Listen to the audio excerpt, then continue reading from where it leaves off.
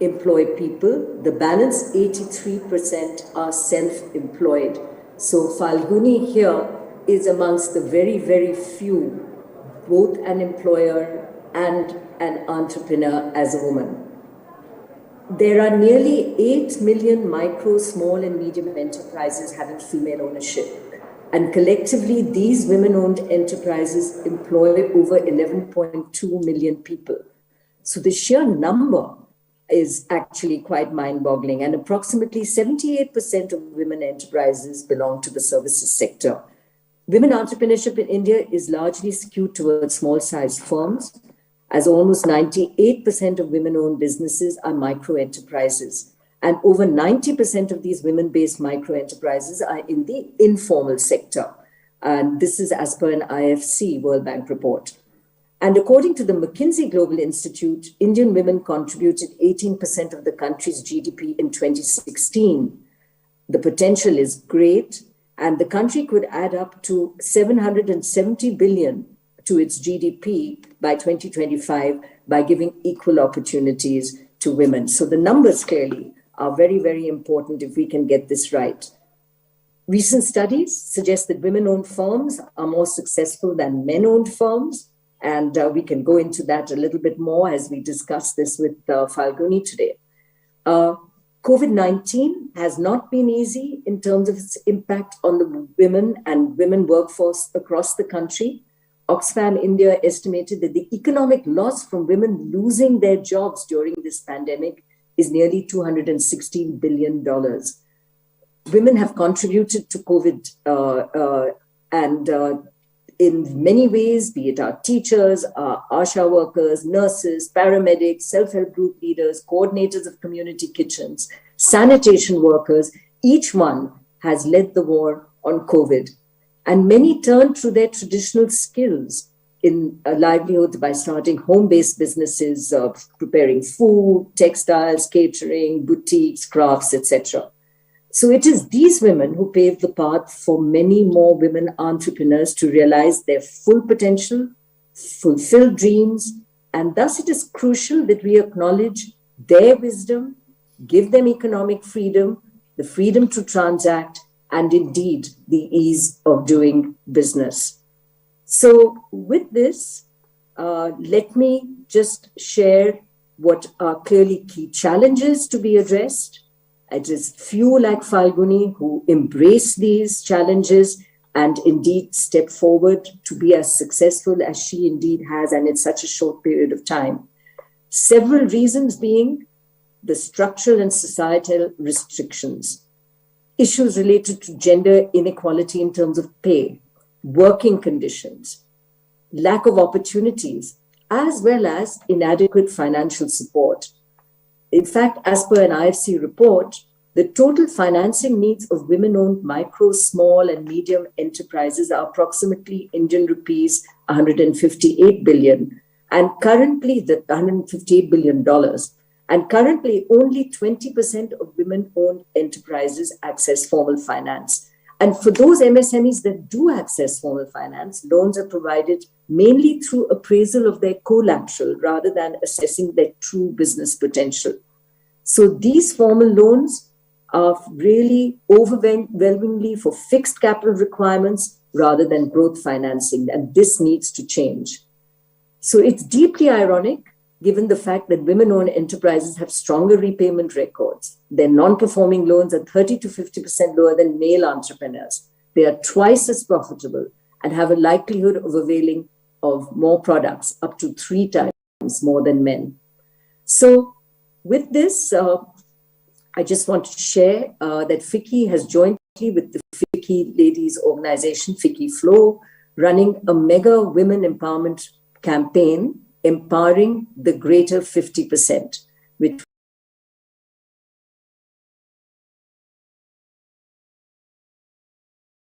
pillars is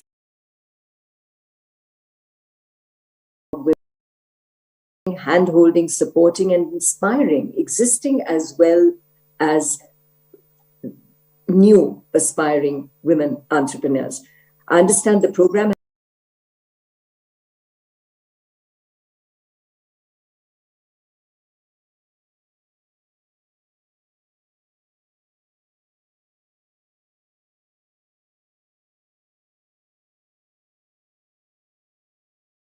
internationally, our efforts to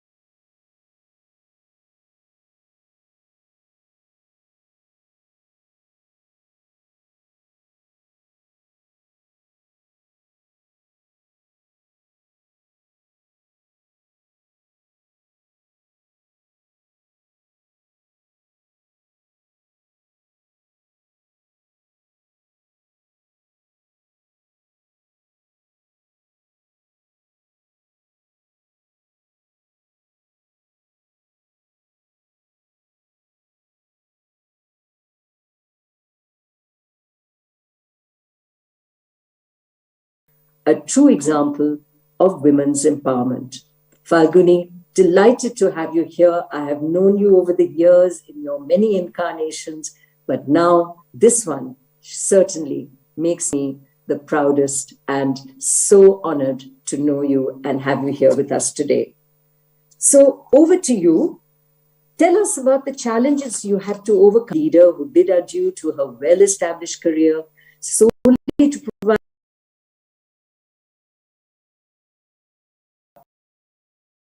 So thank you very much, Naina, for all the kind words. And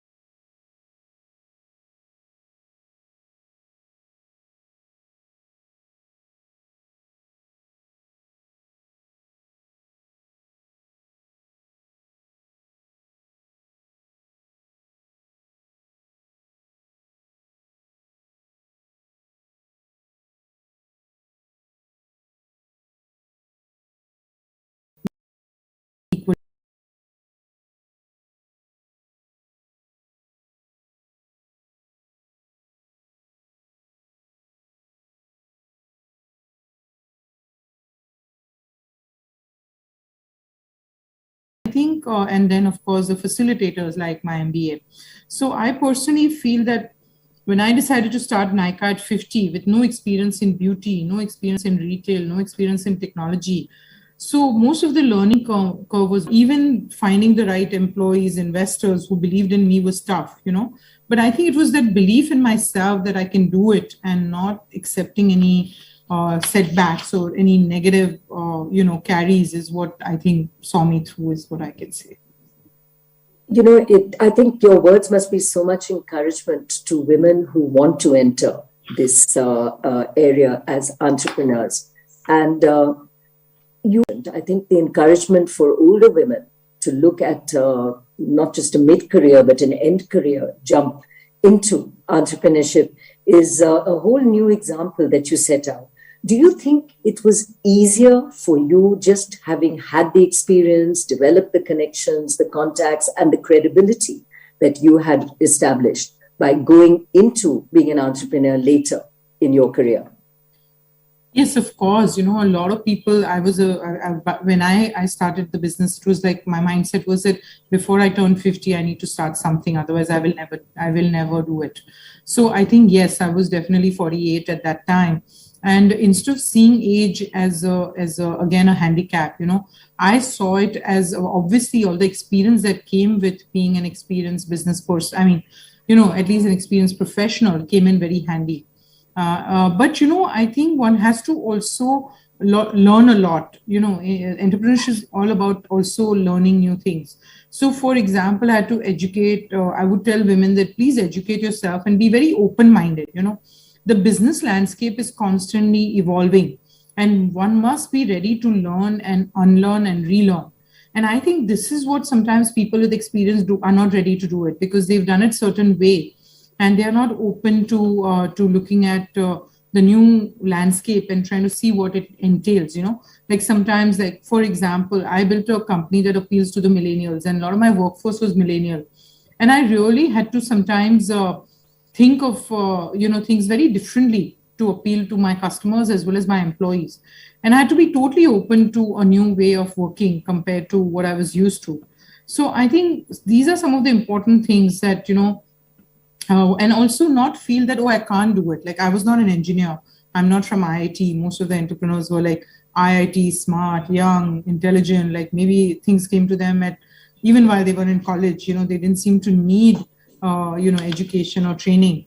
But I just felt that I was ready to obviously on finance I was strong, but I was ready to learn about technology. I was ready to ask stupid questions. I was ready to admit in an interview that, look, guys, I may not talk your language, but I know that I have this vision and I want to build a company like this. So I think just that confidence that you carry with yourself, that you want to pursue your dream and you want to see it to the finishing line, was very important. And I think my suggestion to women would be to pursue very wide education. And I don't mean formally in colleges, but, on the job. Like they should be open to learning not just their strength, but if they're strong in finance, they should be open to learning marketing, technology, operations, supply chain, because today's successful businesses need all of that and more. And the other thing is you have to stay committed to yourself and also believe in yourself. And entrepreneurship is a big roller coaster journey, and there are good days and bad days. And one must not lose heart and when you face failures, as well as you have to treat them as learning experiences. And at the same time, if you let the highs get to your head, that also is a problem. So you have to stay grounded and focus on the job that you need to do. So I think these are some very important lessons that I learned while I was on this journey. Falguni, you're a great example of someone who believes in perennial learning, and the humility with which you have tackled it, I'm sure, are great traits that everyone should follow. One of my favorite Sanskrit sayings is Mahastavira Sangarakshita. To know what we do not know is the beginning of wisdom. And clearly it is your wisdom that has brought Nykaa to the level it has. So well done on that. And the fact that you talk of belief in yourself. So for a younger woman who's starting off a next generation of women, let's say, who wants to enter the startup, would there be any different or additional advice you might offer? Yeah, for sure. So, I also went through my mid-career, and during mid-career, as I listen into other experts, like, I was in a McKinsey session about what women need to do. And I really realized that I was not doing some things well. And I self-learned from those sessions. And that's the lesson I want to share with younger women. So I think many women do not build networks. And they also, in terms of their soft skills, women must build the right networks and relationships that are required to succeed, and get the information that they need to make their business succeed. So I think no one can be a one-woman army. And at the same time, an entrepreneur must understand how to negotiate deals, how to brand their businesses and themselves, and how to pitch to investors, and their ability to take the right risks. And all of these soft skills are necessary, as much necessary as technical skills that a woman may have, whether be it engineering, or be it even some creative skill that they have in building a brand. So I think a lot of women try to accentuate their strong skills, but they don't try to embrace some of these other skills, which are very much needed to be an entrepreneur who needs to see their business reach a finishing line. And the other thing is about the balance between a personal life and work. And a lot of young women have a very hard time trying to balance between, work and personal life. And you've done this so beautifully, Naina. And of course, people like me have also learned from you. But, sometimes you have to compromise the personal life and prioritize work. And then that's okay. And then sometimes you may compromise on work for a little bit to give attention to that personal problem that needs attention. So I have a very interesting word for it, which I call juggle. And I think juggle is a better thing than trying to have a balanced life all the time. All the time to achieve a balanced life is nirvana, which I think probably doesn't come easily. I love the fact that you use juggle, because one of the examples I've always used is that it's like the three crystal balls that one has, one which is the work ball and the other which is the personal ball, and they're crystal. So you don't want either to drop to the ground and shatter. So you do spend all your time juggling those two balls. And the third ball is the me ball, the one that, loves wildlife or sports or yoga or whatever. And that's the ball that I always look at as a rubber ball, the one that you allow to drop to the ground. It's not going to break, and you pick it up when you have time again. So yes, those are the sacrifices. And Falguni, you've done amazingly, and you are the envy, I'm sure, of many family-owned businesses, because you've managed to get two brilliant kids back from working in the global stage where they were and so smart and well-educated, to actually come back and join you. Tell us about how you embrace them and ensure that they stay with you in the business. I guess you are lucky that you're in a business that attracted them. But for all those family-owned businesses out there that are losing their children out of the business because they don't want to work there, what advice do you have to give? I think, I have to say that, yeah, I'm really lucky that both of them have chosen to work with me. And so, kind of in certain way, allow me to be their boss, right? So I think it's a difficult thing.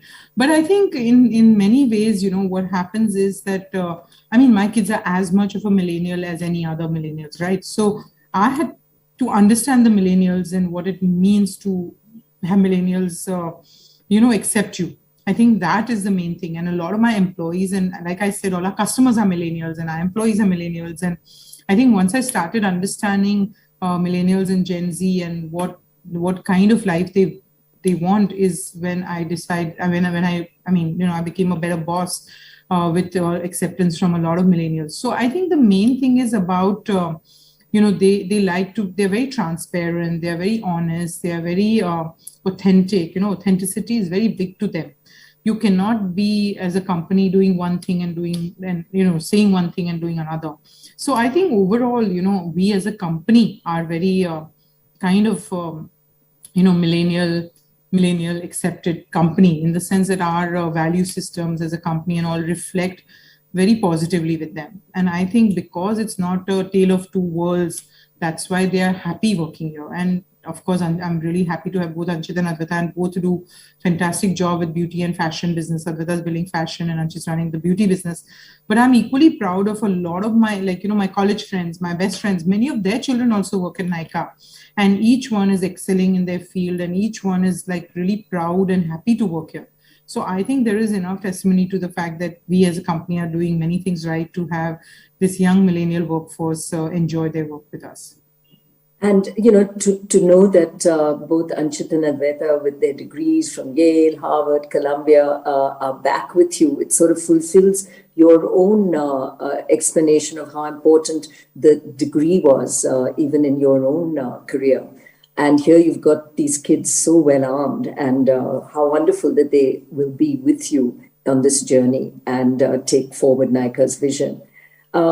In the post-COVID scenario, Falguni, online retail or e-commerce sales have clearly increased significantly. India has amongst the world's highest gender gaps in access to internet and technology. How can we ensure that women and girls are empowered enough to thrive in this technology-oriented and digital world? What is your view on this? So yeah, I think, Naina, this is a very important area. And as routine jobs become automated and pressure on women will intensify, that they will experience higher unemployment rates. And I think women typically hold most of the administrative and data processing roles currently in our industries. And as artificial intelligence and other technologies threaten to replace, according to 2019 study by Institute of Women's Policy Research, So I do believe that technology has now become critical to businesses everywhere. And with not just many digital first businesses as Nykaa, but also internet companies becoming major employment creators. And also the traditional businesses are implementing digitized ways of working, especially post pandemic. With all this, access to an understanding of internet and technology is a function of education at all levels. I believe at primary, secondary, and tertiary. So to me, first and foremost, I'd like to see the gender disparity in education, especially at higher level, which leads to, certain pattern of differences in technology pattern differences where there are not adequate women going into STEM education. So the quality of education itself across all level needs to be improved and inculcate a critical thinking as well as an analytical bent of mind and fluency in critical language like English. So I think all these are very important. And I think we have to emphasize this on for all students, not just male students. And that empowerment that this needs to be for everyone and not for women needs to come from the family. Because at younger ages, families they have to make sure that they focus on the funnel and they don't allow their girls to drop out of education at any level, whether primary, whether secondary, whether tertiary.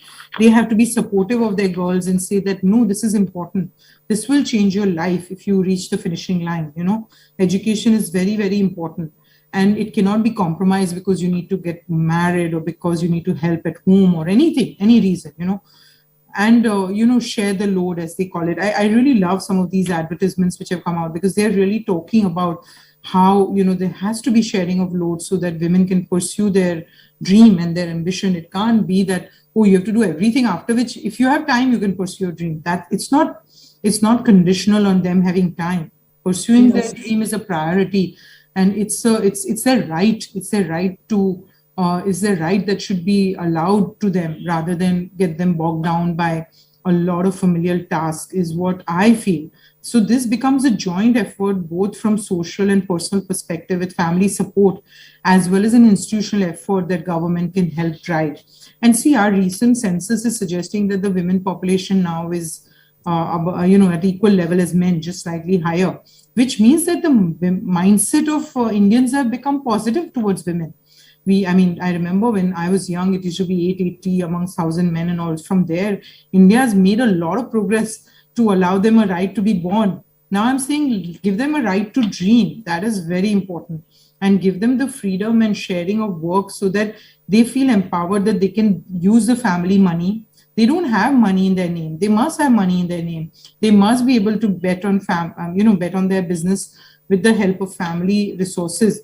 Of course, institutional resources are necessary, but I feel it's a joint responsibility of the family also to make sure that their women feel empowered to take. Like, if men can bet the whole house on their business, why not women? I think women should be equally allowed to invest, in the businesses that they want to, and family should be equally supportive. It's seen as women are afraid to ask for that. They feel that they will disrupt the family dynamics by asking to be equal in all senses. And I think that needs to be evaluated and reevaluated.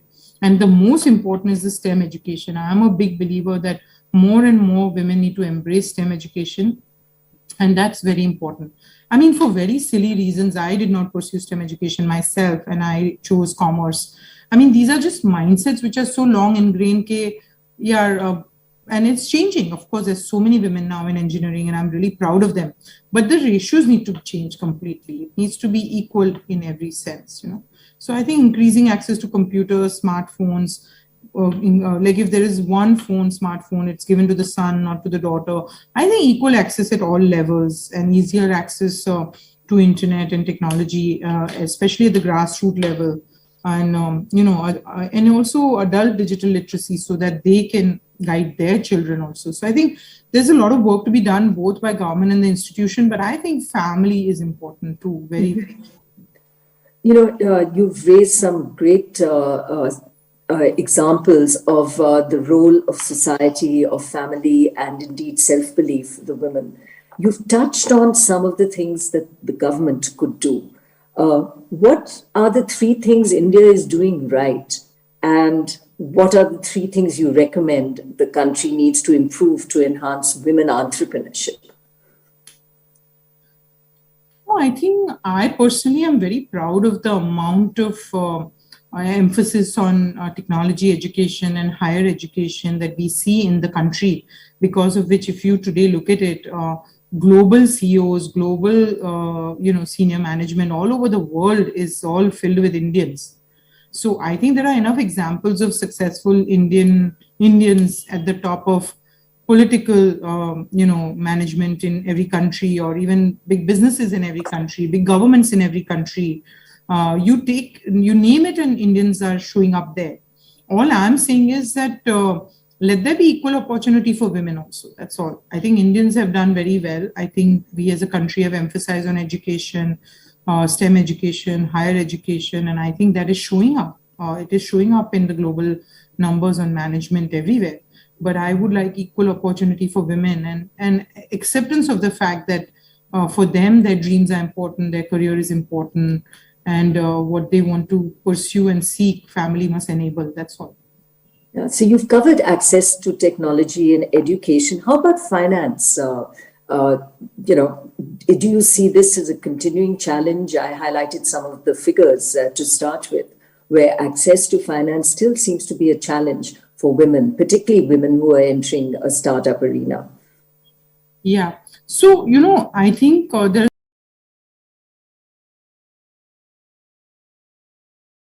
are getting into business. It is around the same time, then at a time when their familiar needs are also very high in terms of they're planning to get married. One doesn't know where they'll go and live post-marriage. They may have children. They may not be able to cope with continuing their business post that. So there are all these questions being asked. And once you're on that other side of that entire commitment period, if I may call it, which runs for about 8 to 10, most society, that is kind of quite common, I think, and especially more in India. I think once you're on the other side, I think people would be happy to provide funding. So I'm not saying they should not provide earlier. I think women have to find the unique solution. If they see that, because they are alone and that is leading to them not being able to raise money, I think you can also have co-founders. So yes, equal opportunity is true, but also there are certain risks that investors see, especially equity investors see.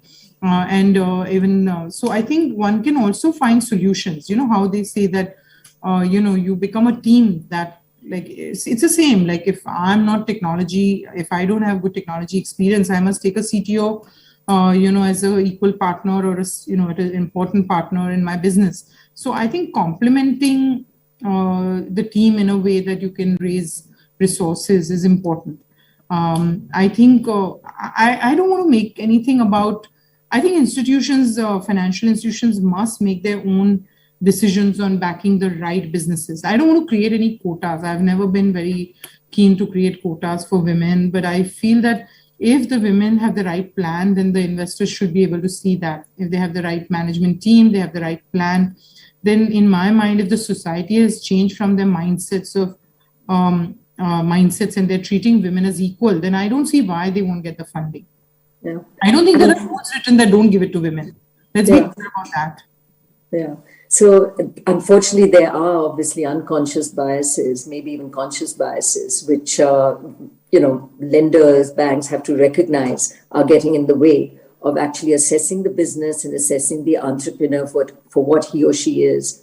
And as you highlighted in the beginning, all entrepreneurs face issues. You yourself found those challenges far greater than the fact that you're a woman. So women also have to remind themselves that sometimes the issues are not about being women, but just about the fact that they're trying to be an entrepreneur.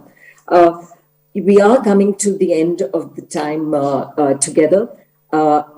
There's one point which you didn't mention, which I'd like to mention, and that is the visibility of successful role models such as yourself in the public domain, which help combat the stereotypes and trigger change. And it is important that we document your story, we showcase successful business ventures of women such as yourself, And in particular, when female entrepreneurs like yourself are able to inspire other women to embark on the entrepreneurial or career journey, this is when we should say, yes, we've got it right. So for India, for FICCI, for all of us here, you are an inspiration, Falguni, and I'm sure that thousands, millions others will follow in your footsteps. So kudos to you for what you have built, for the amazing market cap you have achieved, your successful IPO, and indeed the growth that you see before you. So thank you. Thank you so much for being with us today. Thank you very much, Naina. I've enjoyed our conversation. Thank you. Bye. Bye. Bye. Thank you. Thank you.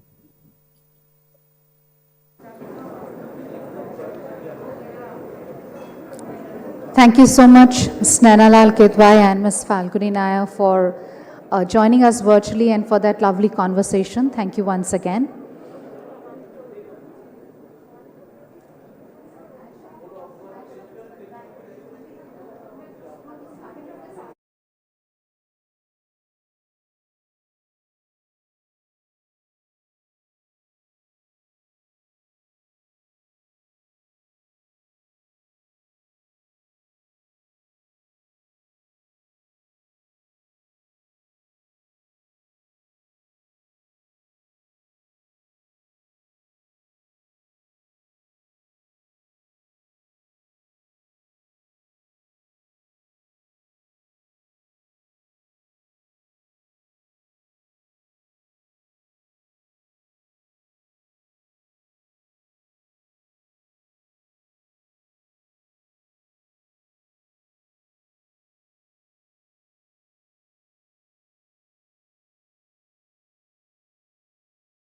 And Food and Public Distribution and Textiles, Government of India. A very warm welcome to you, Honorable Minister, to the 94th AGM of FICCI. We also have with us on stage Mr. Uday Shankar, President FICCI, and Mr. Sanjeev Mehta, President-elect FICCI. We are extremely pleased to have the gracious presence of Honorable Minister Shri Piyush Goyal with us today at the 94th AGM of FICCI. He is the member of the Upper House Rajya Sabha of the Parliament of India and the leader of House and Rajya Sabha.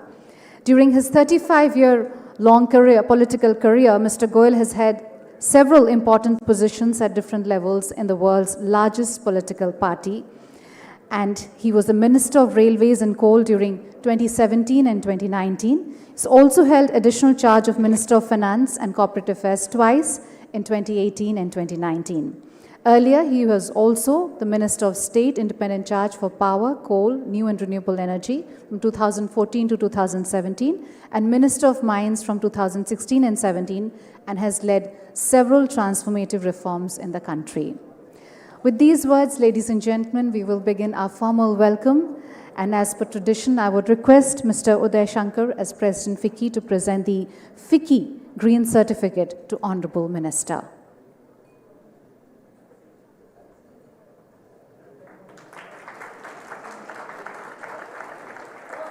Thank you, Mr. Uday Shankar. May I please request Mr. Uday Shankar, President FICCI, to make his welcome remarks.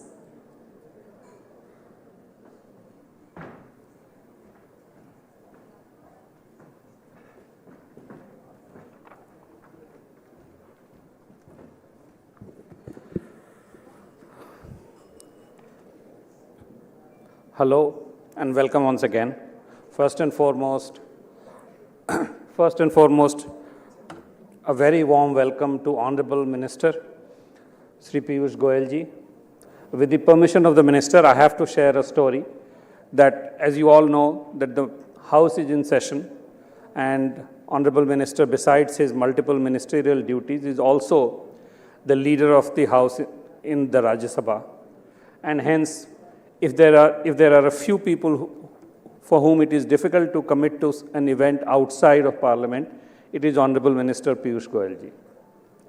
And yet, given our relationship with the Honorable Minister at FICCI, he is, when we think of government, he is the first person that we think of. And this AGM, from my point of view, would not have been complete if he hadn't graced us today. So, I took advantage of my proximity with him, and I crashed into his day yesterday, and I requested him, almost forced my way and said that this AGM will not be complete and our members will be deeply disappointed, and I would be deeply disappointed if he did not come.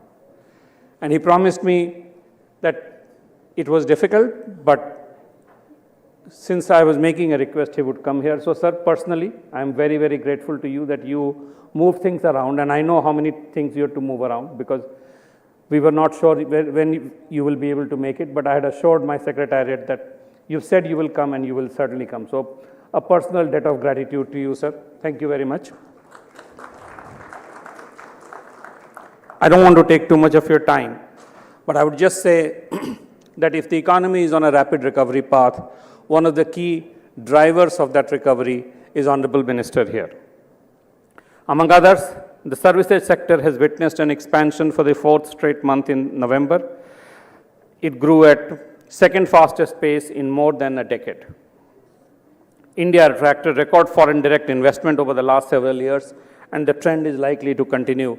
The pace at which the Ministry of Commerce and the Minister himself is driving the agenda of making India the most attractive destination, this is an area where we can keep seeing good news in the days ahead.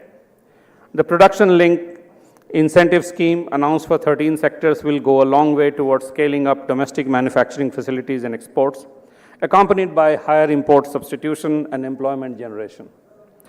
It has generated avid interest among domestic foreign investors. Also, the Minister's personal interest and initiative through the Scale Committee has provided impetus to the manufacturing sector. With support from the government, our exporters have been putting up a stellar performance. It is evident from the numbers. India's merchandise exports in April-November this year increased by over 24% compared with the same period pre-COVID 2019. We are all charged up to bring in a new India at 75, all set to begin and complete the journey to emerge as the global leader and claim the place we deserve in the world.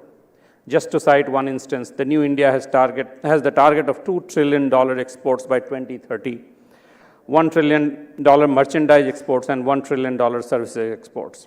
It has been set in line with the Honorable Prime Minister's clarion call, local goes global, make in India for the world.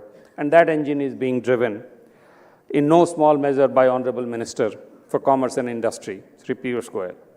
Without taking too much of your time, I would just like to say that the Minister has been a well-wisher of FICCI. The Minister has always been a pillar of strength and support. And I had the opportunity to work very closely with him during Dubai Expo. And if Dubai Expo today has the largest footfall in India pavilion, the credit for that goes to one person more than anyone else. That is the Honorable Minister for Commerce and Industry. I think Sanjeev Mehta, my successor, and Subrakant Panda are blessed to have the Minister as someone they can go to for help and support and encouragement anytime and every time that this industry requires his support. Thank you very much for being with us, sir. May I now invite you to share a few thoughts with this audience.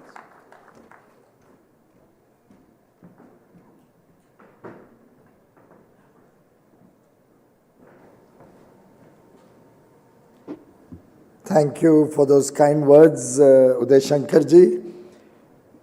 Congratulations on a very, very successful, good year, where you saw the transition from the virtual world to the physical world. And despite all the tough times that you saw during your presidency, you've led from the front, and indeed delighted to be a part of your program. You don't have to at all be grateful. I am a part of FICCI. I consider myself as a part of all of you. मैं तो अपना कर्तव्य निभा रहा हूँ और कुछ नहीं कर रहा हूँ. And congratulations to you, Sanjeev ji. I wish you well for your tenure going forward. And given your leadership qualities, I have absolutely no doubt. Both FICCI is in safe hands, the country is in safe hands. Because I am very clear that the very important role that all of you play, captains of industry, and particularly those who devote time for institutions like FICCI, play a very, very important role acting as a bridge between government, between industry, between different stakeholders, and in some way be the voice of India across the world. So a big thank you to all the leaders of FICCI over the years, all the distinguished members of FICCI, and to all of you. Distinguished ladies and gentlemen, we have with us a number of former presidents of FICCI, and off and on we've been working together on different projects. But I must acknowledge that particularly the Dubai Expo has been something which has been a matter of pride for all of India, for every Indian, and I would like to place on record my deep appreciation for the wonderful work that FICCI has done to make the Dubai Pavilion happen. It was a tough task, right in the midst of COVID, through the last 2 years, fighting against all odds, project getting delayed, dates full of uncertainties, visas full of challenges, difficult person to deal with. But with all of those difficulties, I think we've come up with one of the best pavilions at the Dubai Expo 2020. It's one of the most visible and highly visited pavilion, appreciated by all those who have had a chance to visit that, and compliments to the entire team for making it happen successfully. And as I've indicated on earlier occasions, I'm hoping to kind of duplicate that experiment at the Pragati Maidan in India, in Delhi, so that we'll have a permanent location which can become a matter of pride for every Indian who visits Delhi or goes to Pragati Maidan. And the footfall at Pragati Maidan is huge. So I would, in fact, it should become something where students are brought in from all over the country.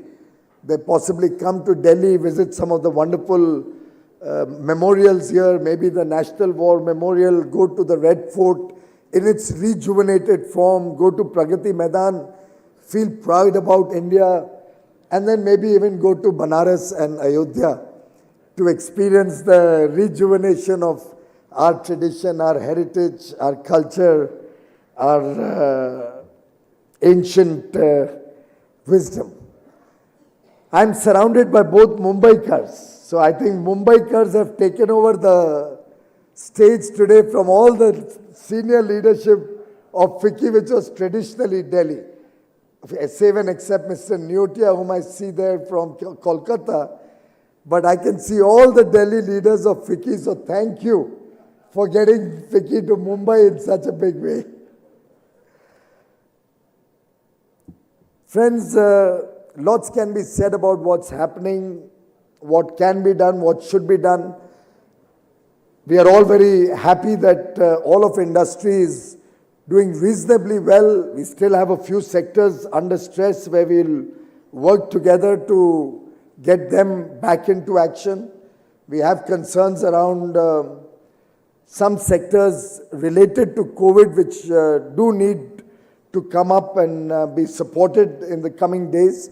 But broadly, industry has really redeemed itself very well.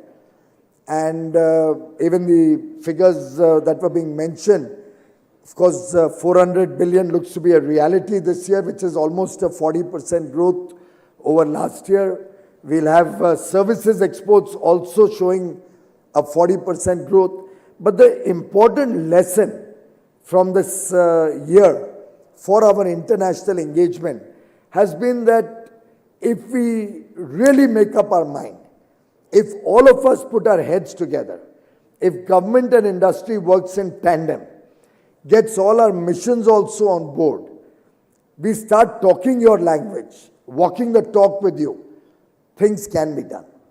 And therefore, I do believe that what Udayji just mentioned about aspiring for $1 trillion of services and merchandise each by 2030 or so is possible.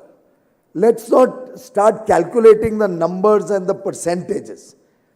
And I can assure you that Prime Minister Modi's government has never looked at incremental improvements or incremental growth. In every project that we've taken up, we've looked at saturating every possibility. So whether it was taking toilets or cleanliness across the country, we saturated it to every home. Whether it was giving cooking gas connections, we saturated every home in the country. Whether it's electricity, everybody should get it. Healthcare has been taken up on a mission mode, 50 crore Indians getting free healthcare. Idea is how can we make it that every Indian gets healthcare facilities in an organized manner through technological support. And the list goes on and on. When we are looking at compliances, we felt we've done a great job. 22,000 compliances either reduced or totally eliminated in less than a year. Prime Minister was not happy. He said, this is just the beginning. Now let's go for some more. And he's put all of us back at the drawing board to look at what more can be done. Similarly, services, the way it has been growing over the last few years, to my mind, it may be 150 or 160 this year. But the pace of growth can really be accelerated. And the world looks upon India as a trusted partner today, particularly for what we did during the COVID period.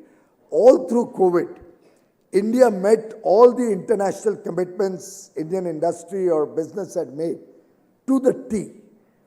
And the world today realizes that they can bank on you. They can surely have the confidence that if they give a contract to an Indian company, it will be met. And I think that's a great achievement of Indian industry, and I'm sure that will hold us in good stead in the years to come. It's been appreciated by international world leaders at the G20. It's been appreciated by trade ministers from across the world at different fora where we interact or in meetings that I've had with them. And all in all, I think through the COVID period, Indian industry has truly demonstrated its unique capabilities to accept challenges. I mean, the fact that where we started March of 2020, one or at best 4 testing centers, 2,500 tests a day, almost no PPEs manufactured in India, no testing kits manufactured in India, obviously no vaccine for that illness, a shortage of ICU beds, oxygen, medicines, the whole gamut of problems was immense. But as the Prime Minister often says that while we may have 1 billion problems, we have 1 billion minds and billion people to find solutions to those problems. And that is what India demonstrated during COVID. I'm very confident that the aggressive targets that we set, whether for international trade, whether for the future economic growth in the country, our ideas at 75 or resolve at 75 or India at 100 when we complete 100 years of independence in 2047, all of these are food for thought for each one of us, for what we can do to contribute and what lessons we need to take for the future. And clearly, the kind of governance model that we are trying to propagate, that we are trying to promote in the country, focused on the highest level of integrity, focused on minimum government, maximum governance, focused on making life easy for our common citizens, making businesses easy to work in. The fact that the government is willing to listen to new ideas, engage with industry at every level, and work truly as an enabler, as a facilitator, as a partner with all of you. I am sure that the country has good times ahead of us. India at 2047 should be a transformative change from our current thinking. We have to set very, very aggressive and accelerated goals, just like we do for different social projects. I think business and industry will also have to look at extremely large targets and big confidence into the future. And in that, the youth of India are startups. Many of your children are also engaged with startups. They've done us proud. And I think we'll soon have Falguni Nair here, if I'm not mistaken. You just had Falguni. I mean, it's remarkable, the success story for a lady who starts at 50 almost. Right? We usually associate this with youth and youthful energy and youthful enthusiasm. Believe me, all of us have an opportunity, and I think she epitomizes the strength of the Indian entrepreneur and the Indian entrepreneurial ability. And we are very proud of her achievements. We believe all of us can start looking at these big picture ideas, big picture opportunities. The world is looking at us. We should not fail Indians, India, and the world.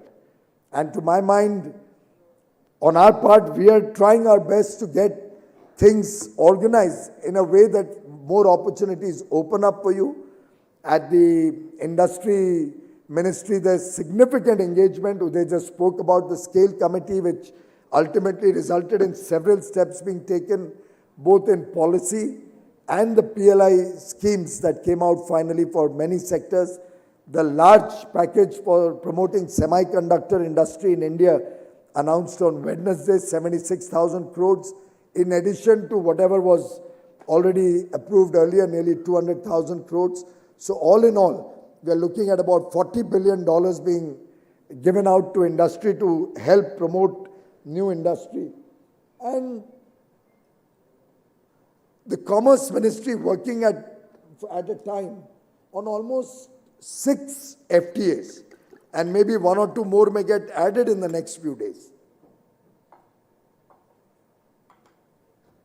We are looking at getting opportunities for our Indian industry, Indian business, and I have no doubt that all of these will give us a huge leg up, both in international trade, will give us a big leg up in India, because with economies of scale, when we produce to larger levels, we'll be able to bring down the costs and improve the quality of our products sold within the country also. And between commerce and industry, the coordination or collaboration today is so immense. In fact, tomorrow I will be in Mumbai engaging with exporters and Indian retail industry to examine what are the benefits the UAE FTA can give us. Along with that, we are looking at other engagements with the UAE, which will be announced shortly, but we are still working to see whether we can have something like a large India Mart in Dubai, where huge number of stores can come up to display Indian products, huge amount of warehousing can be picked up at affordable prices, and that can become a base to spread our wings all across Africa, Middle East, and other parts of the world. So we are looking at new ideas along with the FTA with UAE. We are also simultaneously in discussion with Australia at an advanced stage. UK will launch possibly next month. Canada we may launch by about March or April or thereabouts. The EU has already been launched. We'll start getting down onto the drawing board now. We've launched with Israel. So a lot of things happening. Now all the GCC countries have approached us to start negotiations on behalf of the entire GCC grouping. Opportunities will come in a big way. We will have to be more ambitious. We will have to look at grasping these opportunities. Since I'm also looking after textiles, I would urge friends who are from that sector to look at textiles in a big way. There's a huge market opportunity out there. $1 trillion opportunity waiting for us in the world market. We've just not touched the tip of the iceberg. Technical textiles, man-made fibers, the potential is tremendous. Almost 2/3 of that market is in those sectors. It's the largest job-creating sector in India, textiles, after farming. So in some sense, we'll all have to put our heads together, see what more can be done on the textile side also. And I believe that 2047 should be that benchmark year for each one of us to set very, very ambitious goals, break the barriers of the traditional thinking on many ways. It's something which can only be done when we all come down together and decide that we are not going to be restricted in our imagination by the past. Let's unshackle from the past, go forward with great confidence, and the world is our stage, and the world is waiting for each one of you. My best wishes to each one of you in your businesses, in your personal and professional life. I wish FICCI well. I wish you well, Sanjeev, in the year ahead of you. I know we'll see a lot more of you in Delhi, I hope now, to the detriment of Unilever, but for the benefit of government and the industry and the people of India. I wish you all success in your tenure, and God bless all of you and your families. Thank you very much. Merry Christmas and a Happy New Year. Thank you, Honorable Minister, for your noteworthy address and for sharing with us all these salient path-breaking policy support and initiatives to the Indian industry. Ladies and gentlemen, I would like to now invite Mr. Sanjeev Mehta, President-elect FICCI, requesting him to kindly propose a vote of thanks.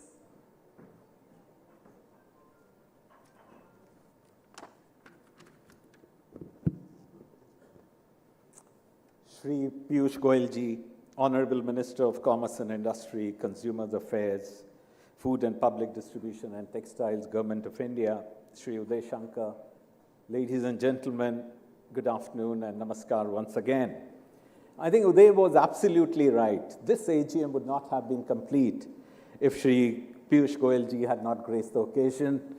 So, sir, thank you very much for being with us. It's always a pleasure to listen to Shri Goyal. And I would like to also thank him for acknowledging FICCI's efforts towards the Dubai Expo. It was not easy. It was during the pandemic. It was in a foreign land. But I think the team at FICCI did the best. Always it could have been better, and a lot of lessons we take from it. But I think the team at FICCI, many of them are sitting over here, many of them are in Dubai, they did an amazing job. So well done. And during this period, I saw two facets of Shri Goyal ji. One was his ability to create a vision. And second, which is not often seen in many ministers, is ability to get into intricate details and look at it from a perspective of execution. The ability to create strategy and the ability to execute, that is what differentiates a minister. I think we should give him a big round of applause. Sir, you are absolutely right. India is at the cusp of greatness. And it could, I believe it should, be India's decade and thereafter. The way the country has navigated the pandemic, whether it is looking after the poor, whether it is distribution of food grains, the direct transfer of subsidies, or the way we were able to ramp up our health infrastructure and vaccinate over 500 million people, is absolutely been stellar. So thank you again to the Government of India under the leadership of Honorable Prime Minister for helping the country navigate this once-in-a-lifetime crisis. At the beginning of the fiscal year, when Honorable Minister talked about his vision of $400 billion of merchandise export, it looked like a tall order. But here we are, 8-9 months into the year, with the destination clearly in sight. That's the power of vision. And I don't think what really matters is looking at the historical growth rate. That's what accountant does. What businessman does is look at momentum growth rate. And the momentum growth rate in exports should give us immense confidence that India is on the path where exports should once again play a big part in our growth story. So thank you again, Mr. Minister, for leading this effort. As a country, manufacturing and industry has to play a big part in India's growth journey. be it in creating livelihoods or be it in bringing technology to the fore. And in this quest, India also has to decide that where we have natural advantages or where we can create competitive advantages. And this is where the PLI scheme comes in so handy to create the kind of advantage a country needs to create. And the announcement which Honorable Minister spoke about for the semiconductor industry, I think this will lay the foundation of growing India's, which is still in many ways a nascent electronic industry, in a very big manner. Honorable Minister, Honorable Home Minister, when he came and addressed us today morning, he gave FICCI 2 tasks. And in many ways, they were similar to what you laid down. He said, can FICCI play a part in laying down a roadmap for the next 25 years? Yeah, and our endeavor would be to make this into a reality, bring the power of everyone sitting over here and beyond to create the kind of roadmap which 25 years later we could look back and say, yes, FICCI too made a difference to the country. And the second task he gave us was that how can FICCI play a role in helping R&D and innovations in the country? And we absolutely get it, whether it is exports or manufacturing, R&D and innovations is intertwined. In fact, they are a lifeblood of many industries, and our endeavor would be to get the best brains, start putting the ideas, so that we can start seeding the thoughts and ideas of India becoming a powerhouse on innovation and R&D. So, as FICCI, our endeavor will always be to partner the Government of India in its journey, and we will do all that it takes to make country's vision a reality. Thank you once again, sir, for being with us, and thank you for your services to the country. Thank you, and God bless you all.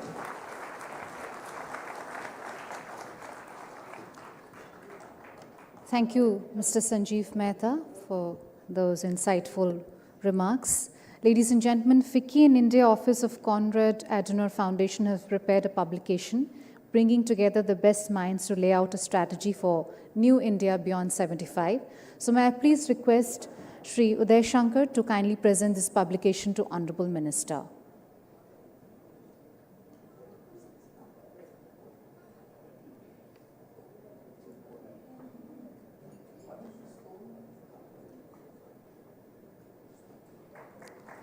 Once again, a very heartfelt thanks to Honorable Minister for taking his time out to be part of the 94th edition of FICCI's AGM. Thank you so much.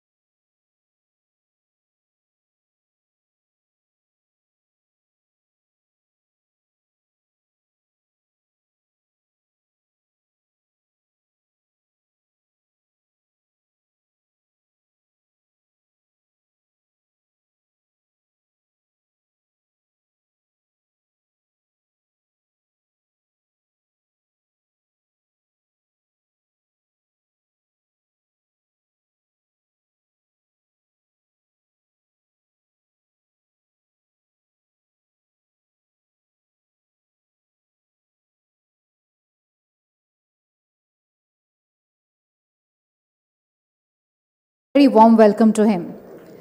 May I also invite on stage Dr. Sangeeta Reddy, immediate past president FICCI and joint managing director of the Apollo Hospitals Group. A very warm welcome to you, ma'am.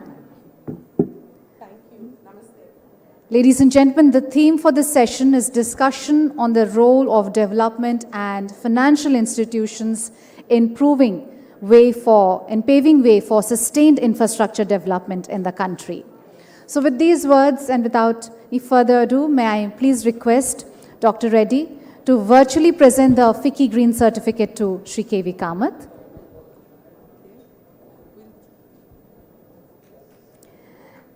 And now I'd like to hand it over to Dr. Sangeeta Reddy to kindly begin the conversation with Shri K.V. Kamath. Over to you, ma'am.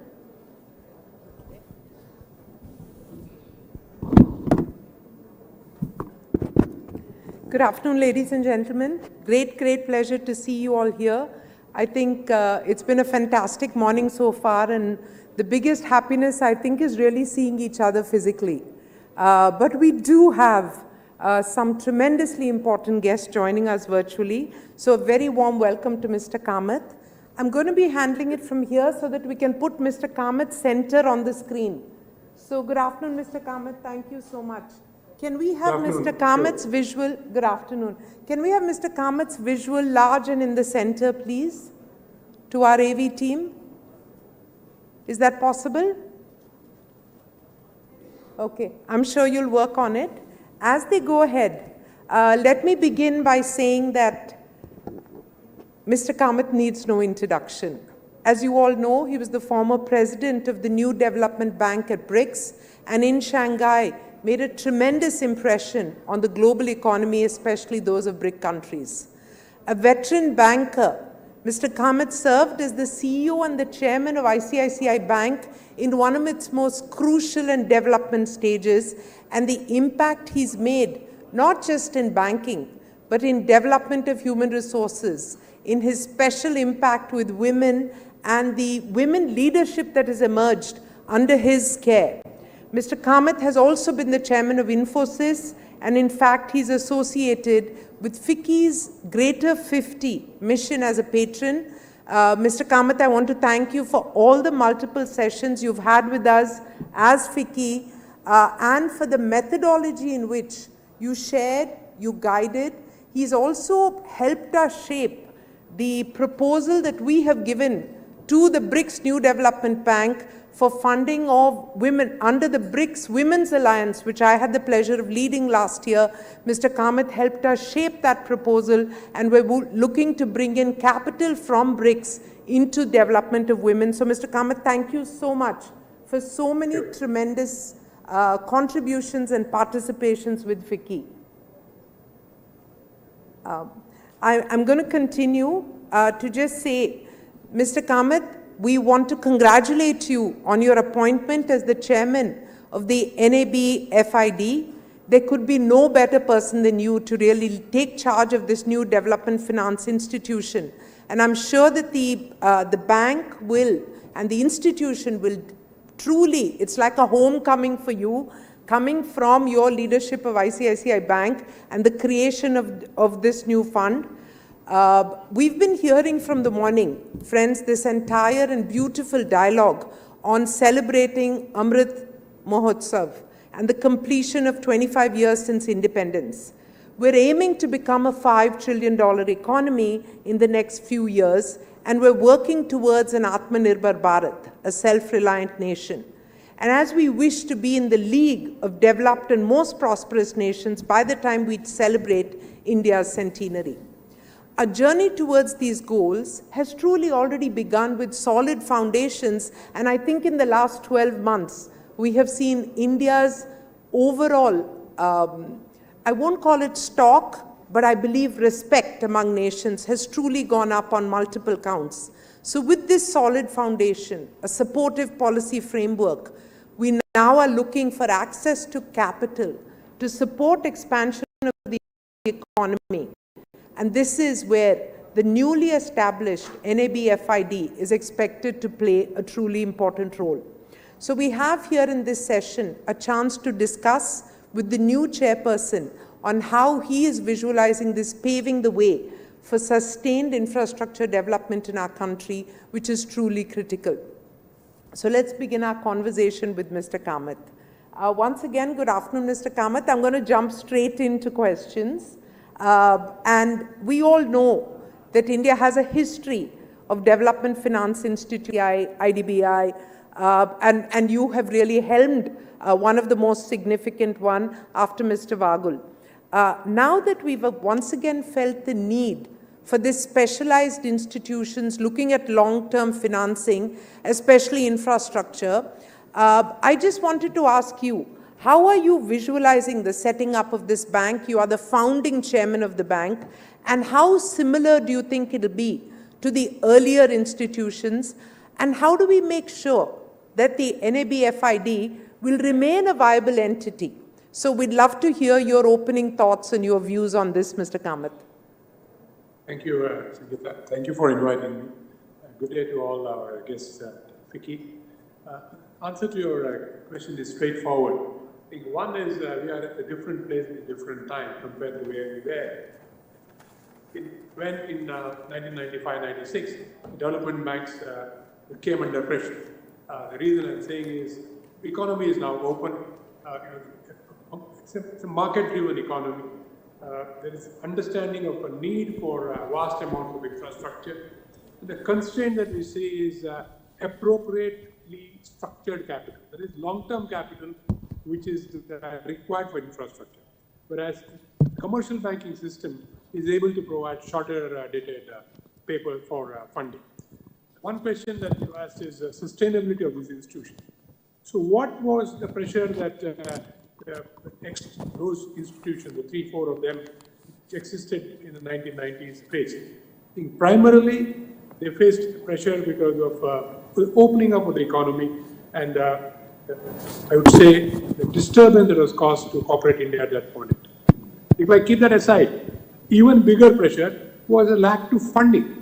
Lack to funding, why? Because these institutions borrowed money from the marketplace on the back of a government guarantee. And that was counted as SLR securities for banks and other institutions who subscribed to this paper. That window was withdrawn, maybe correctly so, because the government wanted these institutions to play in the market. The problem was the market was not deep enough at that point in time. Who could be the market for a development bank to raise money from? That market typically consists of pension players, insurance players, and so on. You can imagine in the 1990s, this market was a very nascent market. The growth that we have seen in the last few years, the dramatic growth in this area was not there. But today, cut 20-25 years later, we have a very vibrant insurance pensions business, and that is growing at I would say, a rapid pace, given where our aspirations are, where we'll grow. So funding this time is going to be completely different from last time, and we are operating in a marketplace which is open. So lastly, we have recognized the need for infrastructure of all sorts. So funding becomes feasible. Funding, long-term funding is required. So there is demand. We think we can raise money. And just one other point the government has made is that this institution should also look at innovative instruments in addition to just long-term loans. So we have no constraints in constructing the type of instruments that our borrowers might require. So thank you, Mr. Kamath. And I was at this point of time wanting to ask you, from your experience in Shanghai with the new development bank versus this one, which one of those lessons will you take? How will you structure this differently? How do you see the role of other pension funds, the capital markets, all leading into the investment requirement of our country, which is quite significant?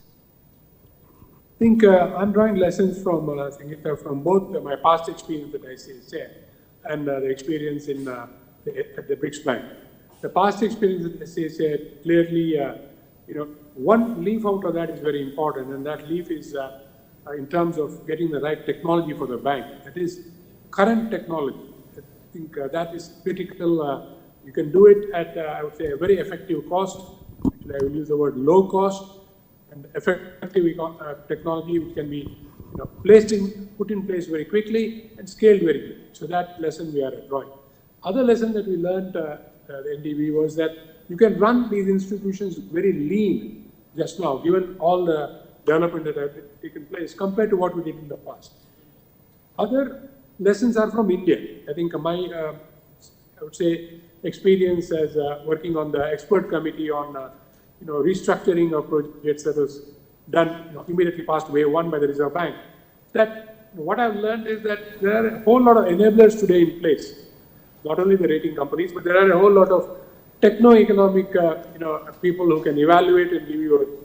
So if we draw the skills of all these agencies plus your own skills, I think you can very quickly set up an institution which can be on a very firm foundation. So lessons from everywhere in terms of what we have observed, what we have learned, what is doable. Idea is to have a fit for purpose institution, leveraging technology and lean quickly to market. So that's perfect, and we're sure you're going to do that, Mr. Kamath, because we know how much you did in the early digitalization of ICICI, your experience in Wipro and your ability to lead that, plus your experience and exposure in Shanghai. So we're looking forward to a lean, just-in-time, large impact, very digital institution under your guidance. Very exciting times ahead. But it leads me to my next question, Mr. Kamath, which is really, we aspire to be a $5 trillion economy, and we have to make this happen. India needs to spend about 7 to 8% of our GDP on infrastructure annually, which is roughly about $200 billion. And then we have the very promising, much needed and super ambitious national infrastructure pipeline, which is about $1.4 trillion. And we all know that your NAB FID is going to play a very crucial role in this roadmap. Can you share with us how you're thinking about the acceleration of the national infrastructure pipeline, the role that the bank will play? What are your other sources of capital? And I know with the government backing, you do have adequate capital now, but will you be raising from other funds? Can you share some of those thoughts? I think to put it in context, I have the vision that was outlined by the Honorable Finance Minister during the last budget.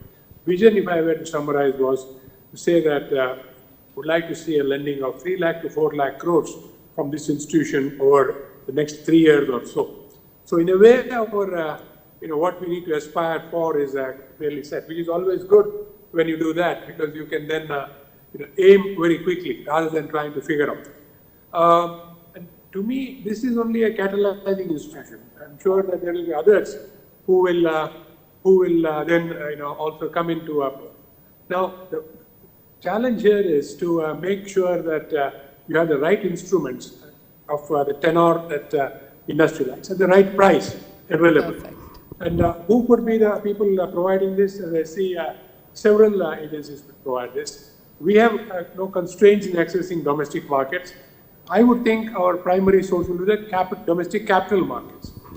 And the preliminary calculations indicate that the capital that we have, the grant that we have, is sufficient to raise the sort of numbers that the Finance Minister, Honorable Finance Minister, put as an aspirational number. From domestic market, capital market players, primarily, as I said, pension funds and insurance funds and so on. However, very interestingly, this institution also can borrow money abroad. And the government has put in a very interesting and I say very attractive package for the institution.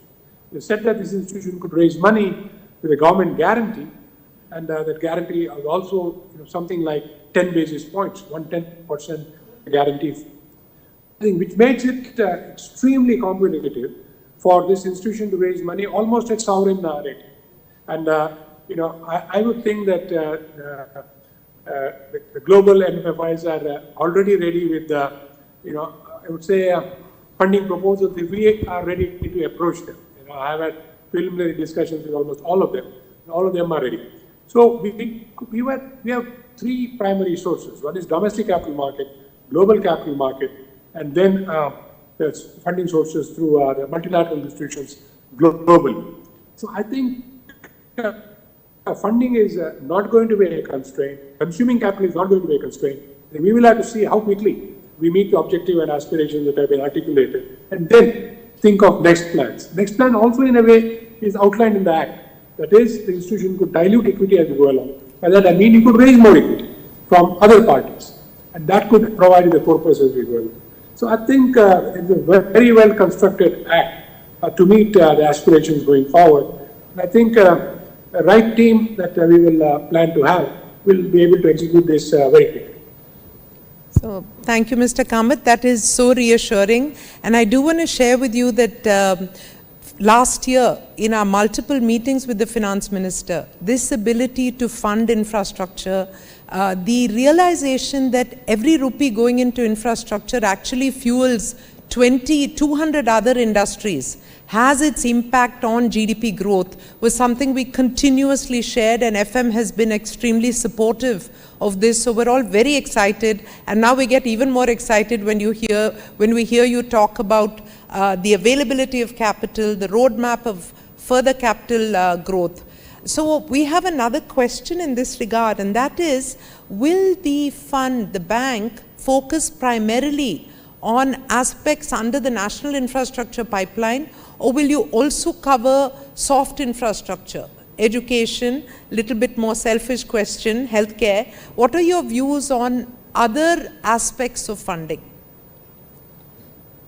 I think we need to have an open mind in this regard, and our capital should flow to those areas which are most in need. Let me define what is most in need, so there is no ambiguity. Most in need in the sense that we have a particular skill to tailor, let us say, a tenor, long-dated instruments for a particular sector, which needs it. There could be other sectors which do not need that long a tenor, could be shorter tenors.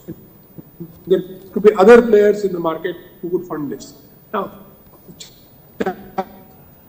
challenge today could be, say, infrastructure is in a way impounding the funds available, and those funds are not to the software sectors. We come in and we provide longer dated funds to these sectors. Then funds are shorter dated funds or appropriately tailored funds could be available for the software sectors. However, if there is a software sector which requires very long maturity, the type of funds we could provide, certainly there is no constraint in our providing assistance. So yes, we could provide funds under our umbrella to a wide variety of. So perfect. Then my key takeaway. There is not necessarily need definition. It should be hard. So my key takeaway from that is, I said thank you. My key takeaway from that is a large amount of funds, open to multiple sectors and open to different methodologies. So one of the things, we have a large number of people in the audience, many who are in infrastructure and many who are facing the day-to-day realities of implementing large projects. So one of the questions they wanted really answered from you, Mr. Kamath, is besides the routine vanilla lending, would you be helping or creating innovative instruments in what is, I think, one of the biggest tools in large projects, and that is the whole aspect of bank guarantees? Because they're given bank guarantees for 5,000, 10,000 crore projects. They implement these over a period of 2 to 3 years. The guarantees remain stuck. Are you thinking of something new or innovative to help them free up those guarantees to roll over for their next projects? I think, again, a very relevant and timely question. I can fully understand the members' concerns on this. I will say this, that we have no constraints. And specifically in the Act, there is a reference to guarantees and enhancements and various types of new instruments. So I will make sure that the team will start engaging very quickly with the players to understand their needs. Because we will have to be a need-driven organization.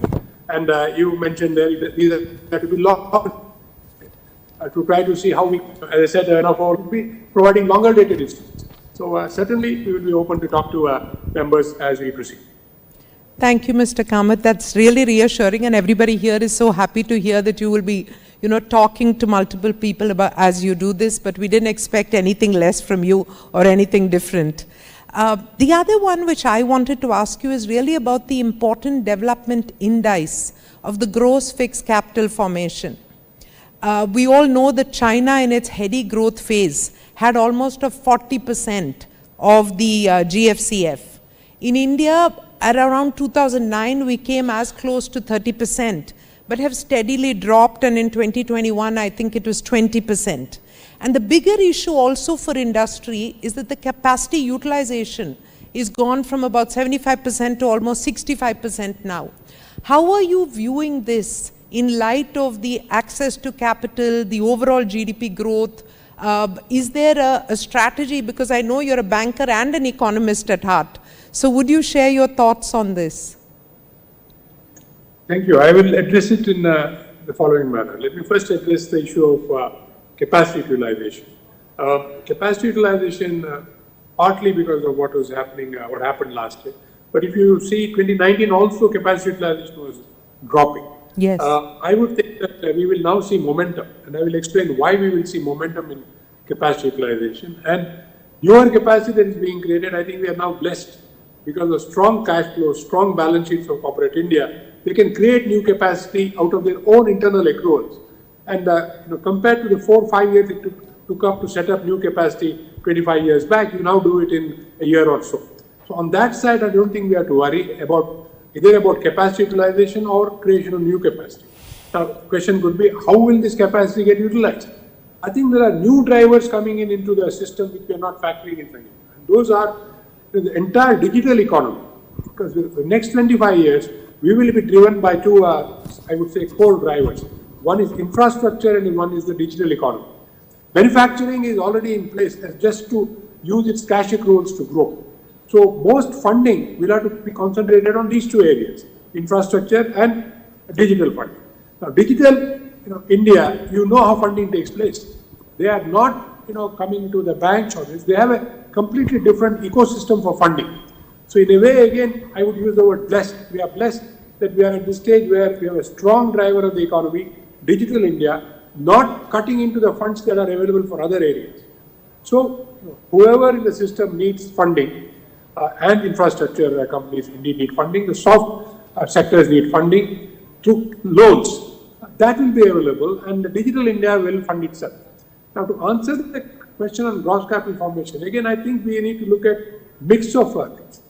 If you look at China's sequencing, the time period that you said, and I have heard the Chinese leadership talk about it, the sequencing was very clear. First was get water and animal husbandry right, meaning agriculture, water for agriculture, animal husbandry right, water for potable water also. Then get infrastructure right, then manufacturing, and finally technology and digital. That is the sequencing. Now, I think to the efflux of time, we are taking a different path. The first one is happening. The second one, lot of work to do, infrastructure, and that is why people like us are coming in, and more attention needs to be given.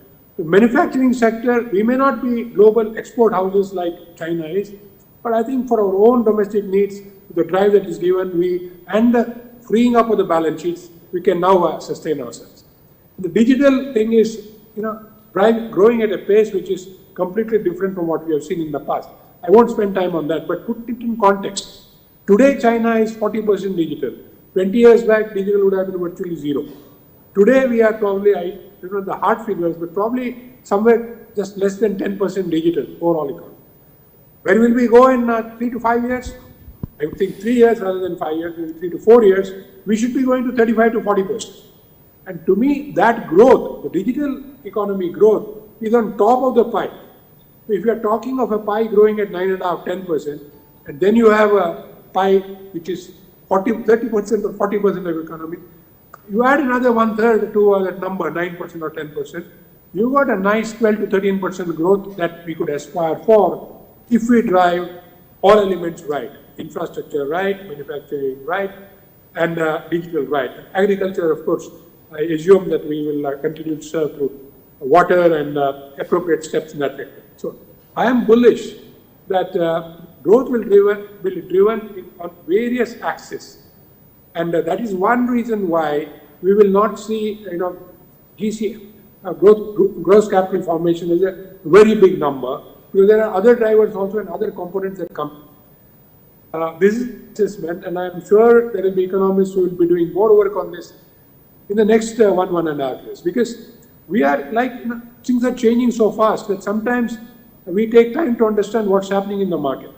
And I'm sure people will look deeper and understand that there are so many undercurrents in our economy, and that the digital undercurrent is so well enmeshed And suddenly it will blossom, and we will see, not only in terms of e-commerce, but a variety of areas that drive this business, support wealth creation, support job creation, support multiplier impact, and so on.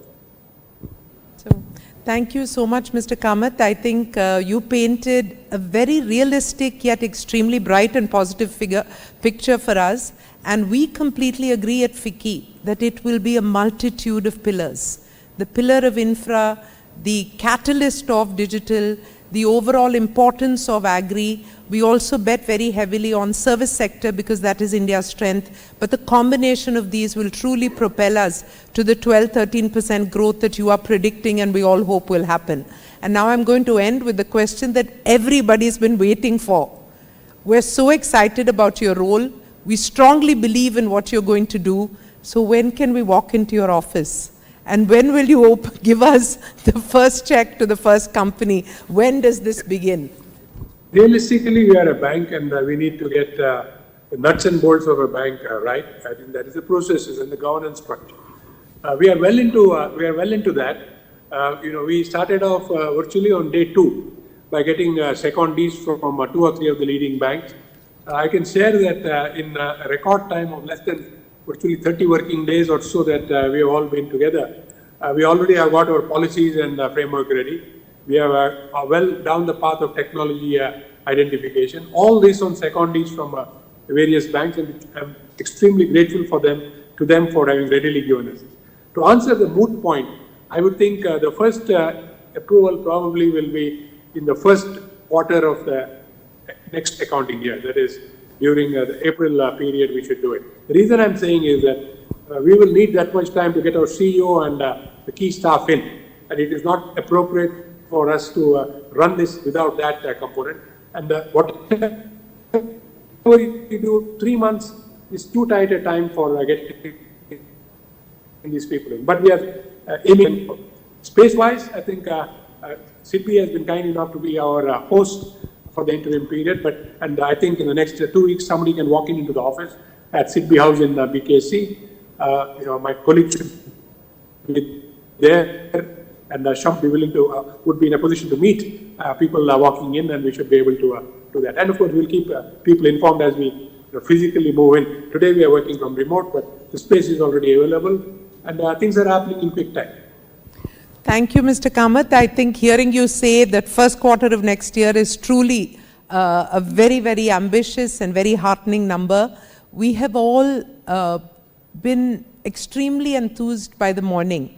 We had the Honorable HM really saying how much the country and the government has brought the uncovered into the mainstream of economy and commerce. We celebrated the NICA founder, Falguni. We had our Commerce Minister talk about so much more to do, and we at FICCI have truly committed that we will be an important part of the growth agenda of the country.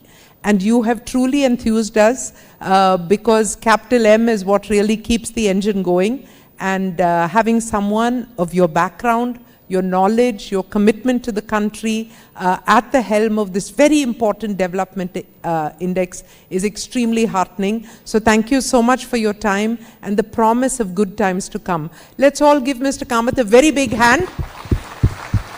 Thank you. And thank you, Sangeet. Truly happy to hear. Very, very happy to have you with us, Mr. Kamath, and I'm sure you can see an audience full of very enthusiastic faces who are looking forward to the development of the bank. Thank you very much, and namaste. Thank you very much. Bye-bye. And a happy new year to you. Thank you. Same to you. Thank you all very much for being a great audience. I think we're now ready for lunch.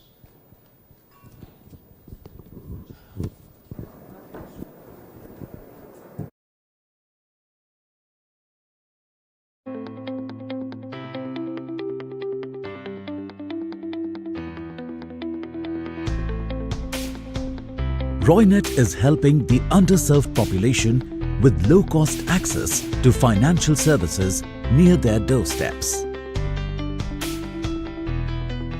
Our technology is bringing financially excluded populations into the formal banking system and contributing to building an inclusive digital economy. we are creating India's largest rural network, connecting every village and in the process, generating 20 lakh jobs. We have been rated as the fastest growing fintech company.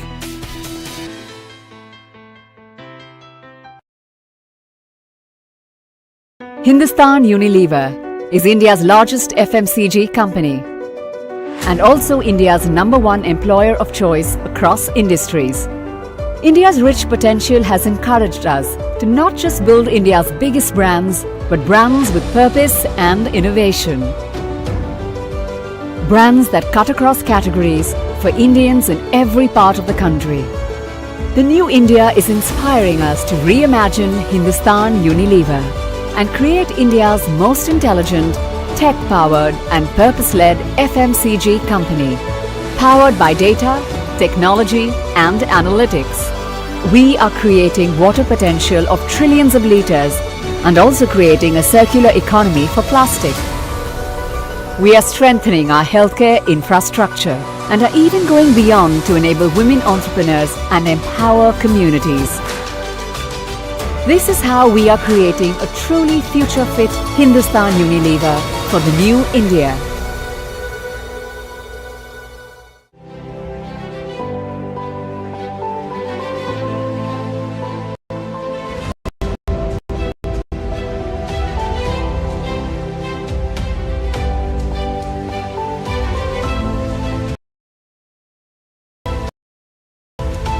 IMFA, 60 years of trust and transformation. When we race, India races. Here comes Lynn across the line. When we rise, India rises. Our victory is India's victory. Mahindra Racing is Team India. वो आज है, आज में कुछ बात है, मेहनत के इस दरिया में जीत का तैरना संभव है, आसमां को छूना संभव है। जुड़िए ऐसे ही हजारों एसएमबीज और एंटरप्रेन्योर्स से।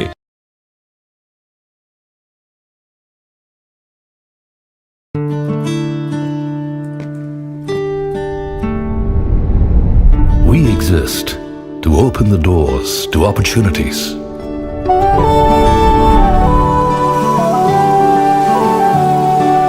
It's the essence of our legacy.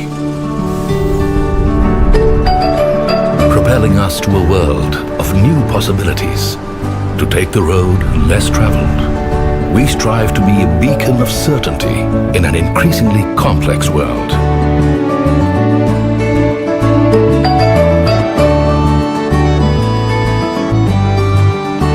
By enabling intent, we turn resolve into reality.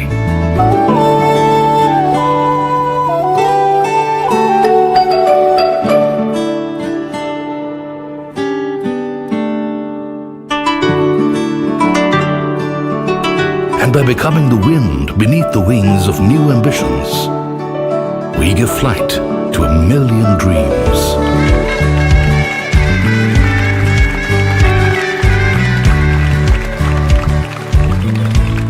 By exceeding expectations always, by embracing simplicity, we put people before profit.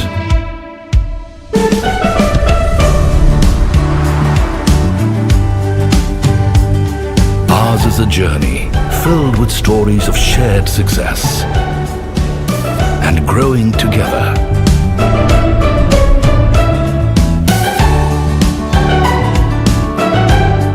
Empowering a young nation to reach its true potential. We've become a partner that India can count on. Tata Capital, count on us.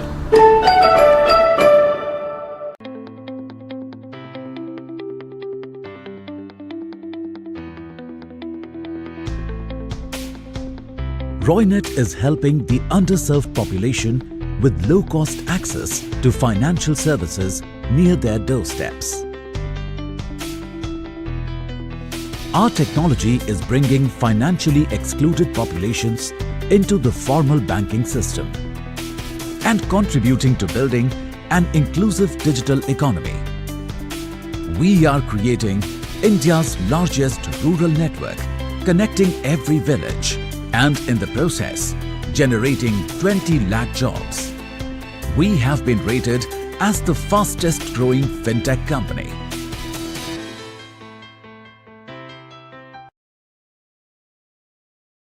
Hindustan Unilever is India's largest FMCG company and also India's #1 employer of choice across industries. India's rich potential has encouraged us to not just build India's biggest brands, but brands with purpose and innovation. Brands that cut across categories for Indians in every part of the country. The new India is inspiring us to reimagine Hindustan Unilever and create India's most intelligent, tech-powered and purpose-led FMCG company, powered by data, technology and analytics. We are creating water potential of trillions of litres and also creating a circular economy for plastic. We are strengthening our healthcare infrastructure and are even going beyond to enable women entrepreneurs and empower communities.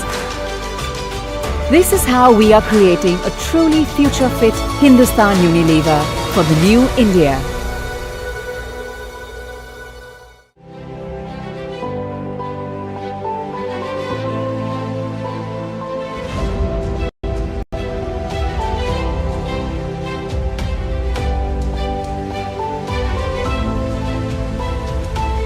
IMFA, 60 years of trust and transformation.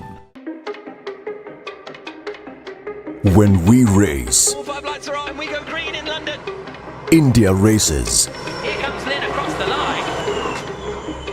When we rise, India rises. Our victory is India's victory. Mahindra Racing is Team India. एक दिन वो आज है, आज में कुछ बात है, मेहनत के इस दरिया में जीत का तैरना संभव है, आसमां को छूना संभव है। जुड़िए ऐसे ही हजारों SMBs और एंटरप्रेन्योर्स से।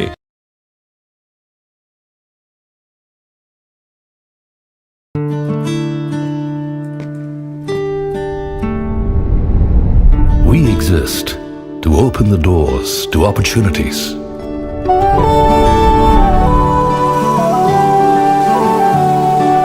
It's the essence of our legacy. Propelling us to a world of new possibilities. To take the road less traveled, we strive to be a beacon of certainty in an increasingly complex world.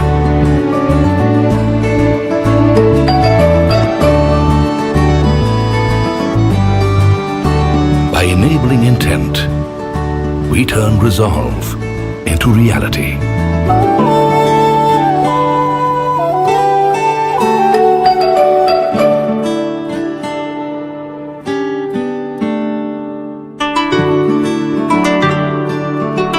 And by becoming the wind beneath the wings of new ambitions, we give flight to 1,000,000 dreams.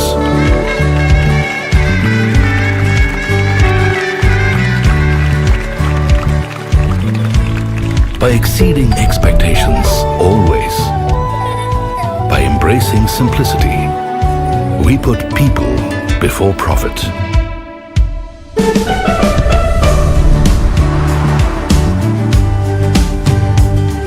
Ours is a journey filled with stories of shared success and growing together.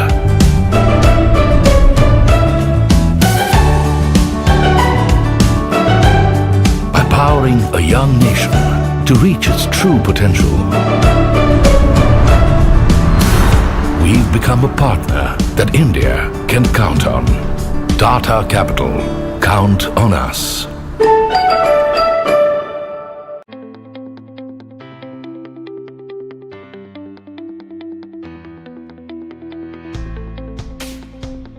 Roynet is helping the underserved population with low-cost access to financial services near their doorsteps. Our technology is bringing financially excluded populations into the formal banking system and contributing to building an inclusive digital economy. We are creating India's largest rural network, connecting every village and in the process, generating 20 lakh jobs. We have been rated as the fastest growing fintech company.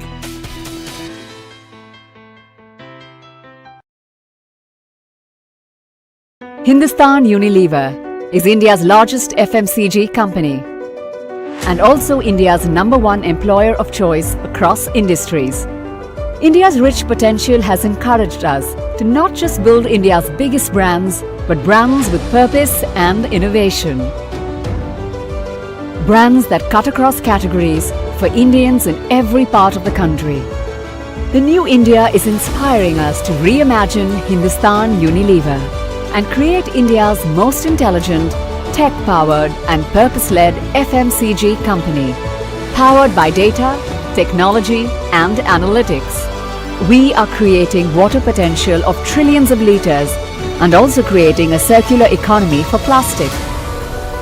We are strengthening our healthcare infrastructure and are even going beyond to enable women entrepreneurs and empower communities.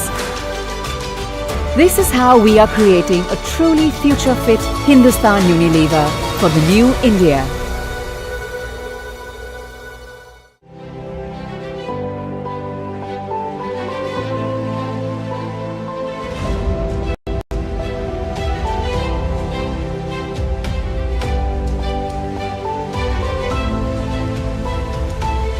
IMFA, 60 years of trust and transformation.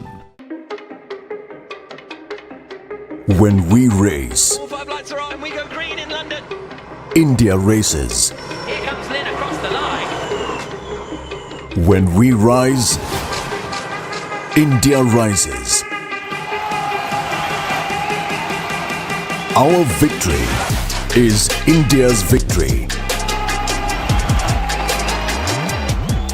Mahindra Racing is Team India. एक दिन वो आज है, आज में कुछ बात है, मेहनत के इस दरिया में जीत का तैरना संभव है, आसमां को छूना संभव है। जुड़िए ऐसे ही हजारों एसएमबीज और एंटरप्रेन्योर्स से।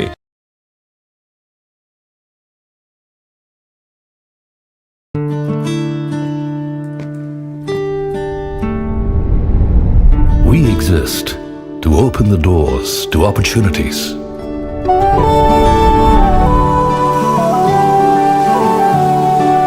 It's the essence of our legacy.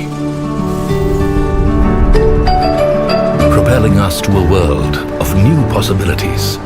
To take the road less traveled, we strive to be a beacon of certainty in an increasingly complex world.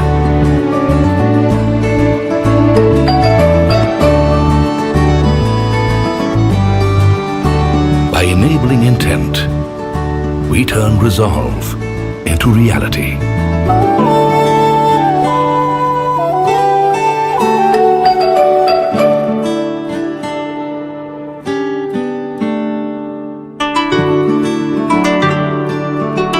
And by becoming the wind beneath the wings of new ambitions, we give flight to 1,000,000 dreams.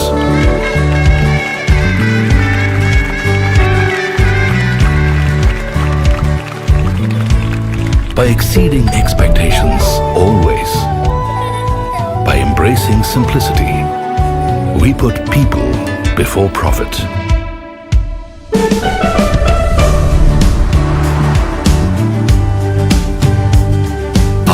journey filled with stories of shared success and growing together.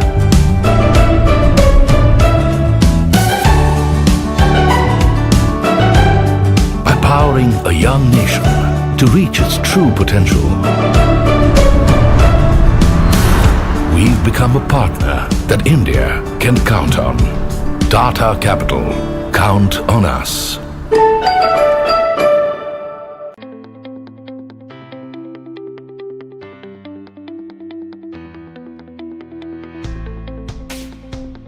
Roynet is helping the underserved population with low-cost access to financial services near their doorsteps.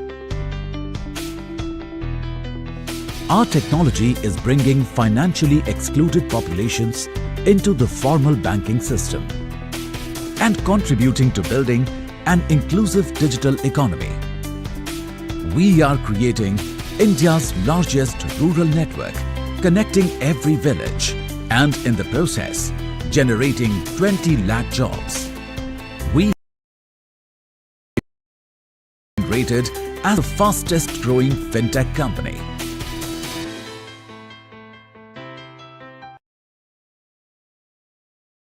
Hindustan Unilever is India's largest FMCG company and also India's #1 employer of choice across industries. India's rich potential has encouraged us to not just build India's biggest brands, but brands with purpose and innovation. Brands that cut across categories for Indians in every part of the country.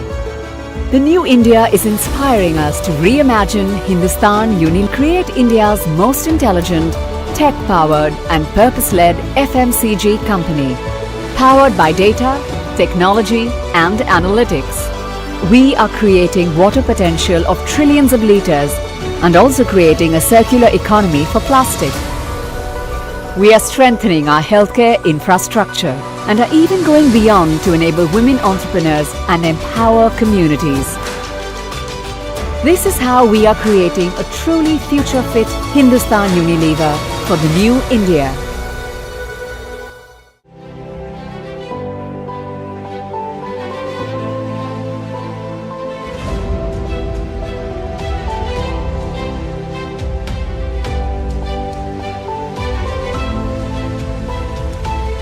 IMFA, 60 years of trust and transformation.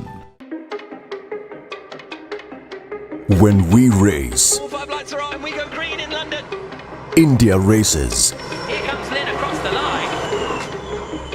When we rise, India rises. Our victory is India's victory. Mahindra Racing is Team India.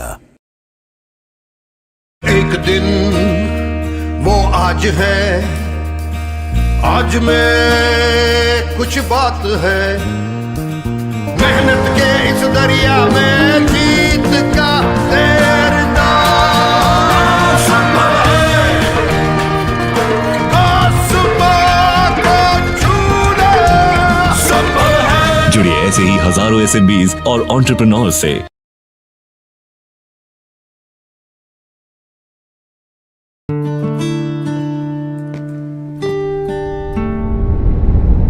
We exist to open the doors to opportunities.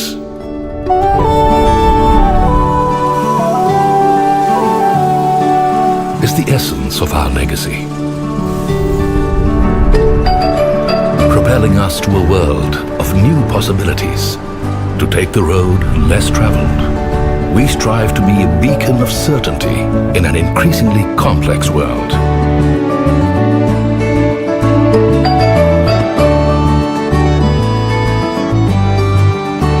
By enabling intent, we turn resolve into reality.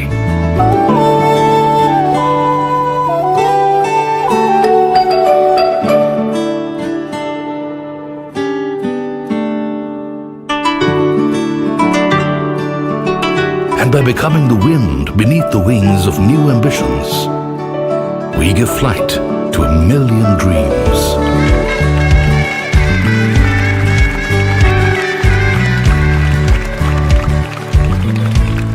exceeding expectations always.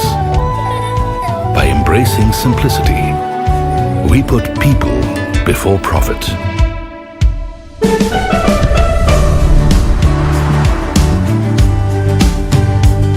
Ours is a journey filled with stories of shared success and growing together.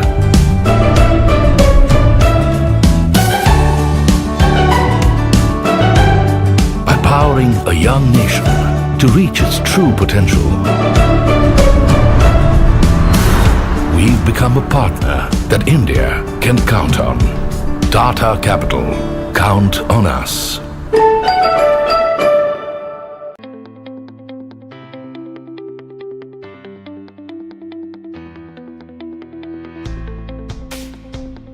Roynet is helping the underserved population with low-cost access to financial services near their doorsteps.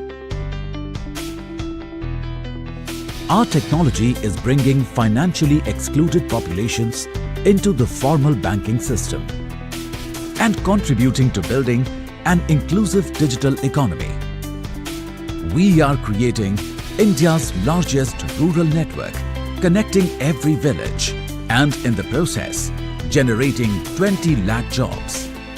We have been rated as the fastest growing fintech company.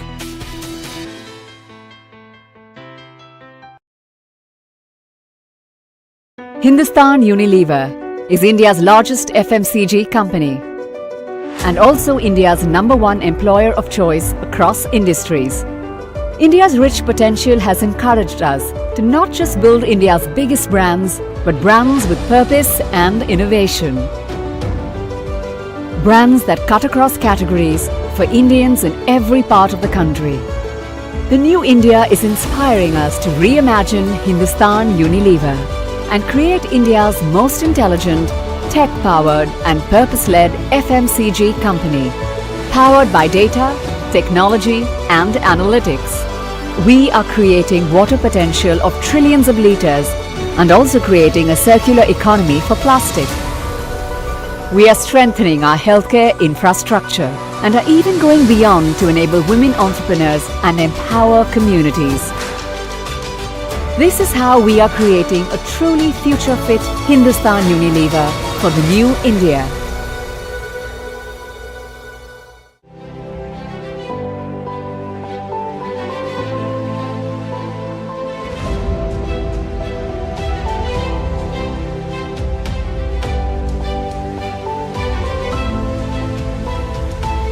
IMFA, 60 years of trust and transformation.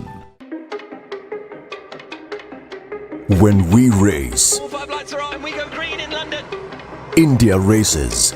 Here comes Lynn across the line. When we rise, India rises. Our victory is India's victory. Mahindra Racing is Team India. एक दिन वो आज है, आज में कुछ बात है, मेहनत के इस दरिया में जीत का तैरना संभव है, आसमां को छूना संभव है। जुड़िए ऐसे ही हजारों SMBs और एंटरप्रेन्योर्स से।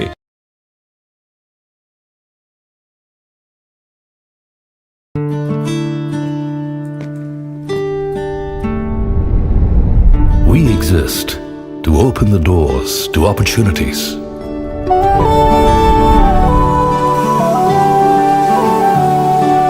It's the essence of our legacy. Propelling us to a world of new possibilities. To take the road less traveled, we strive to be a beacon of certainty in an increasingly complex world.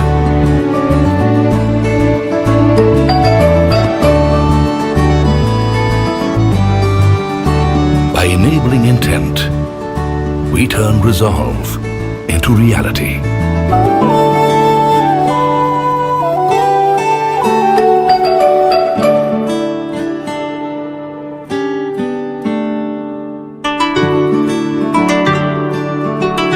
by becoming the wind beneath the wings of new ambitions, we give flight to 1,000,000 dreams.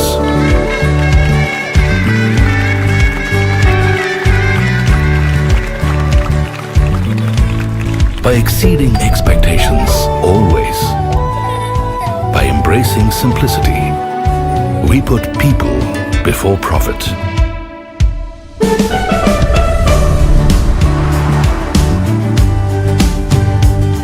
Ours is a journey filled with stories of shared success and growing together.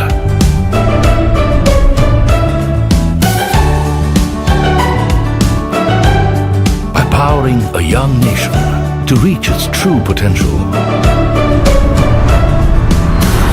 we've become a partner that India can count on. Tata Capital, count on us.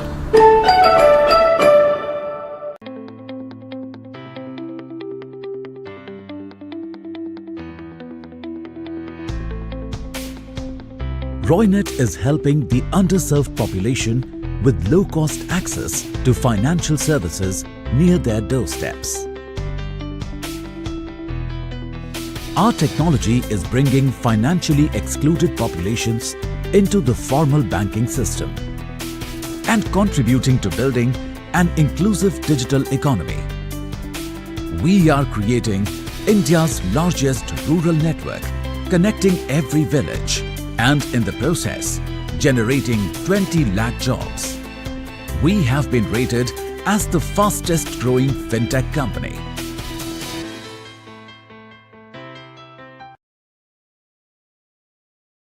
Hindustan Unilever is India's largest FMCG company and also India's #1 employer of choice across industries.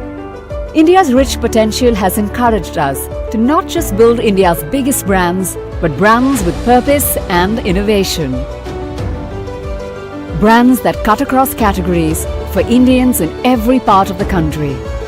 The new India is inspiring us to reimagine Hindustan Unilever and create India's most intelligent, tech-powered and purpose-led FMCG company, powered by data, technology and analytics. We are creating water potential of trillions of litres and also creating a circular economy for plastic. We are strengthening our healthcare infrastructure and are even going beyond to enable women entrepreneurs and empower communities. This is how we are creating a truly future-fit Hindustan Unilever for the new India.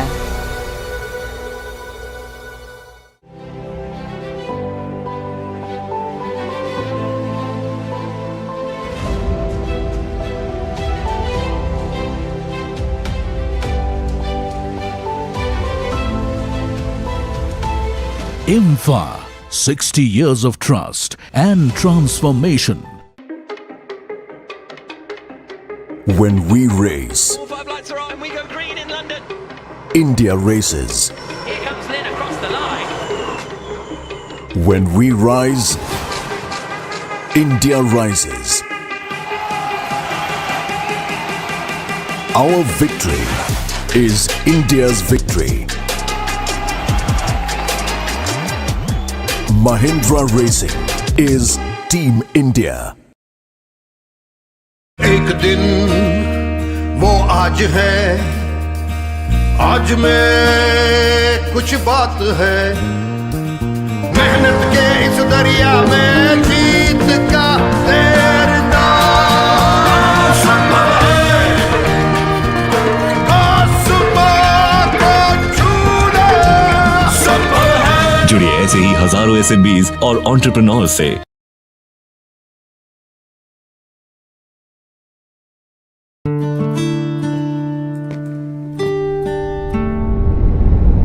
We exist to open the doors to opportunities.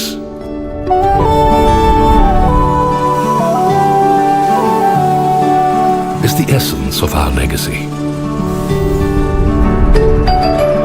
Propelling us to a world of new possibilities. To take the road less traveled, we strive to be a beacon of certainty in an increasingly complex world.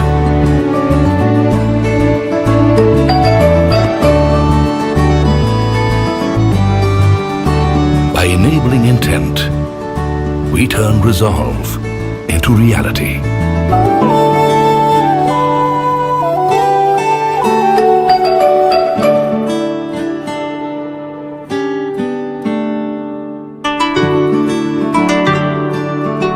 And by becoming the wind beneath the wings of new ambitions, we give flight to 1,000,000 dreams.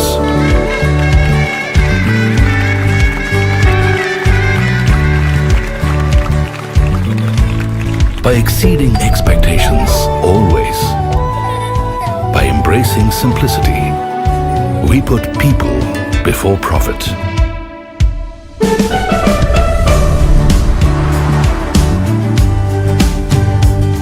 Ours is a journey filled with stories of shared success and growing together.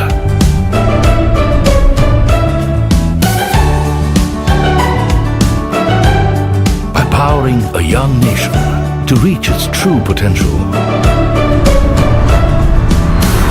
we've become a partner that India can count on.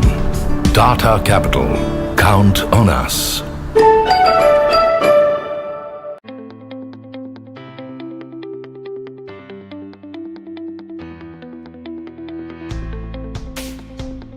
Roynet is helping the underserved population with low-cost access to financial services near their doorsteps.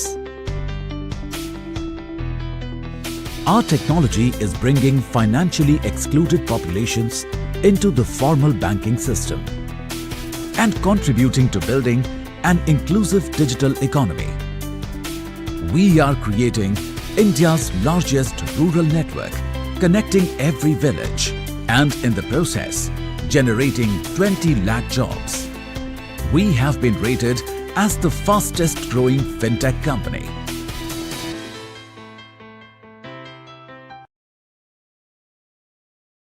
Hindustan Unilever is India's largest FMCG company and also India's #1 employer of choice across industries. India's rich potential has encouraged us to not just build India's biggest brands, but brands with purpose and innovation. Brands that cut across categories for Indians in every part of the country. The new India is inspiring us to reimagine Hindustan Unilever and create India's most intelligent, tech-powered and purpose-led FMCG company, powered by data, technology and analytics. We are creating water potential of trillions of litres and also creating a circular economy for plastic. We are strengthening our healthcare infrastructure and are even going beyond to enable women entrepreneurs and empower communities. This is how we are creating a truly future-fit Hindustan Unilever for the new India.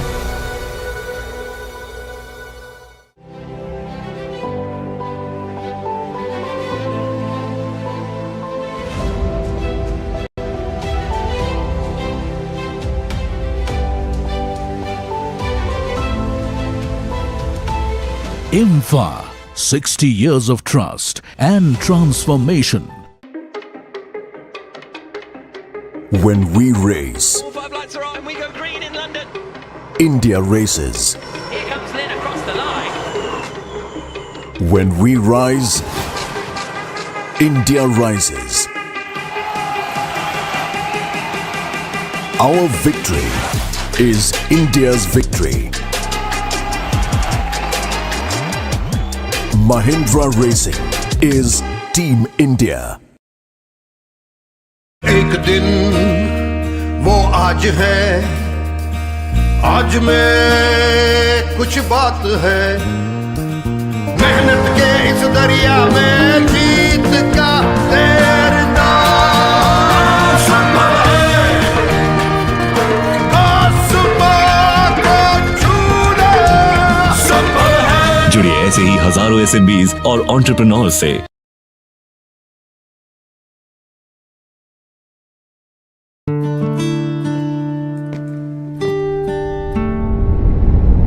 We exist to open the doors to opportunities.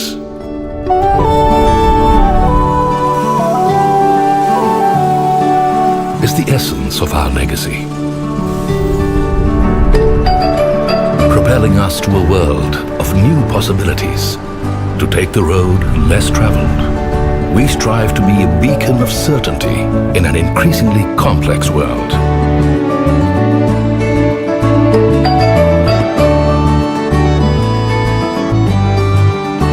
By enabling intent, we turn resolve into reality.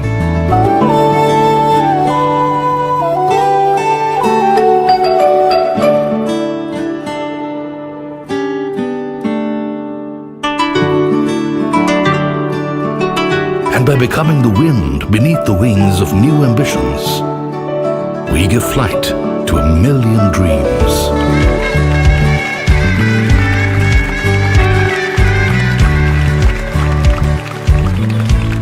By exceeding expectations always, by embracing simplicity, we put people before profit.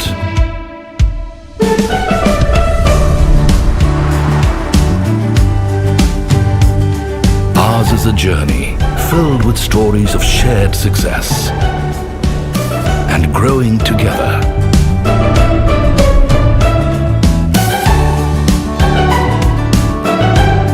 Empowering a young nation to reach its true potential.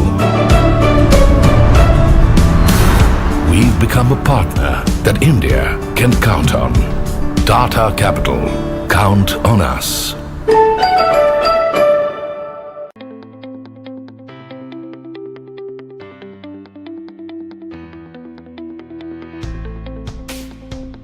Roynet is helping the underserved population with low-cost access to financial services near their doorsteps.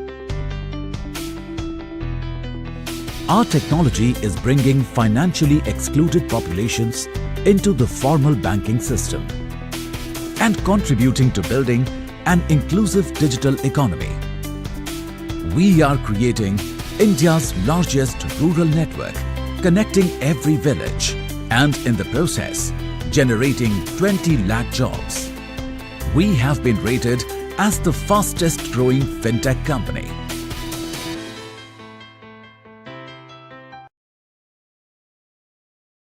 Hindustan Unilever is India's largest FMCG company and also India's #1 employer of choice across industries.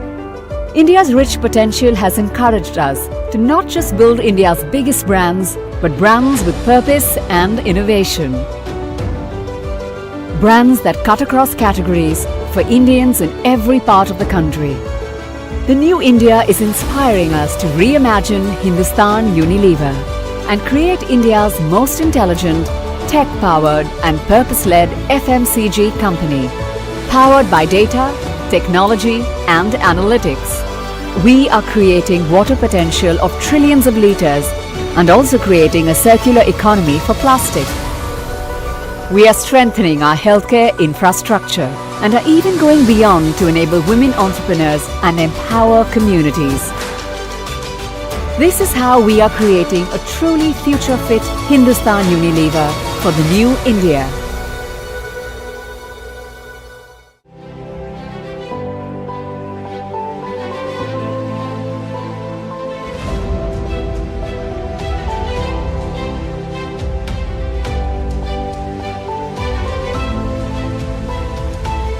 IMFA, 60 years of trust and transformation. When we race, 4-5 lights are on and we go green in London. India races. Here comes Lynn across the line. When we rise, India rises. Our victory is India's victory. Mahindra Racing is Team India. एक दिन वो आज है, आज में कुछ बात है, मेहनत के इस दरिया में जीत का तैरना संभव है, आसमां को छूना संभव है। जुड़िए ऐसे ही हजारों SMBs और एंटरप्रेन्योर्स से।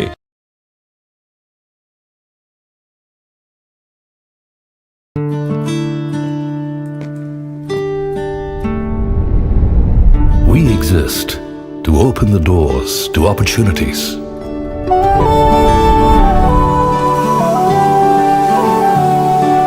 Is the essence of our legacy. Propelling us to a world of new possibilities. To take the road less traveled, we strive to be a beacon of certainty in an increasingly complex world.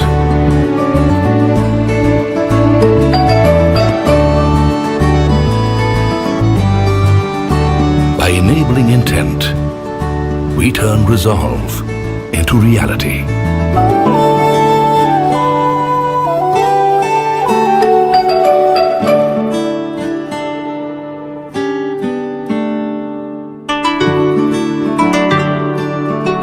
And by becoming the wind beneath the wings of new ambitions, we give flight to 1,000,000 dreams.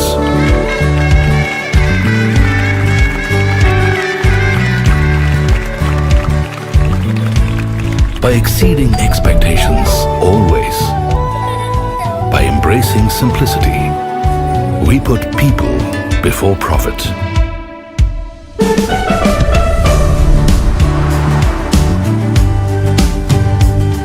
Ours is a journey filled with stories of shared success and growing together.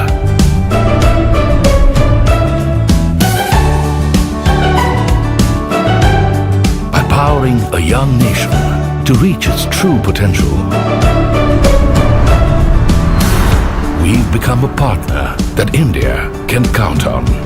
Tata Capital, count on us.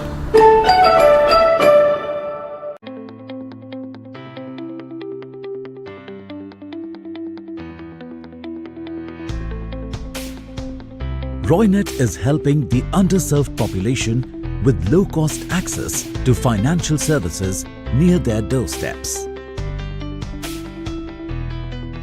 Our technology is bringing financially excluded populations into the formal banking system and contributing to building an inclusive digital economy.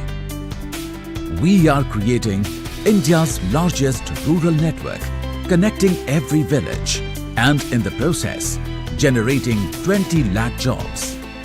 We have been rated as the fastest growing fintech company.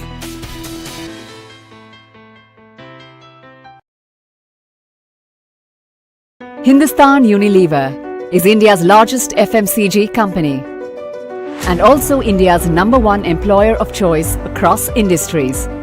India's rich potential has encouraged us to not just build India's biggest brands, but brands with purpose and innovation. Brands that cut across categories for Indians in every part of the country. The new India is inspiring us to reimagine Hindustan Unilever and create India's most intelligent, tech-powered and purpose-led FMCG company, powered by data, technology and analytics. We are creating water potential of trillions of litres and also creating a circular economy for plastic. We are strengthening our healthcare infrastructure and are even going beyond to enable women entrepreneurs and empower communities. This is how we are creating a truly future-fit Hindustan Unilever for the new India.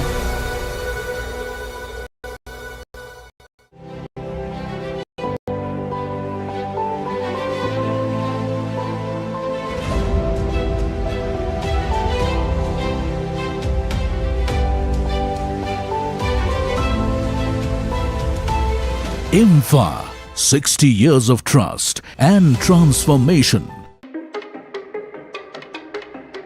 When we race, 5 lights are on and we go green in London. India races.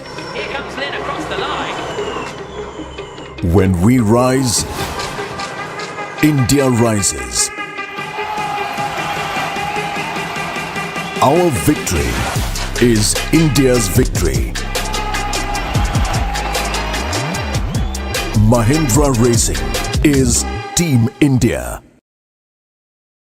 एक दिन वो आज है, आज में कुछ बात है, मेहनत के इस दरिया में जीत का तैर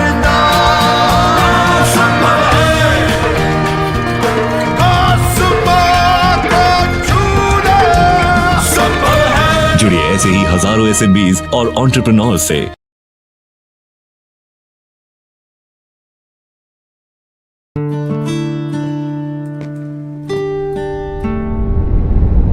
We exist to open the doors to opportunities.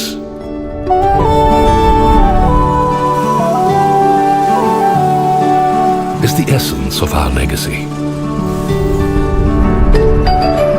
Propelling us to a world of new possibilities. To take the road less traveled, we strive to be a beacon of certainty in an increasingly complex world.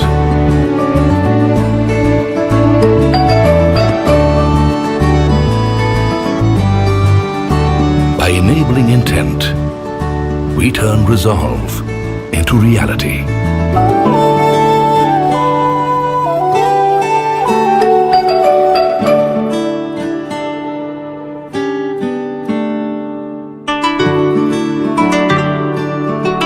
And by becoming the wind beneath the wings of new ambitions, we give flight to a million dreams.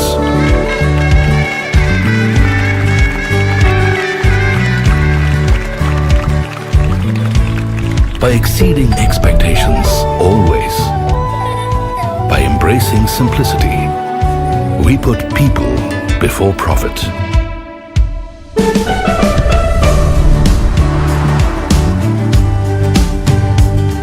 Ours is a journey filled with stories of shared success and growing together.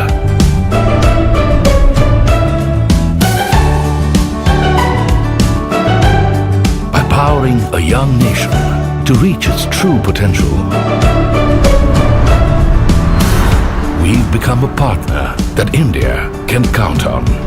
Tata Capital, count on us.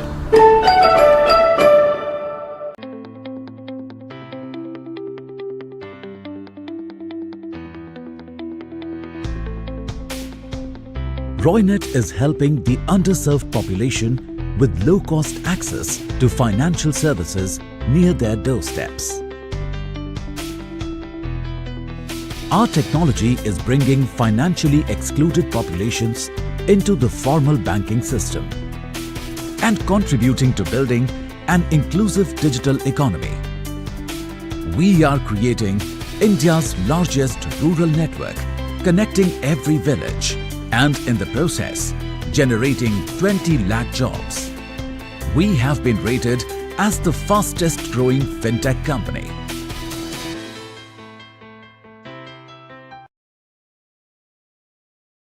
Hindustan Unilever is India's largest FMCG company and also India's #1 employer of choice across industries.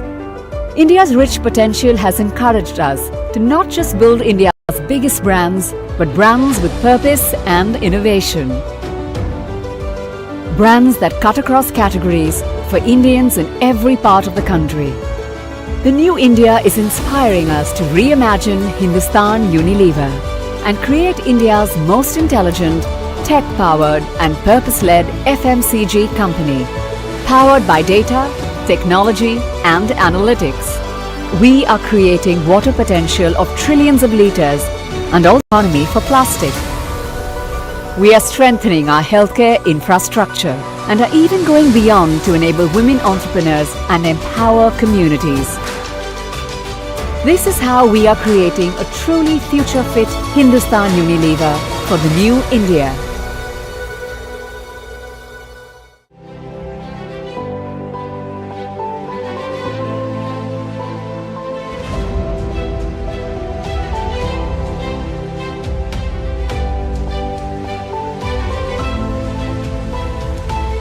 IMFA, 60 years of trust and transformation. When we race, All 5 lights are on and we go green in London. India races. Here comes Lynn across the line. When we rise, India rises.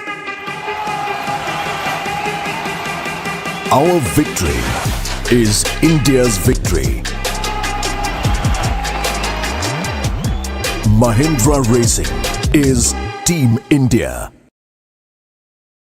एक दिन वो आज है, आज में कुछ बात है, मेहनत के इस दरिया में जीत का तैरना संभव है,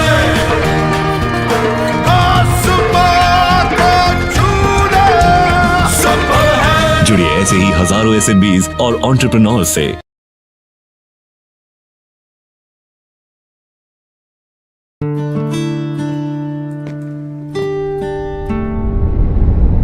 We exist to open the doors to opportunities.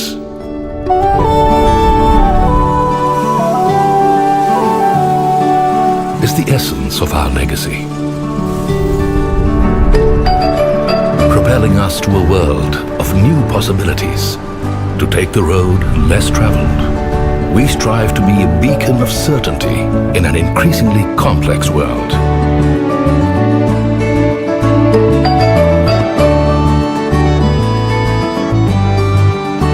By enabling intent, we turn resolve into reality.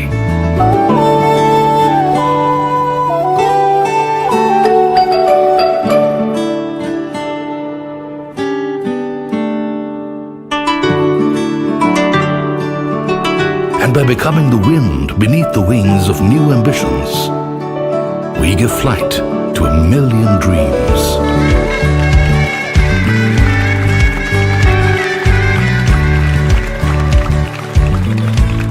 By exceeding expectations always, by embracing simplicity, we put people before profit.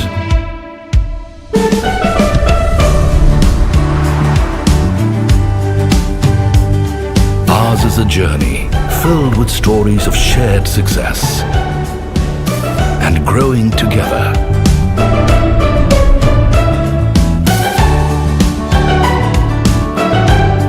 Empowering a young nation to reach its true potential. We've become a partner that India can count on. Tata Capital, count on us.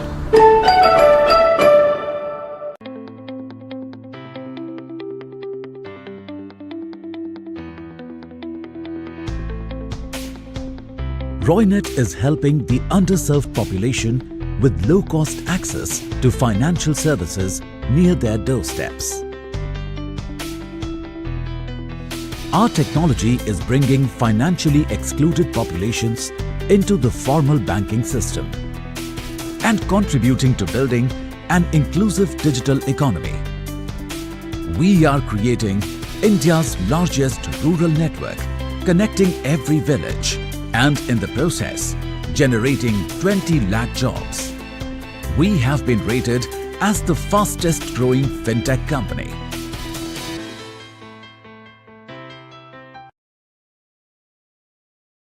Hindustan Unilever is India's largest FMCG company and also India's #1 employer of choice across industries. India's rich potential has encouraged us to not just build India's biggest brands, but brands with purpose and innovation. Brands that cut across categories for Indians in every part of the country. The new India is inspiring us to reimagine Hindustan Unilever and create India's most intelligent, tech-powered and purpose-led FMCG company, powered by data, technology and analytics. We are creating water potential of trillions of litres and also creating a circular economy for plastic. We are strengthening our healthcare infrastructure and are even going beyond to enable women entrepreneurs and empower communities. This is how we are creating a truly future-fit Hindustan Unilever for the new India.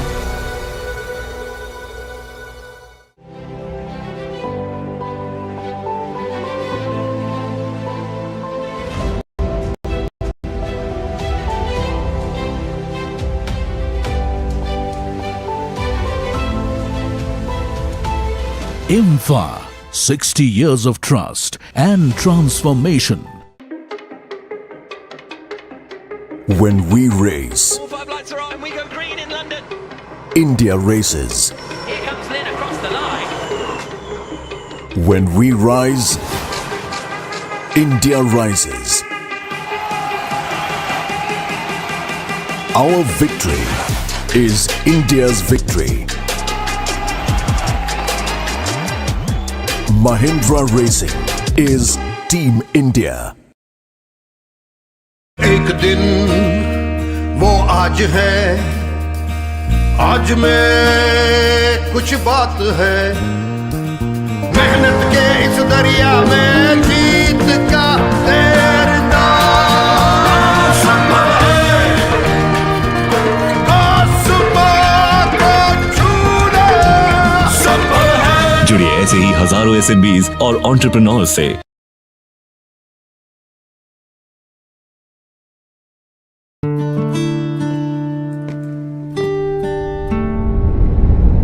We exist to open the doors to opportunities.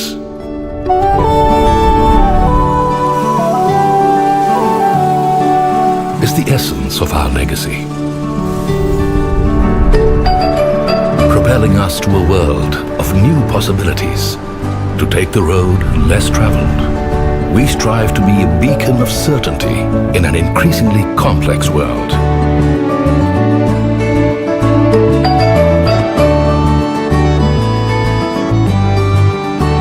By enabling intent, we turn resolve into reality.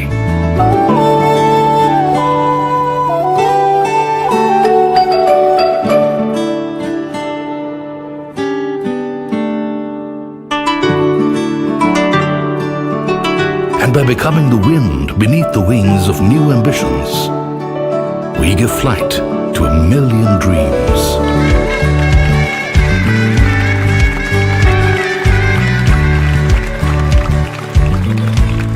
By exceeding expectations always, by embracing simplicity, we put people before profit.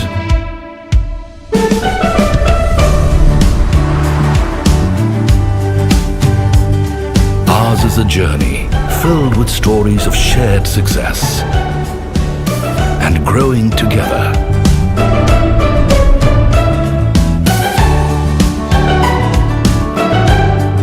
Empowering a young nation to reach its true potential. We've become a partner that India can count on. Tata Capital, count on us.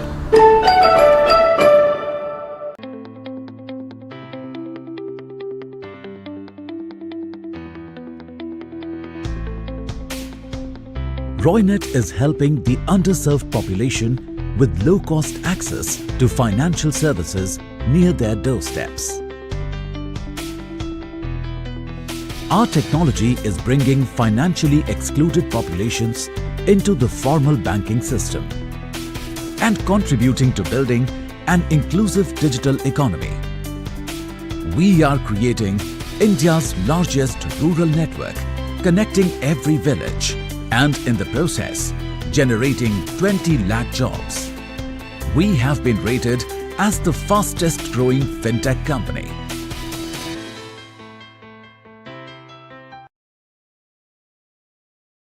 Hindustan Unilever is India's largest FMCG company and also India's #1 employer of choice across industries. India's rich potential has encouraged us to not just build India's biggest brands, but brands with purpose and innovation. Brands that cut across categories for Indians in every part of the country. The new India is inspiring us to reimagine Hindustan Unilever and create India's most intelligent, tech-powered and purpose-led FMCG company, powered by data, technology and analytics. We are creating water potential of trillions of litres and also creating a circular economy for plastic. We are strengthening our healthcare infrastructure and are even going beyond to enable women entrepreneurs and empower communities. This is how we are creating a truly future-fit Hindustan Unilever for the new India.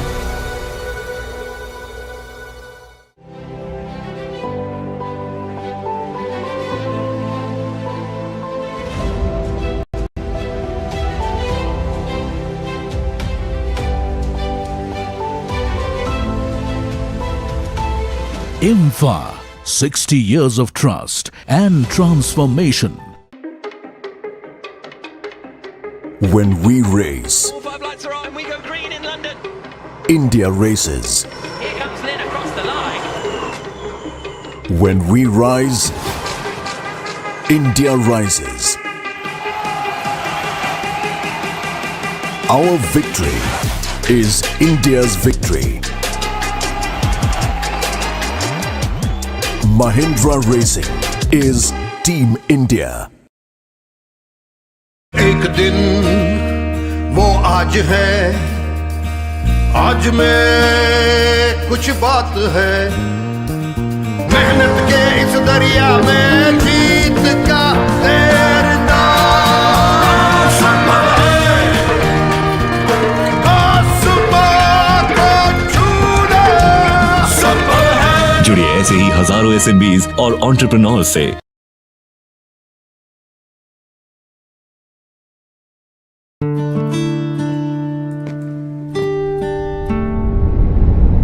We exist to open the doors to opportunities.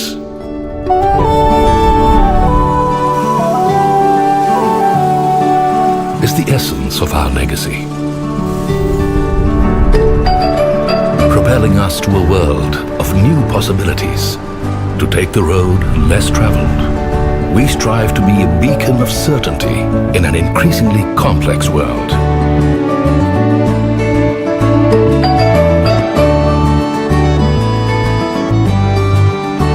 By enabling intent, we turn resolve into reality.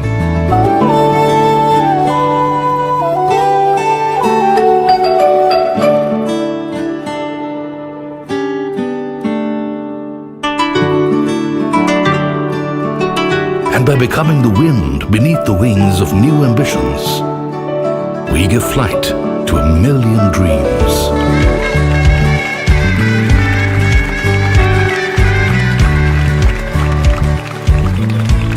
By exceeding expectations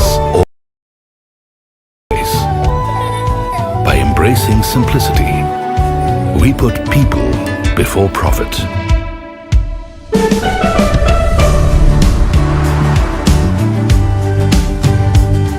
Ours is a journey filled with stories of shared success and growing together.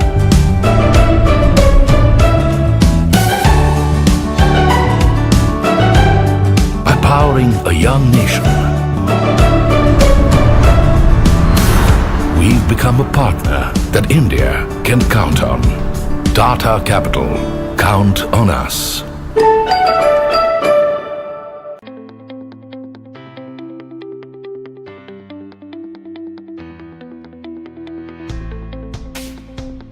Roynet is helping the underserved population with low-cost access to financial services near their doorsteps.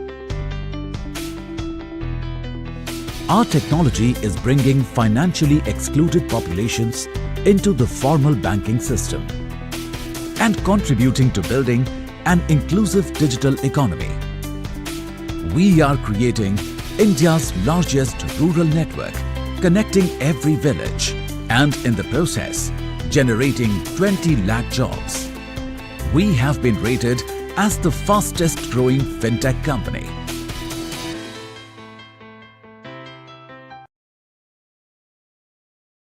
Hindustan Unilever is India's largest FMCG company and also India's #1 employer of choice across industries.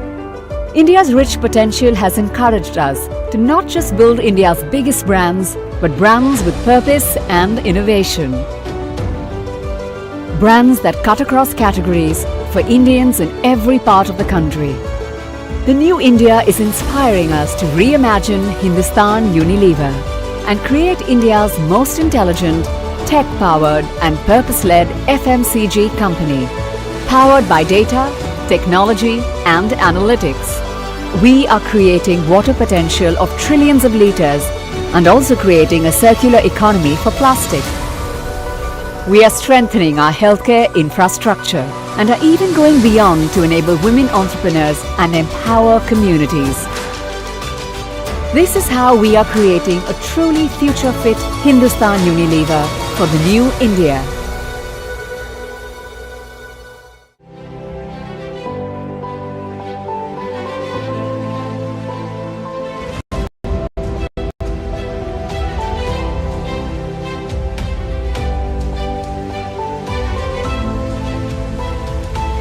IMFA, 60 years of trust and transformation. When we race, 5 lights are on and we go green in London. India races. Here comes Lynn across the line. When we rise, India rises. Our victory is India's victory. Mahindra Racing is Team India.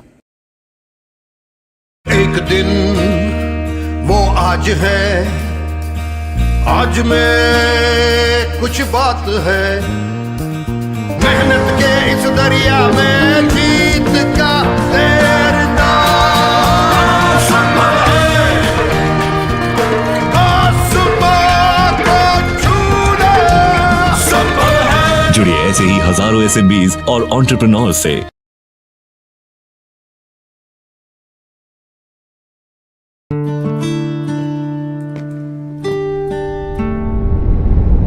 We exist to open the doors to opportunities.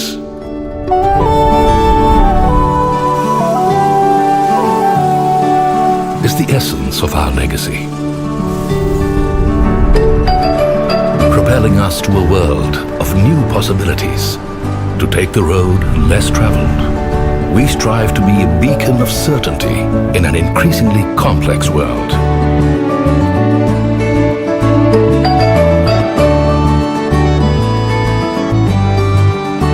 By enabling intent, we turn resolve into reality.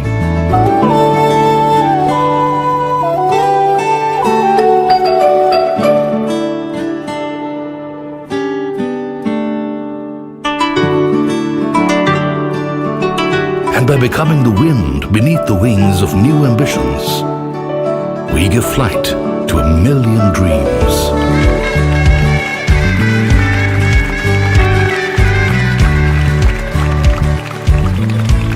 By exceeding expectations always, by embracing simplicity, we put people before profit.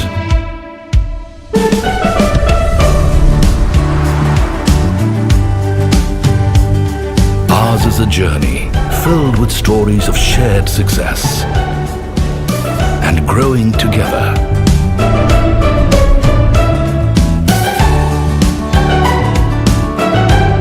Empowering a young nation to reach its true potential. We've become a partner that India can count on. Tata Capital, count on us.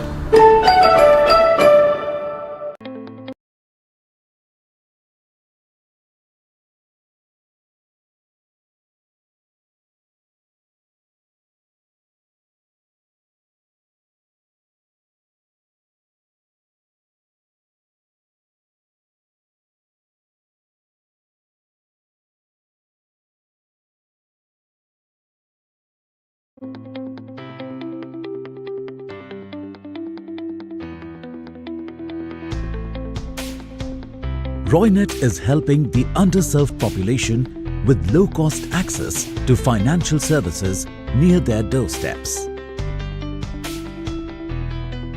Our technology is bringing financially excluded populations into the formal banking system and contributing to building an inclusive digital economy. We are creating India's largest rural network, connecting every village and in the process, generating 20 lakh jobs. We have been rated as the fastest growing fintech company.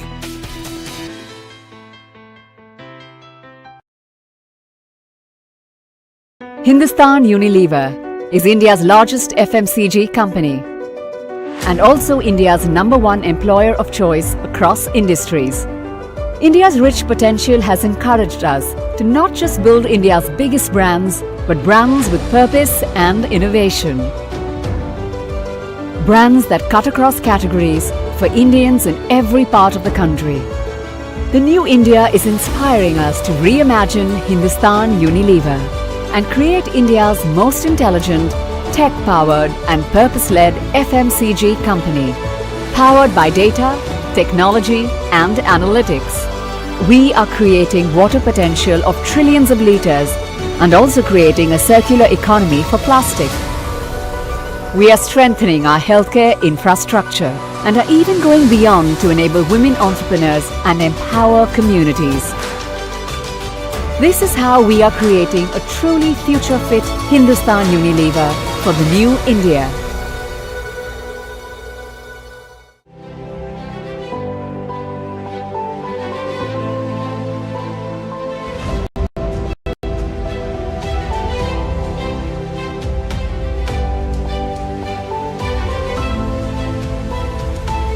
IMFA, 60 years of trust and transformation. When we race, 4-5 lights are on and we go green in London. India races. Here comes Lynn across the line. When we rise, India rises. Our victory is India's victory. Mahindra Racing is Team India. एक दिन वो आज है, आज में कुछ बात है, मेहनत के इस दरिया में जीत का तैरना संभव है, आसमां को छूना संभव है। जुड़िए ऐसे ही हजारों एसएमबीज और एंटरप्रेन्योर्स से।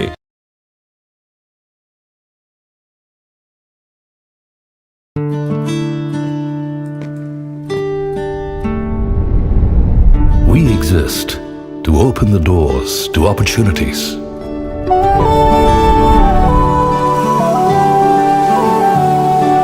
It's the essence of our legacy. Propelling us to a world of new possibilities. To take the road less traveled, we strive to be a beacon of certainty in an increasingly complex world.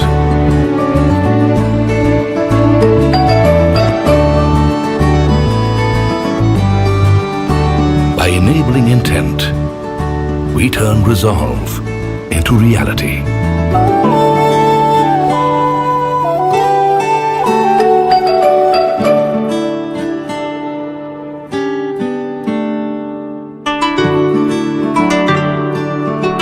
And by becoming the wind beneath the wings of new ambitions, we give flight to a million dreams.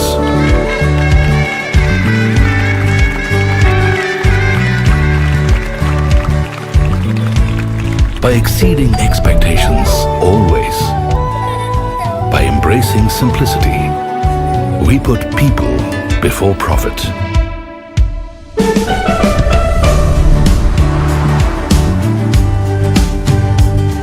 Ours is a journey filled with stories of shared success and growing together.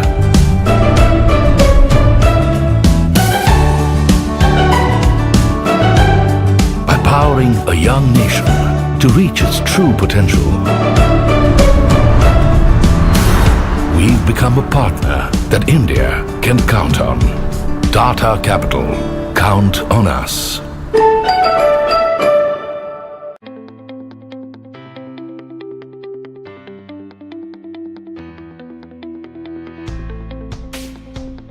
Roynet is helping the underserved population with low-cost access to financial services near their doorsteps. Our technology is bringing financially excluded populations into the formal banking system and contributing to building an inclusive digital economy. We are creating India's largest rural network, connecting every village and in the process, generating 20 lakh jobs. We have been rated as the fastest growing fintech company.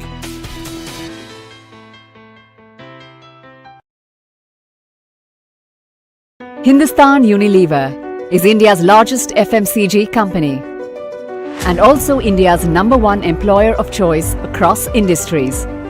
India's rich potential has encouraged us to not just build India's biggest brands, but brands with purpose and innovation. Brands that cut across categories for Indians in every part of the country. The new India is inspiring us to reimagine Hindustan Unilever and create India's most intelligent, tech-powered and purpose-led FMCG company, powered by data, technology and analytics. We are creating water potential of trillions of litres and also creating a circular economy for plastic. We are strengthening our healthcare infrastructure and are even going beyond to enable women entrepreneurs and empower communities. This is how we are creating a truly future-fit Hindustan Unilever for the new India.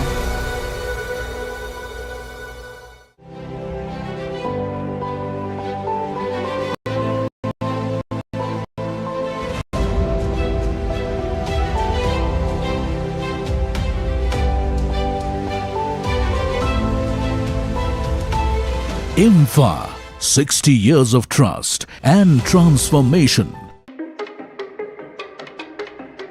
When we race, All 5 lights are on and we go green in London. India races. Here comes Lynn across the line. When we rise, India rises. Our victory is victory. Mahindra Racing is Team India. एक दिन वो आज है, आज में कुछ बात है, मेहनत के इस दरिया में जीत का तैरना संभव है, आसमां को छूना संभव है। जुड़िए ऐसे ही हजारों एसएमबीज और एंटरप्रेन्योर्स से।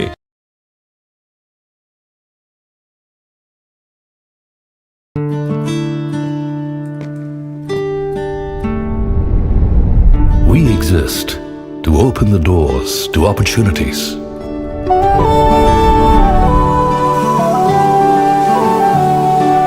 It's the essence of our legacy.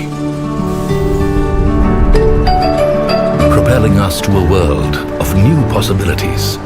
To take the road less traveled, we strive to be a beacon of certainty in an increasingly complex world.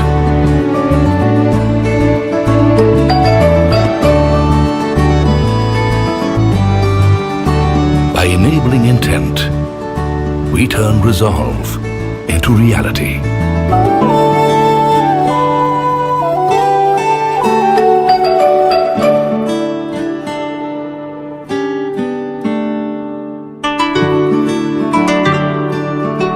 And by becoming the wind beneath the wings of new ambitions, we give flight to 1,000,000 dreams.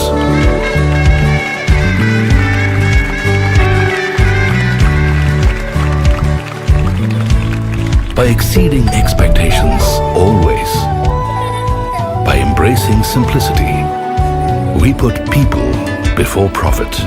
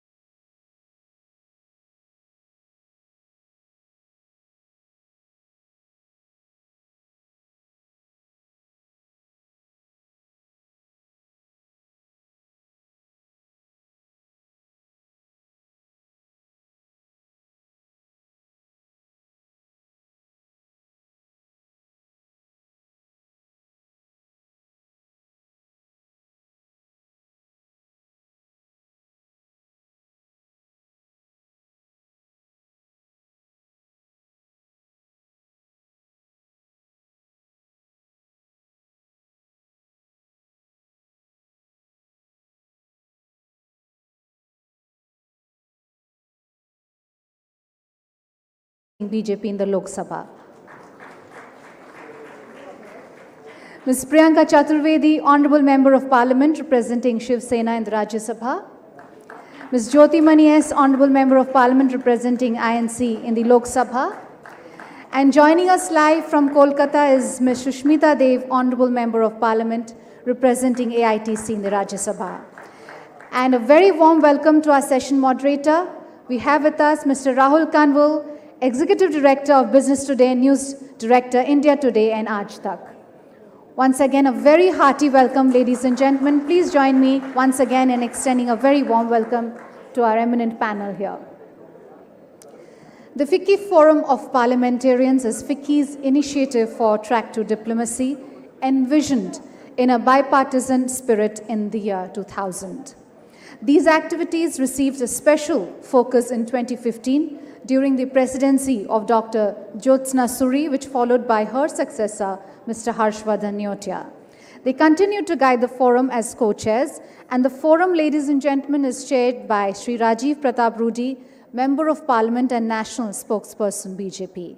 We would like to now invite co-chairs, FICCI Forum of Parliamentarians and past presidents, FICCI, Dr. Jyotsna Suri and Mr. Harshvardhan Neotia, to kindly felicitate our eminent panel with a green certificate and the FICCI India Office of Konrad Adenauer Foundation's joint publication on India Beyond 75 Strategy for New India.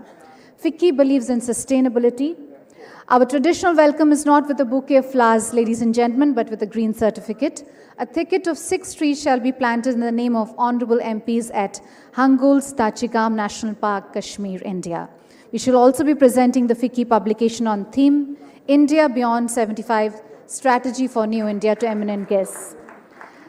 Dr. Suri is presenting this green certificate and the FICCI publication to Ms. Sarangi. I would request Mr. Neotia to present the green certificate and FICCI publication to Ms. Jyoti Mani S. Requesting Dr. Suri to do the honors in presenting the green certificate and FICCI publication to Ms. Priyanka Chaturvedi.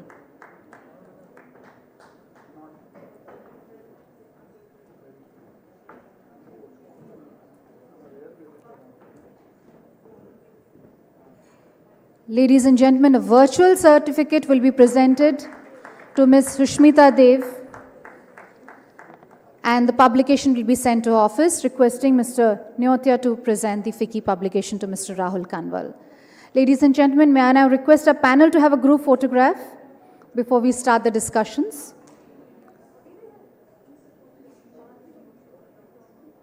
We'll have a group photograph with our panel along with our eminent people here.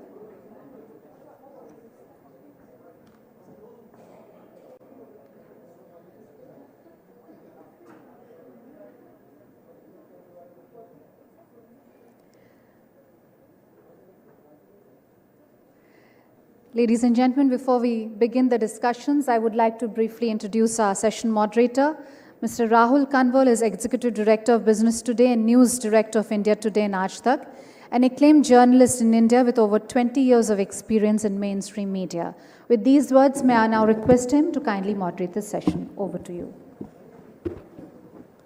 Hello and welcome.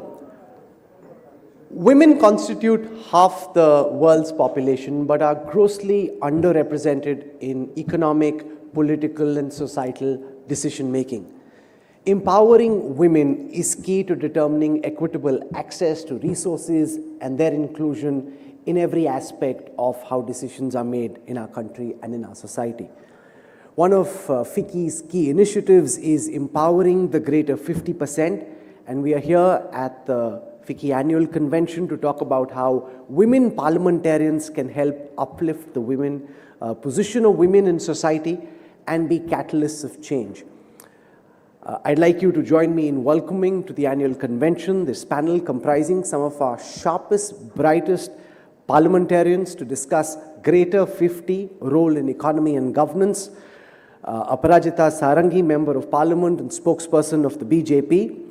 Priyanka Chaturvedi, Member of Parliament in the Rajya Sabha, Deputy Leader and National Spokesperson of the Shiv Sena. She's been out in the Delhi cold, suspended for the last several weeks, and this is part of her suspension. She's fighting hard and she's here today, so welcome.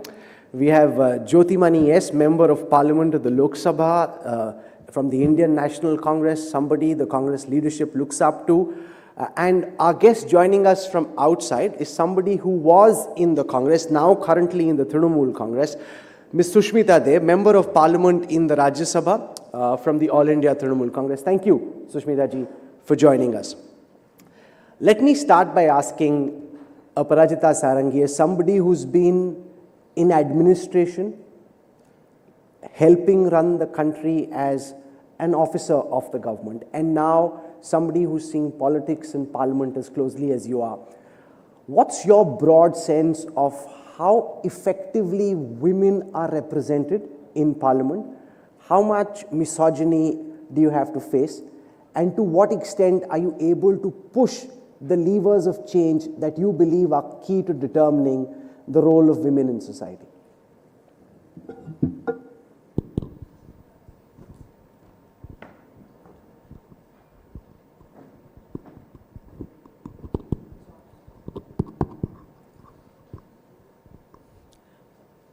A very good afternoon. At the outset, I congratulate all the members of FICCI and the associates of FICCI for having beautifully organized this 94th annual convention. It's a matter of pride and privilege for me to be able to participate in this function and to be part of this August gathering. I thank you all. As I speak to you about women, their position, what they can do, their rights, and what can be done for them, I'm reminded of the words of Maya Angelou, the American poet. You can shoot me with your words. You can cut me with your eyes. You can kill me with your hatefulness, but still like air I will rise. That's what she had said. Friends,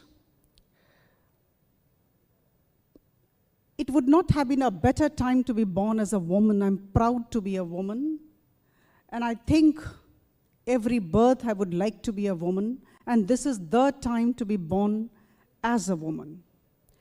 I would definitely not say that we have achieved whatever we wanted to achieve as far as the women are concerned. Lots to be done.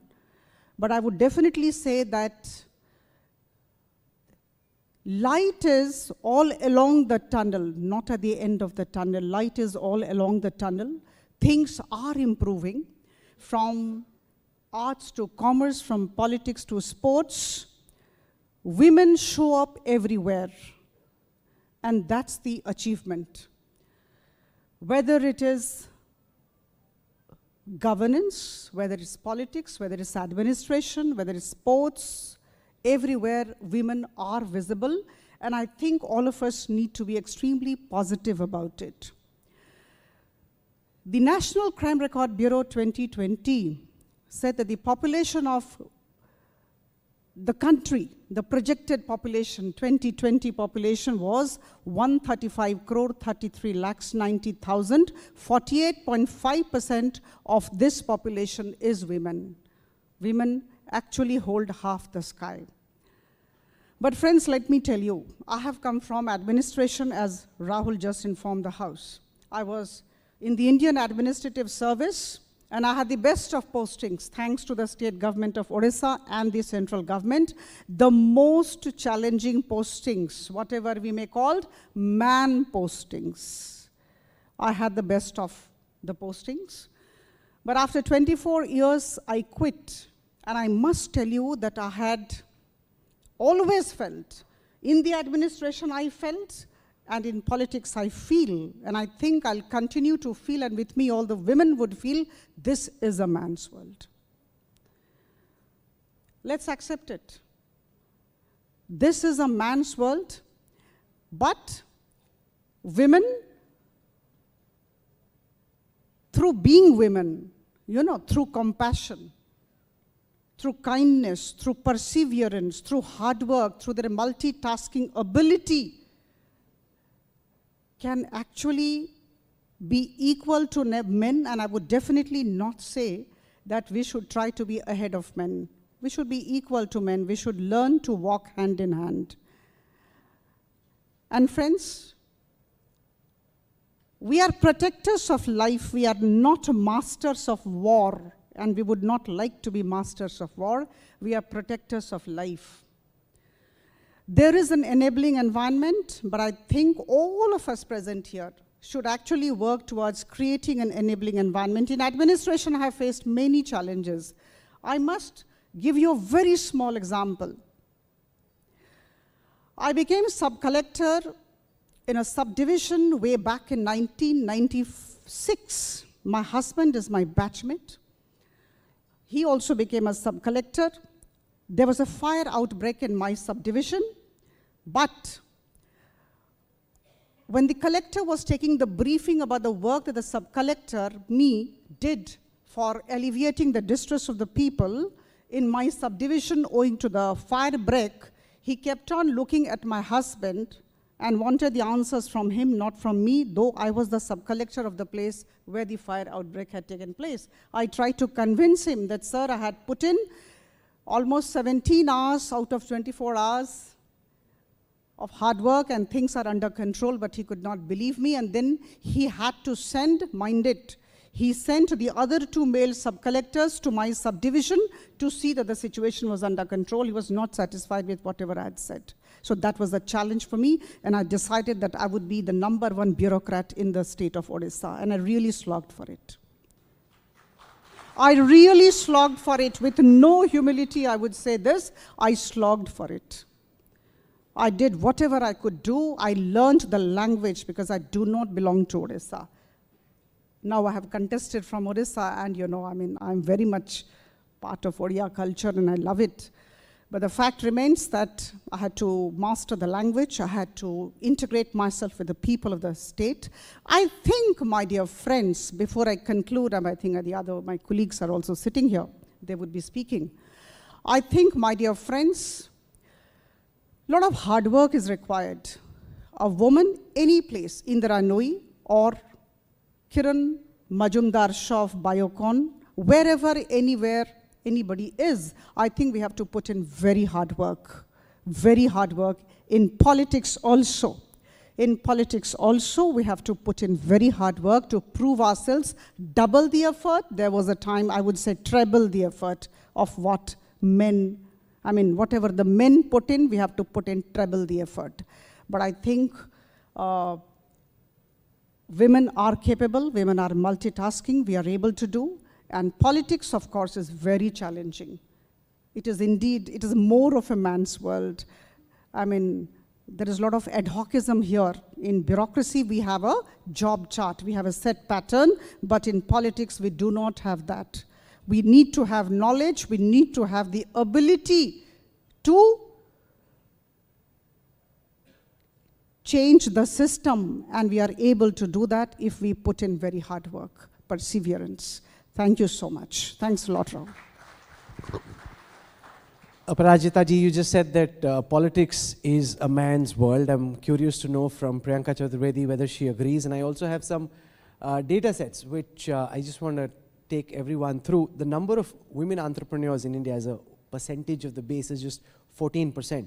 The number of companies in the MSME category which are owned by women is only about 14% again. The number of startups in India run by women as leaders is about 5.9%. And as far as gender gap is concerned, women on an average earn about 19% lesser than men. So Priyanka, we're very curious to know from you, do you think politics is a man's world? How difficult is it for a woman to make her space in the world of politics and in your party, the Shiv Sena? And what are your ideas as a parliamentarian about how women can be given a greater role in politics and in society? On? Yeah. Firstly, I'd like to say it is a difficult space to be in. For men, of course, and for women, doubly, of course. Quite a challenging space to work in. But in terms of what can be done to have more women, I think many regional parties have also shown the way, like BJD, TMC, they have given reservation to women in terms of, giving them tickets to contest. Till now, we have seen women getting tickets only when there's a constituency political parties believe they cannot be won. So let's just make the woman feel that, listen, we are giving you the ticket, you should be grateful to us forever and ever, but go win the seat and come. Till now, that was the mindset.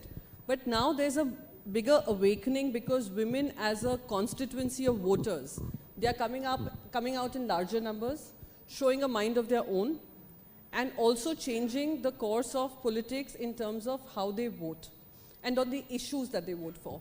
So political parties are also realizing the importance of a woman's vote. And they're looking at it as a constituency, as a vote bank. So they need to ensure that when they go to women, they're also having representatives who are women. So there is a clear understanding in political spaces that we need to create more space for women. However, in reality, we do not see that happening in terms of the power structure. You may get tickets once, you may get a ticket once and then you continue being wherever you are.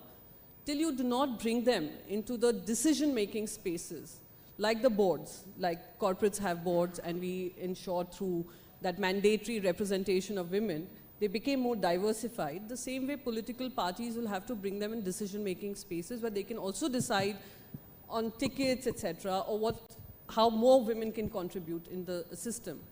So yes, it's tough, but I also believe that it is not a man's world, it is a diversified world that women work towards, and that is why it is extremely important to have women in leadership roles. And I must congratulate FICCI for whatever they are doing and having conversations like this, and also through their own workspaces, they're trying to create a more gender equal world.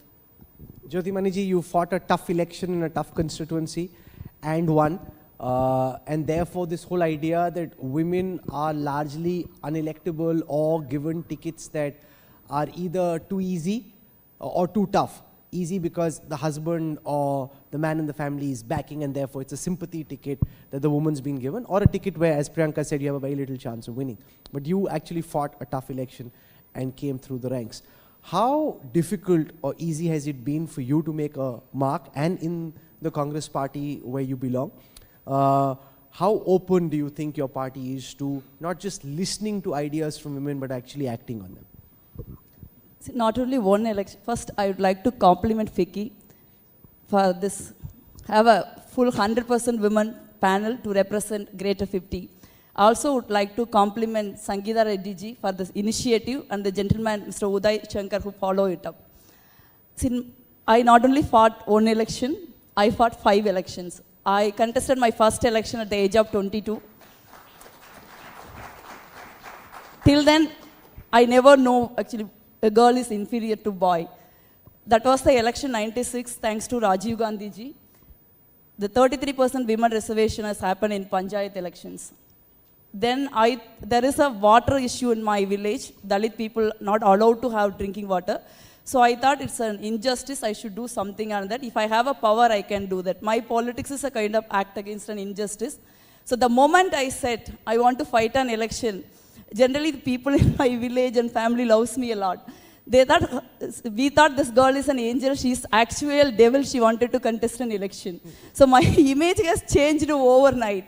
Then many people keep on telling me, even it is a boy, at least it's okay. You are a girl, you cannot contest election. I was telling them, hey, this is a seat only woman can contest, not a male can contest. People that then Kali Yuga has arrived, a seat where only women can contest.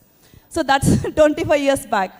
So that is the first time I realized that not only in politics, first time that actually woman is, whether you are feeling or not feeling, the society genuinely think woman is inferior to men. Then I fought an election, I won back-to-back election in Panchayats. Then when I get into the work, I've been told every other second by the bureaucrats that you are a woman, you are a woman, you are a woman. Then I realized that within a short span of time, that water issue has taken only 15 days technically, but I fought 3 years. Then I realized at the end of that 3 years battle, we won. But I realized that if you are a woman, you have to fight for justice and you have to fight for gender. Your fight is twice all the time. So that's what I've been seeing throughout my political life. But one thing I feel things has changed. 25 years back when people asked me, I used to travel public transport by and large even now, then asked me, what are you doing? Then I said, I'm into politics. People are shocked, you look bright, why did you join politics? But now things have changed slowly. People ask, are you in politics? That's great. People like you should come to politics. So I feel there are a lot of acceptance is there in slowly politics. But the woman who, as my two of other colleagues said, we need more space in politics. Because it's not that actually we are dumb or we are not capable of leading any public life. The issue is politics is perceived to be a male domain. Secondly, there is some systematic changes needed. See, when we go for a ticket, Rahulji used to tell us when Sushmi and me are in Mahila Congress, don't ask ticket always. See where tickets are decided, that's where you get into it. Otherwise, people will say you are good for nothing. All the men sit together and saying in the screening committee, there is no woman to fight election, they cannot win election, they don't have money, so you see how to get into the space. That time I think you are cheating us, you are not ready to give ticket to us, where we will get a place where the tickets were decided. Within 4-5 months time, we all of us actually have given a place in a screening committee where tickets are decided. I was part of the Telangana screening committee. Then actually we realized the difficulties. Now Congress party made a system. Any screening committee to any state election, there will be at least minimum 1 woman. Our committee was out of 3, 2 were women. So then we realized the problem actually. See, when we go for election tickets, it's a hell lot of things actually playing there. Not only your merit, your electoral chances, your money, your caste, community, etc., many things. Then we realize unless until there is a 50% women representation in the political parties, down from booth to top, you actually don't get candidates. So then the idea is we have to push the political parties to ensure almost all the political parties in this country has 33% reservation. But that is not in the letter and spirit implemented. Unless until political parties in their organization structure do not have minimum 50% reservation, it's very difficult to get even that 33% reservation. Even Panchayat elections, on overnight, 1 million women were elected to politics, positions, decision-making places. So I generally don't agree with there is no woman candidate, but they are not in the system. See, every 5 years, first it was 1 million women, now it's 2 million women. Reservation is increased more than 50% in many states. But where are those women? They were Panchayat president, they were chairmen, they were district chairmen, they were mayors, they were municipality chairmen, but where are they? They are not anywhere in the structure. They are fighting one election, after that they are leaving. They are fighting 2 elections, after that they are leaving. Because political parties not accommodating them in their organization structure. We are losing women, millions of women with such a great leadership qualities, we are not able to bring them into larger decision-making places. So my feeling is not only it is a political party responsibility, as a society, as an industry, we all together has to push women in our respective forums. Secondly, women need a lot of finance. Forget about the election finance. To run a politics, I've been into politics 25 years. I started as a booth worker to the Congress party. I reached there. I contested Panchayat election, then I contested parliament. So the 25 years, I came from a very humble background, brought up by a single mother from an agriculture family. But I believe only in honest politics. I don't believe in any other means. So it's very, very difficult to survive, to meet the day-to-day expenses for the last 25 years with your upright and uncompromising attitude. Every woman is suffering. Well, my feeling is still I am in a better lot. I don't have much responsibility. At least there is a family to feed me. I have a shelter. I have clothes. I have even public transport. I have money. Think about a Dalit woman or a tribal woman from an uneducated family. If we want them to do politics, how they will come into politics, how political parties first place giving their spaces, even they give their spaces, how they are going to meet out the expenses. So women alone, not we are sitting who can speak English. There are millions of women, crores of women sitting across this country who are more than capable of us. I have seen many of the Panchayat presidents actually who fought their battle. There are many presidents who have been threatened not to contest, not to file a nomination. But despite they filed the nomination and won the election, they worked 5 years, but they couldn't sustain it. So the idea is we have to need a systematic approach because we are speaking, we are pushing policies. That is why actually we 3 people, 100% women is sitting here as a panel. But there is a very, very important to push policies. Apart from that, we need a systematic structural changes to bring women into decision-making places. Thank you. So when you rise from the ground, you speak with passion, and that passion comes from the core. Thank you, Jyotimani ji.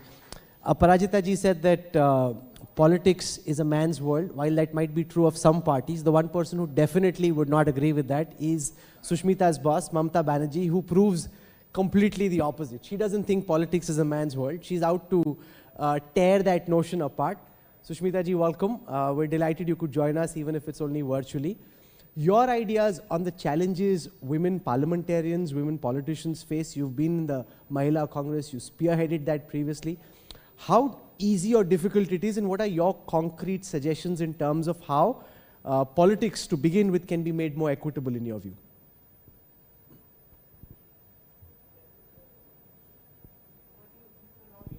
It's on mute, Sushmita. Yeah, after what Jyotimani said, there's very little to add. I mean, she's put it so well and so succinctly. But I'll tell you the two key obstacles that keep women away from politics, and especially electoral politics, maybe not so much organizational, is safety. Politics inherently is violent. I mean, you cannot deny that. There is use of muscle power, there is use of money, and an average family which is not so empowered sees that as a huge obstacle. And any kind of sociological obstacle or economic obstacle that stands in the way of women coming into politics actually bolsters the case for affirmative action, which is the Women's Reservation Bill. You see, you can keep saying that why don't political parties give more and more women ticket, but like Jyoti said, when you're actually sitting in a position or in a screening committee where you are giving tickets, even you want to make sure you're giving tickets to people, and the only factor is winnability. So obviously, where there's no capacity building in the organization, if there's not enough representation at the organization level right from the grassroots, winnability becomes a challenge. Now with All India Trinamool Congress, I have to say that they've done it differently. So has the BJD, like Priyanka earlier pointed out. See, there has to be conviction backing it. So if I'm giving you an example, what happens in a panchayat election or a municipal election when a seat is reserved?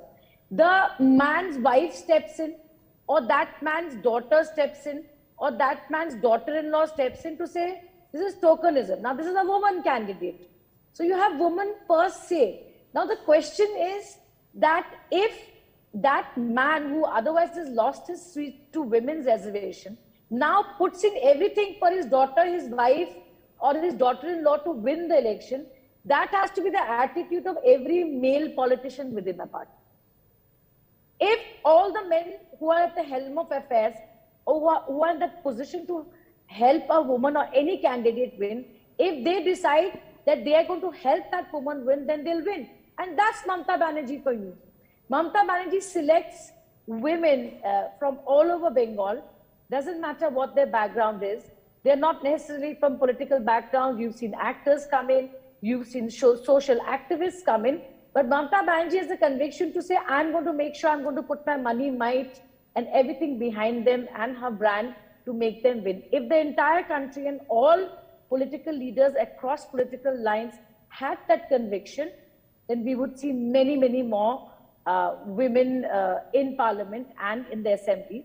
And I want to say, Rahul, since it's an opening statement, that I applaud FICCI and the FICCI Ladies Organization, because the daunting target of reaching out to 1 lakh women through your Greater 50 initiative, it's excellent, and I wish it success.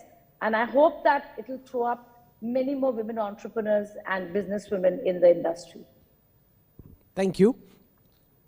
One of the key things that emerge from the opening comments is the need to change the attitude of men.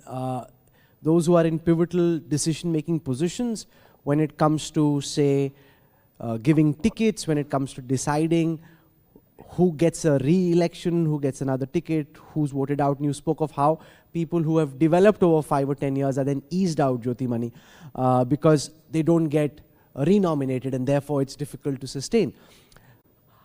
If you had the opportunity to try and change the way the men who run parties are operating, what would you like to press? And I say this in the context also of one senior leader in the Karnataka Assembly who's in the headlines for all the wrong reasons, for saying that if rape is inevitable, why don't you just lie back and enjoy that? So how do you believe these kind of attitudes, which are so deeply ingrained, not just in male politicians, but also in large parts of our society, how would you like those to be changed? What would you like be done to change some of those attitudes?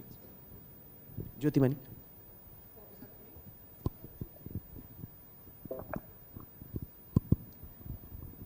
See, my views, you have to sensitize people around you. That is very important. But the best thing is you have to push the door. Because as much as women coming into politics, no longer you can shut the door. There will be a pressure. One day the door has to break out. In my view, in my experience, somebody says you are a woman, so you don't deserve to be here, or they try to create hurdles in my way. I don't go and fight with them. I will do what I want to do and prove them that actually I am not that woman which you perceived. I am the woman, real woman, who can do anything. So that's the way woman has to push the doors which is blocking them. Secondly, as Sushmi said, there is a need for affirmative action. See, if the 25 years, if there is no 33% woman reservation in Panchayat Raj, I might not be sitting here. Because I don't see sitting in a very remote village, non-political family. I don't even know any political parties. When I want to get and fight an election in the Congress party, I don't even know anybody from the Congress party. So I don't know what is the Congress party structure. Whom do I approach the ticket? So we don't know anything. Because there is a 33% reservation is there, even we reach out to them, they have considered you. So there is a need for an affirmative action. There is also women should come forward. Even FICCI, there are many more successful women. So politics, of course, it's a tough field. I don't think business is a lesser, tougher world. It's a much more tougher world than us.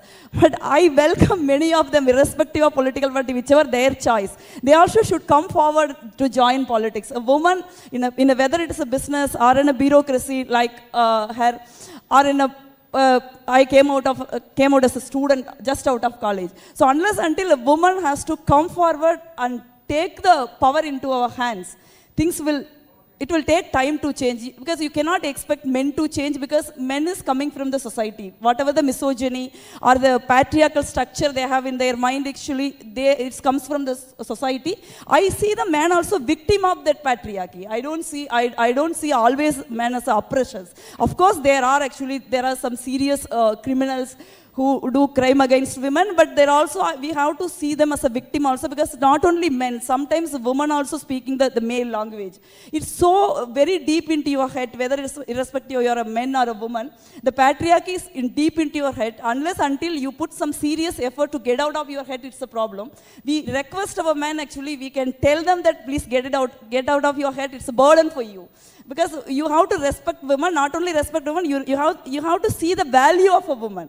I read somewhere that the Fortune 5 companies, a man and a woman equally competitive, they default choose women for their top post.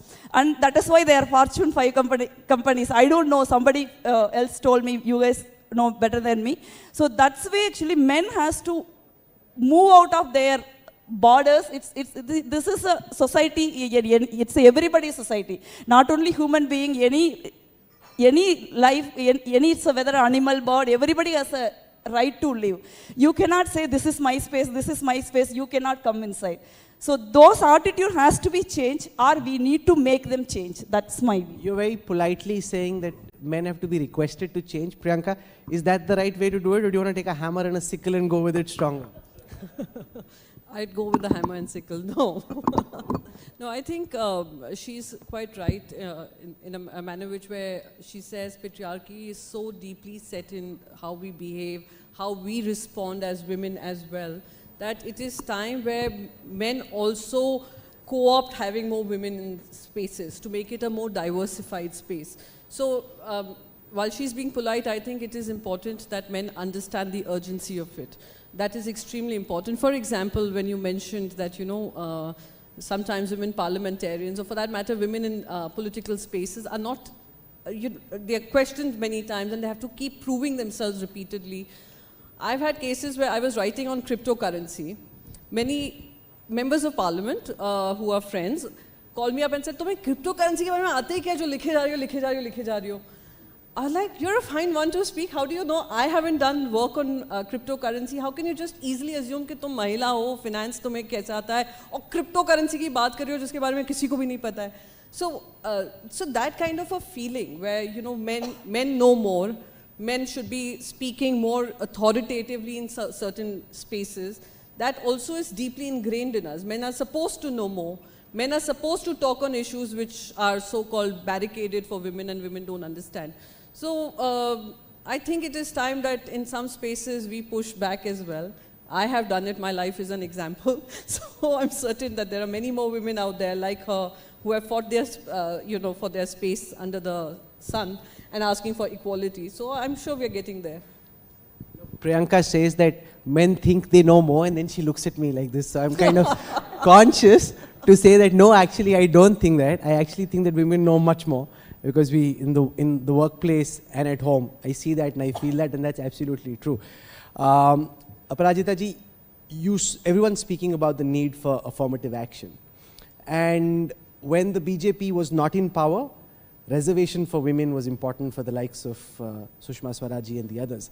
In power, we haven't seen any action. So everyone sitting here watching would wonder, is pushing women's reservation important for your party? Do you as a woman MP try and explain to the powers that be the need to make this happen? And what do you hear from them when you ask?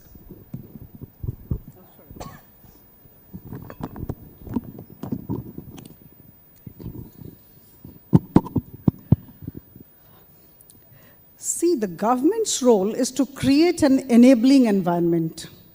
And all of us, the civil society organizations, those who are not part of the government, we all need to kind of extend support to the government initiatives. And on our own too, we should support, empower, and inspire women. The entire ecosystem has to be such that it supports the strengthening of women for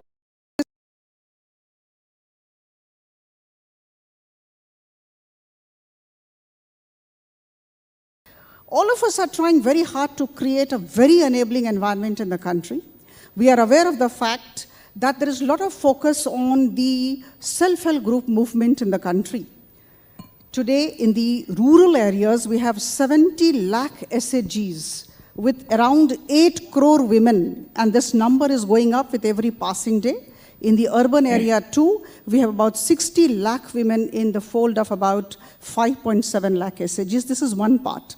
We are focusing on the financial inclusion of women.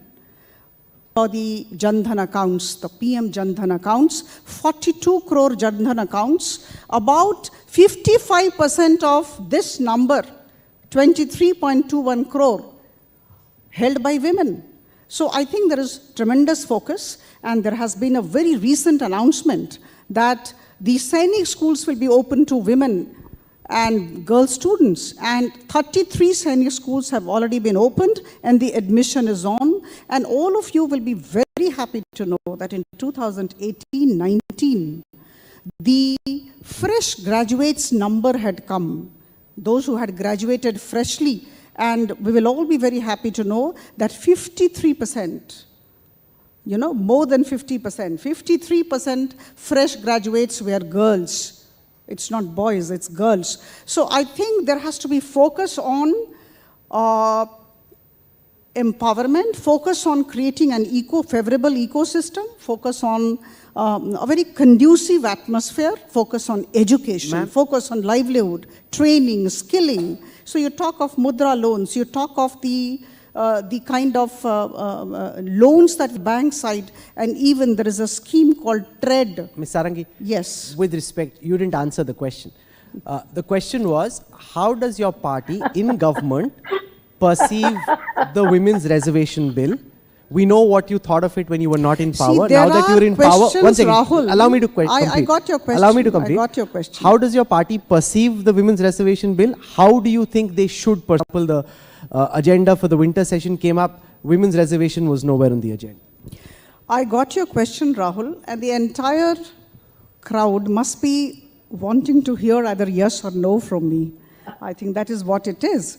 But let me tell you that I categorically and very candidly stated that we are trying to create an enabling environment, and as far as the women's reservation bill is concerned, we have not given a thought to it as yet.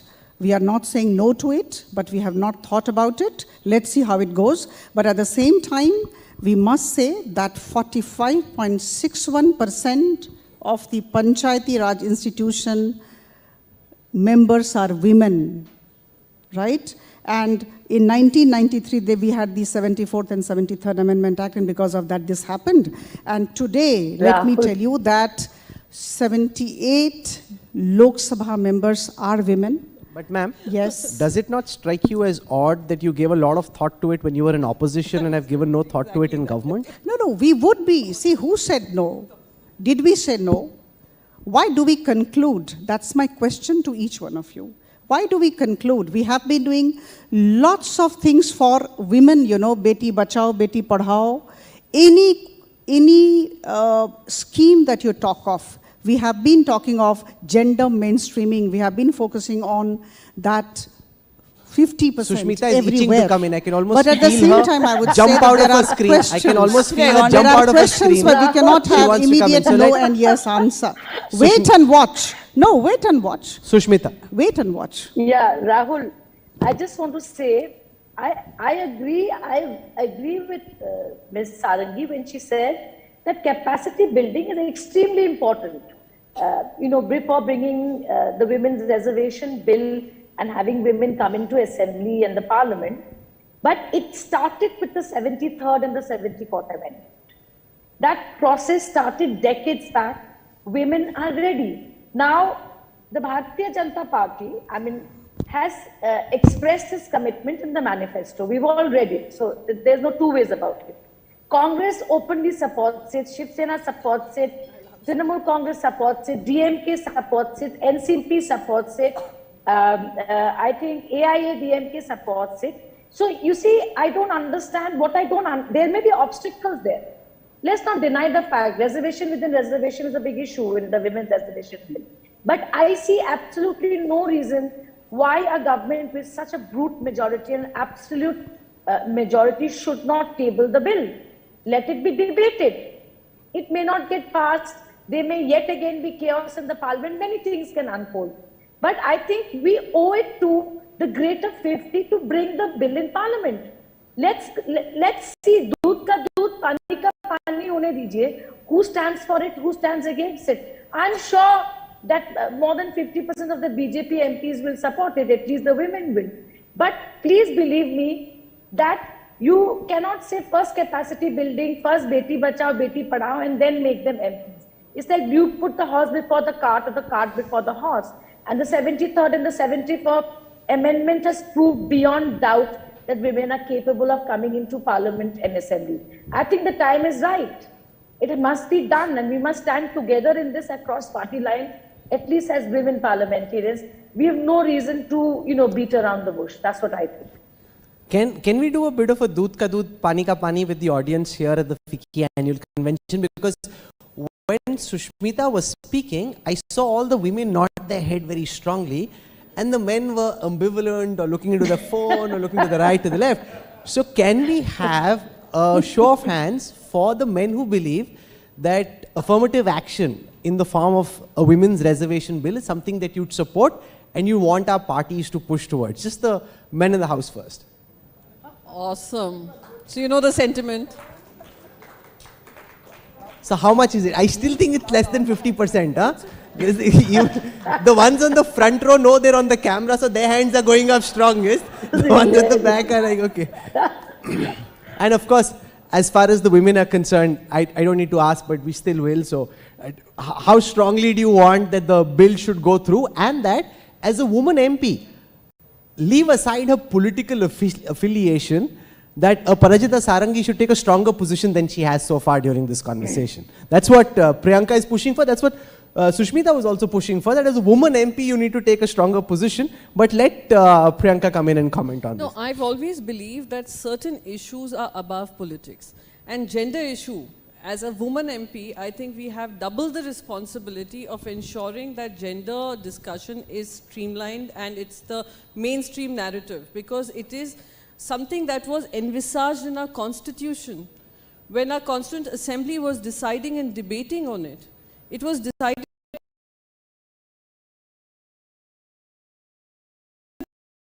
States of America, the women of America had to fight for it. It was enshrined in our constitution. Barricades have been created.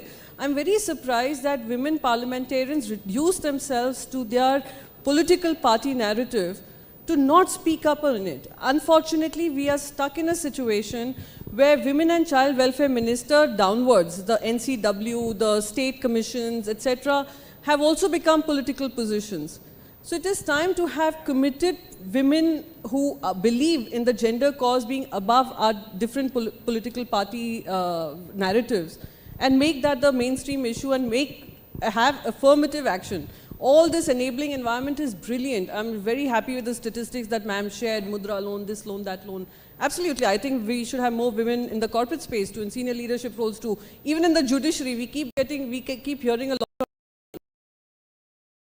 women, but unfortunately that's not the case if you look at the judicial system as well.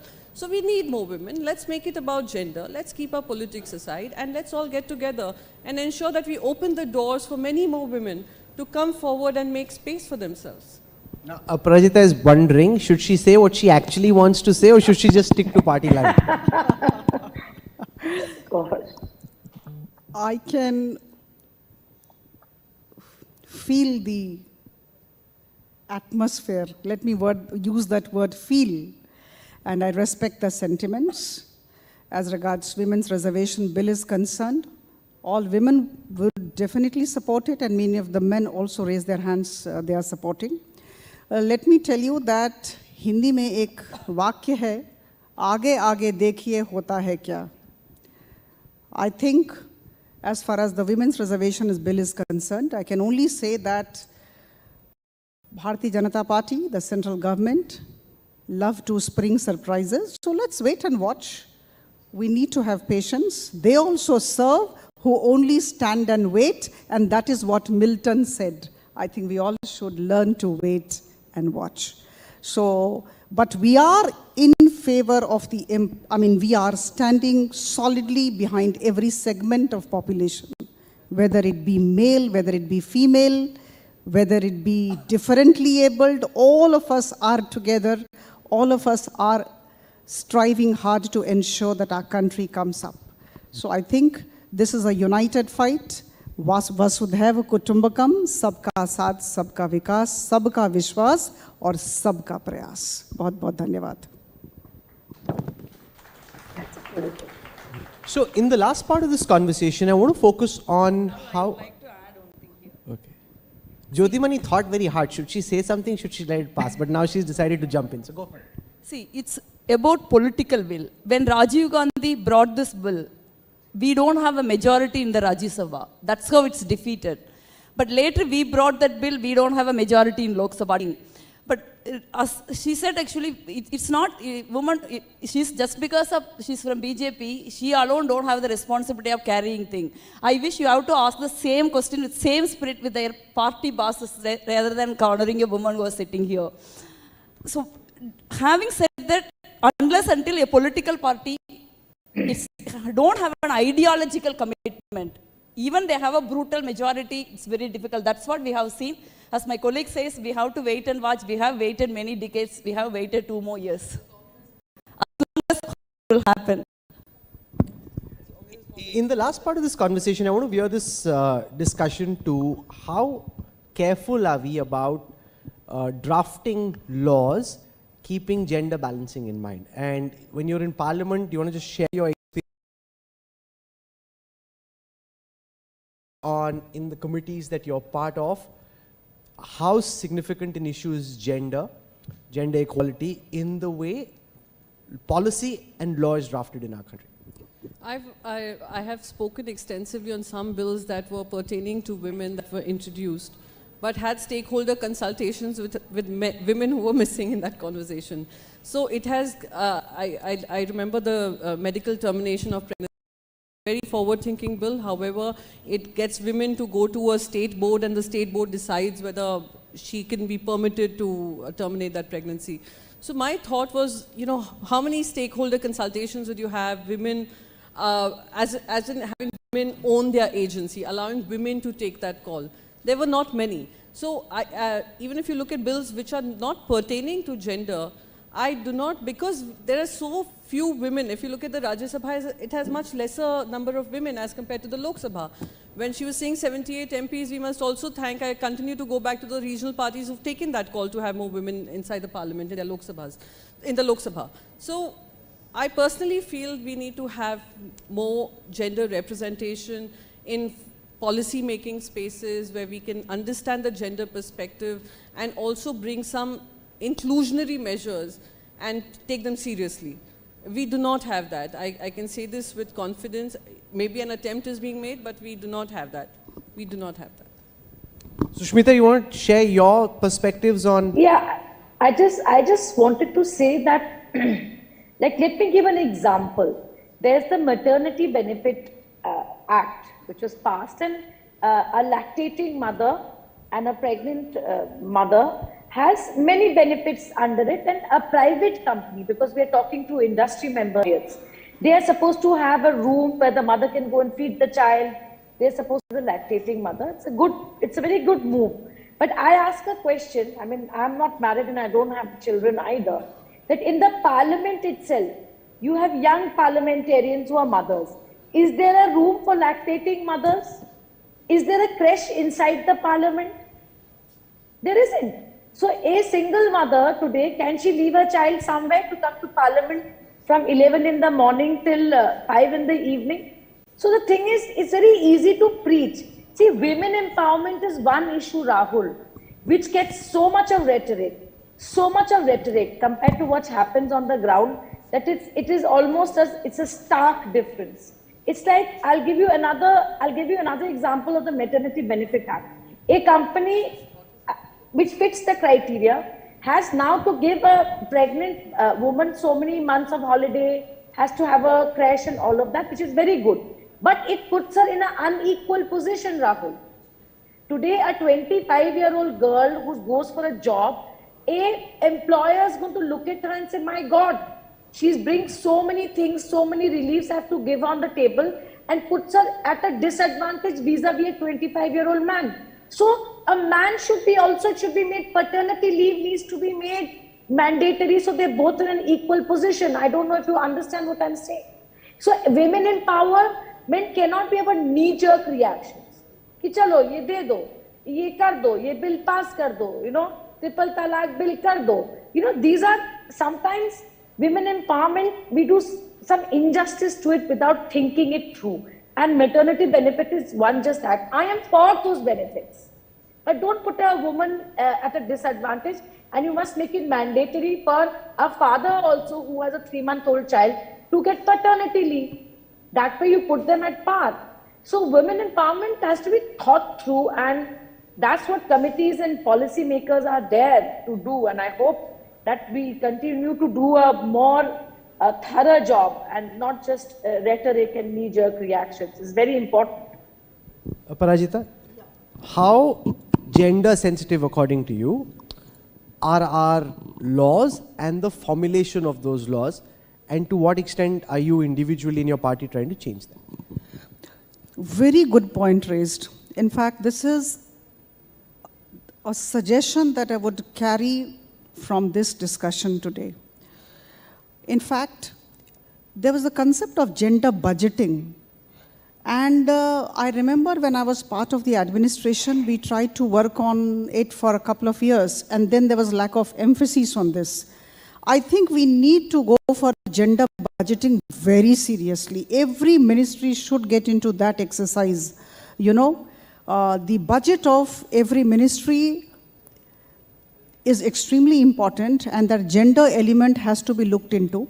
And a very important point raised by you, every law that is formulated, whether it is in the state assembly or in the parliament, I think the gender angle has to be looked at, and all the ministries must get into it, and all the ministries must present when these bills are debated in the assembly or in the parliament. I think that particular angle must be debated upon and it must be incorporated. I fully endorse, and we will ensure that whichever committee I'm in, I'm part of the Housing and Urban Development Committee and also other two committees. I would definitely look at it, and this is I would say a takeaway from this. I'd never thought about it, that this has to be emphasized. And I think this is a good takeaway for all of us. We must look at it. Yes. We're out of time, but I'm very glad that you joined us for this important conversation. I'm very glad that FICCI made the time in their annual program to have a conversation of around the role of women in politics and society governance. Thank you so much for joining us, and thank you, FICCI, for helping set this up. Thank you very much. And also the spokesperson of the party.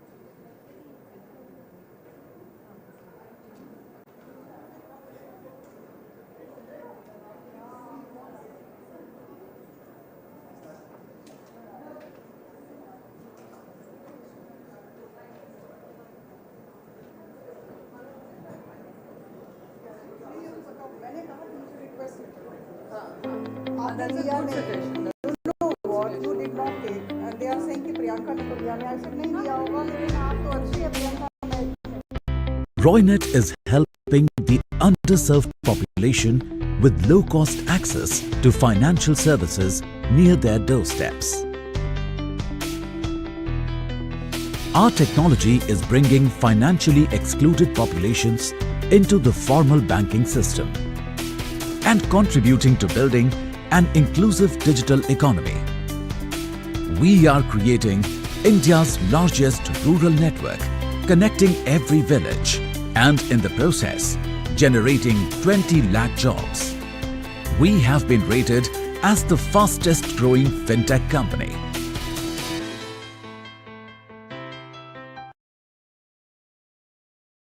Hindustan Unilever is India's largest FMCG, also India's #1 choice across industries. India's rich potential has encouraged us to not just build India's biggest brands, but brands with purpose and innovation. Brands that cut across categories for Indians in every part of the country. The new India is inspiring us to reimagine Hindustan Unilever and create India's most intelligent, tech-powered and purpose-led FMCG company, powered by data, technology and analytics. We are creating water potential of trillions of litres and also creating a circular economy for plastic. We are strengthening our healthcare infrastructure and are even going beyond to enable women entrepreneurs and empower.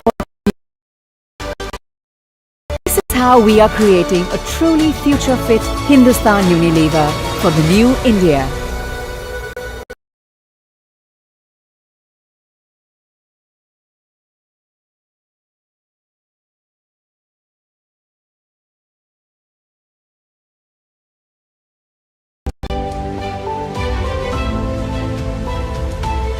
IMFA, 60 years of trust and transformation.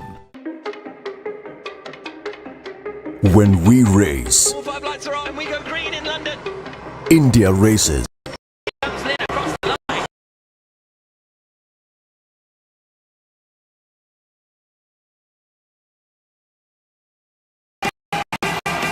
Our victory is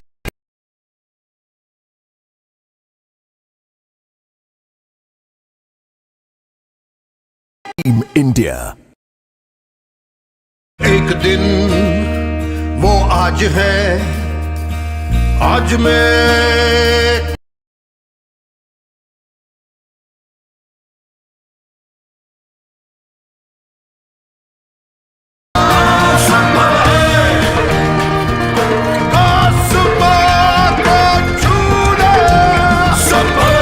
जुड़िए ऐसे ही हजारों एसएमबीज और entrepreneurs से।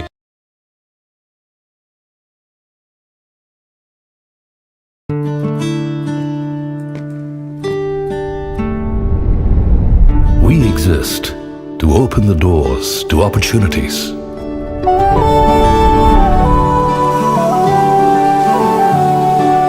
Is the essence of our legacy. Propelling us to a world of new possibilities. To take the road less traveled, we strive to be a beacon of certainty in an increasingly complex world.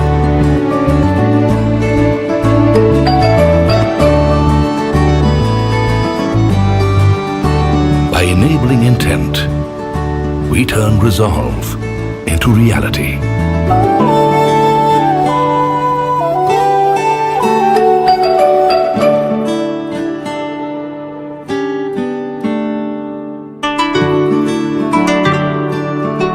And by becoming the wind beneath the wings of new ambitions, we give flight to a million dreams.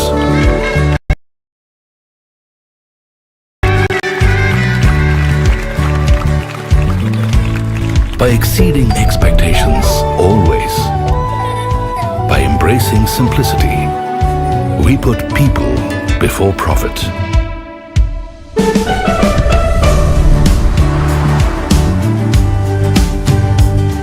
Ours is a journey filled with stories of shared success and growing together.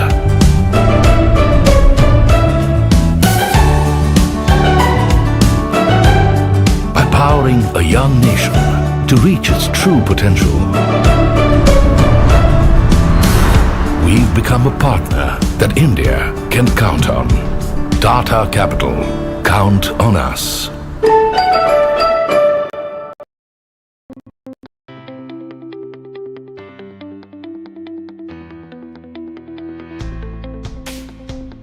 Roynet is helping the underserved population with low-cost access to financial services near their doorsteps.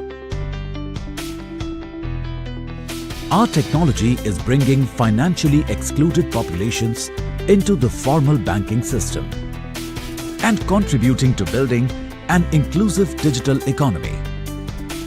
We are creating India's largest rural network, connecting every village and in the process, generating 20 lakh jobs. We have been rated as the fastest growing fintech company.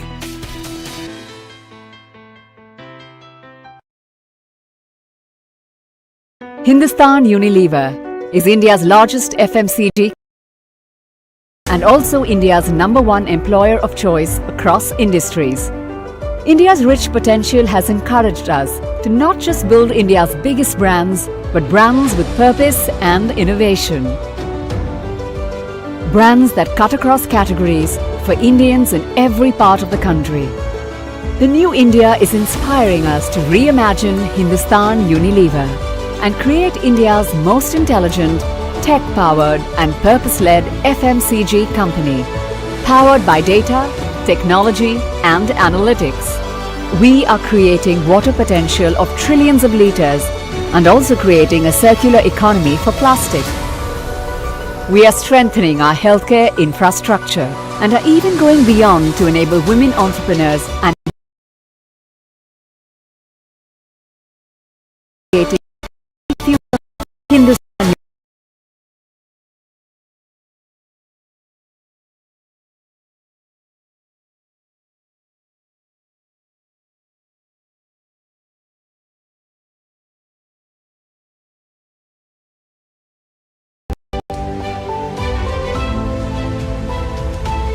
IMFA, 60 years of trust and transformation. When we race, All 5 lights are on and we go green in London. India races. Here comes Lynn across the line. When we rise, India rises. Our victory is India's victory. Mahindra Racing is Team India. एक दिन आज है, आज में कुछ बात है, मेहनत के इस दरिया में जीत का तैरना संभव है, आसमां को छूना संभव है। जुड़िए ऐसे ही हजारों एसएमबीज और एंटरप्रेन्योर्स से।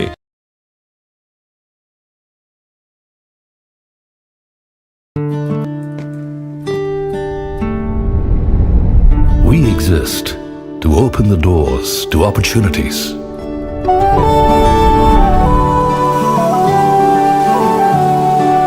Is the essence of our legacy.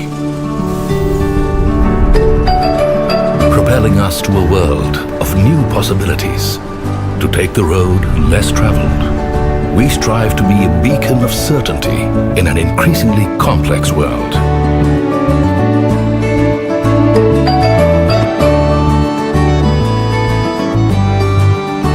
By enabling intent, we turn resolve into reality.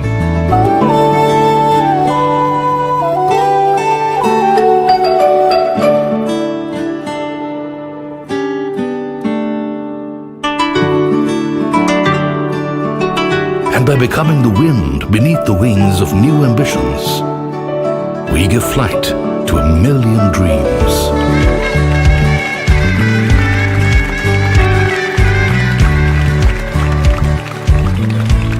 By exceeding expectations always, by embracing simplicity, we put people before profit.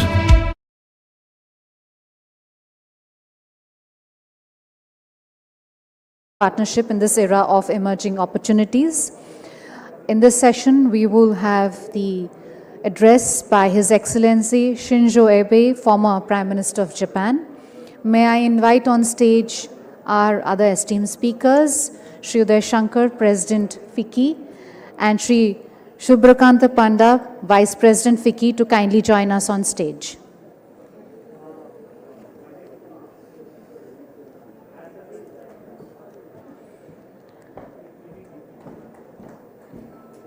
Very warm welcome to you.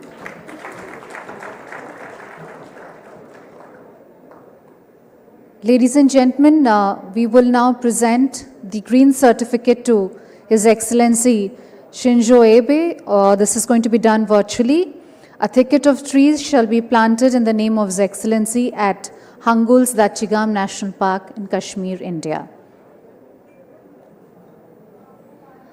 As we commence this session, I would like to invite Shri Uday Shankar to kindly make his welcome remarks and also present the citation.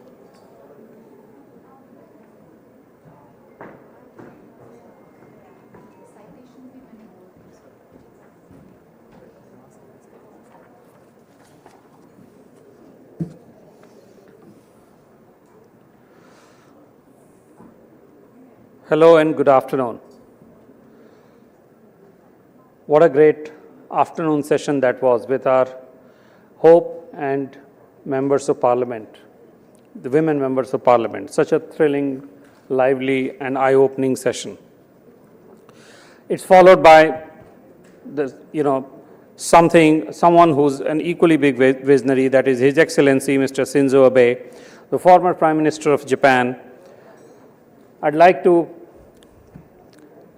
welcome the former Prime Minister for finding the time to give us his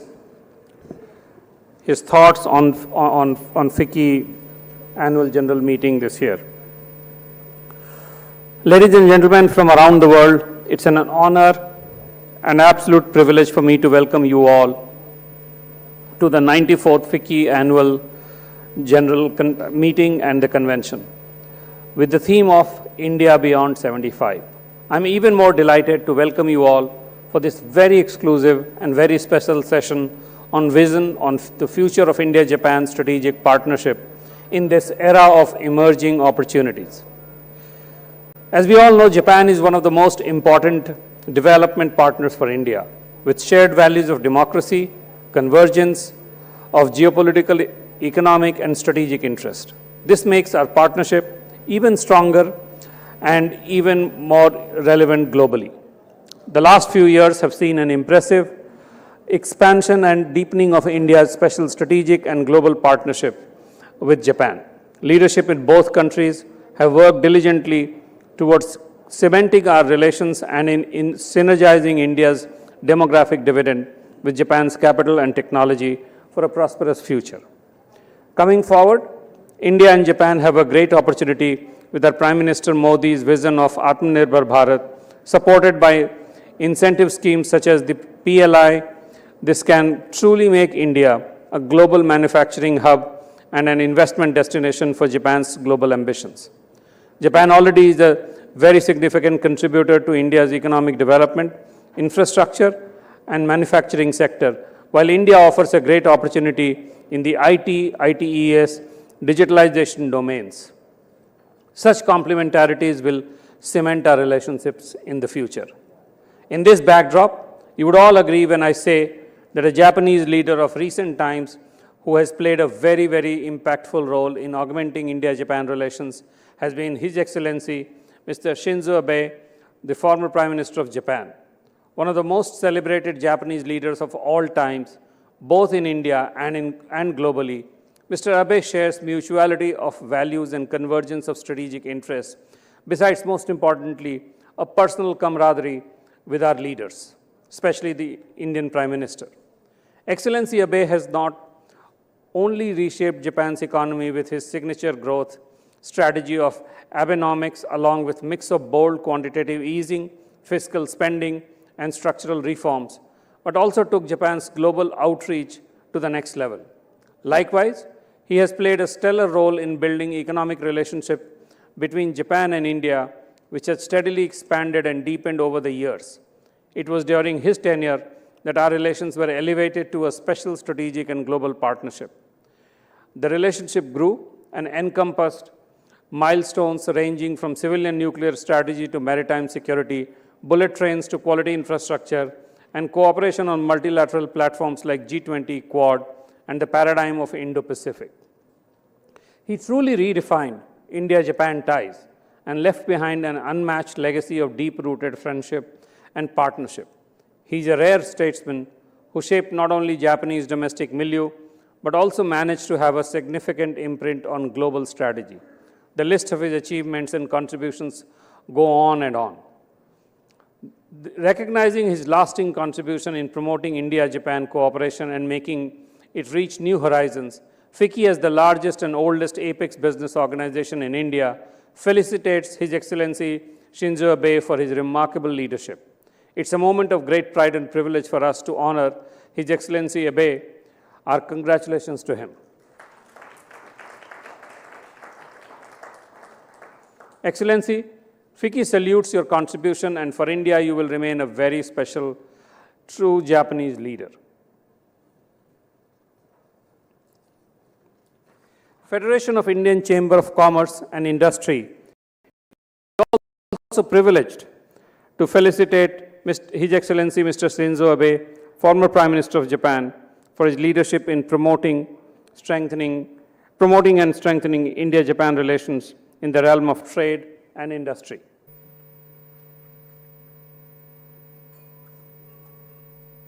His Excellency Mr. Narendra Modi, Prime Minister of India, Mr. Uday Shankar, President of FICCI, Mr.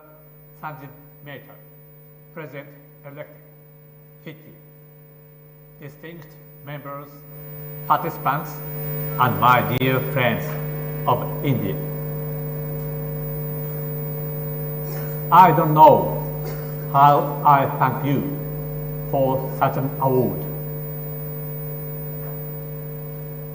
A new one created as the highest recognition ever given to anyone in the history of FICCI.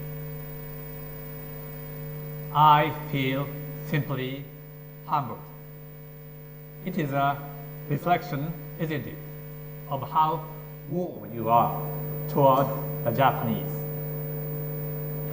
It is evidence, isn't it, that you are determined to bring our bilateral relationship even higher. It is an award you gave me, and by that, you gave to the people all over Japan. So, on behalf of my fellow countrymen and women, I thank you so very much.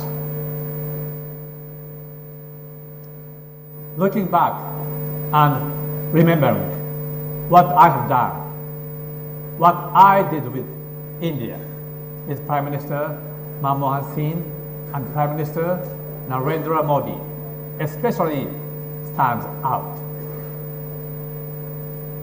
Together with India, we brought about a new concept, free and open Indo-Pacific.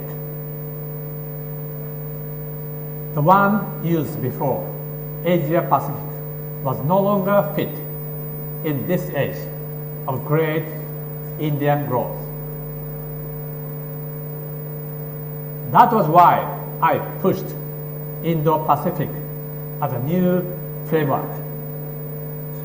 Without India, we could not have started Quad. Japan from the east and India from the west provide freedom, democracy, respect for human rights, and rule of law to the broad and far-reaching seascape of our two seas, Indo-Pacific. India and Japan together shall make the confluence of the two seas a linchpin of our future peace and security in the region and far beyond. I have maintained at the time that a strong India is in the best interest of Japan, and a strong Japan is in India's best interest. Today, I say this: a robust, strong, and prosperous India-Japan partnership should be in the very best interest of the entire Indo-Pacific and indeed the world.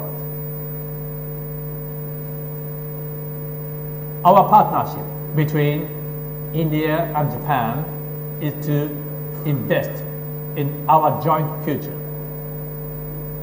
Our Quad is also about investing in our shared future, our peace, prosperity, and security in the decades to come.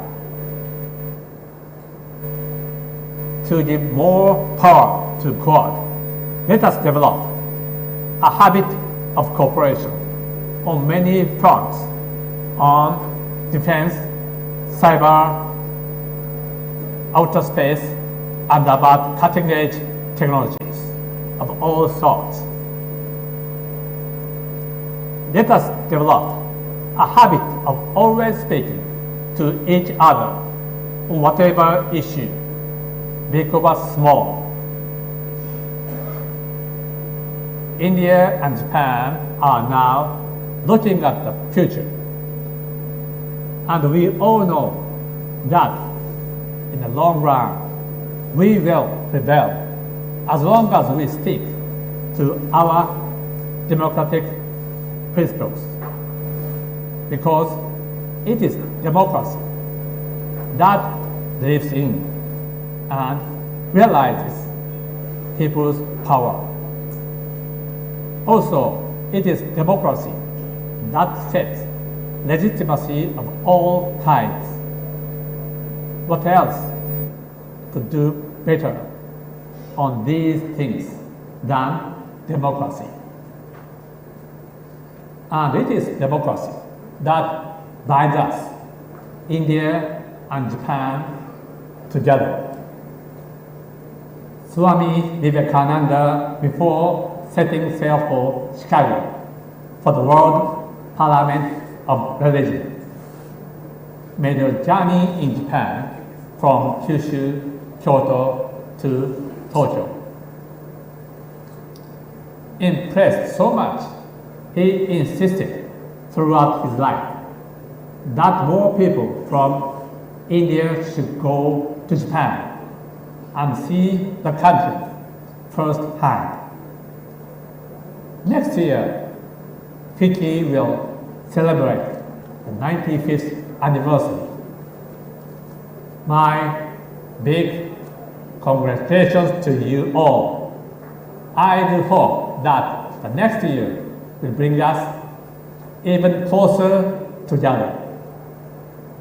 I do hope also that all of you repeat, all of you watching my remarks will follow the footsteps of Swami Vivekananda to come to Japan to further strengthen our relationships. Thank you so much for listening.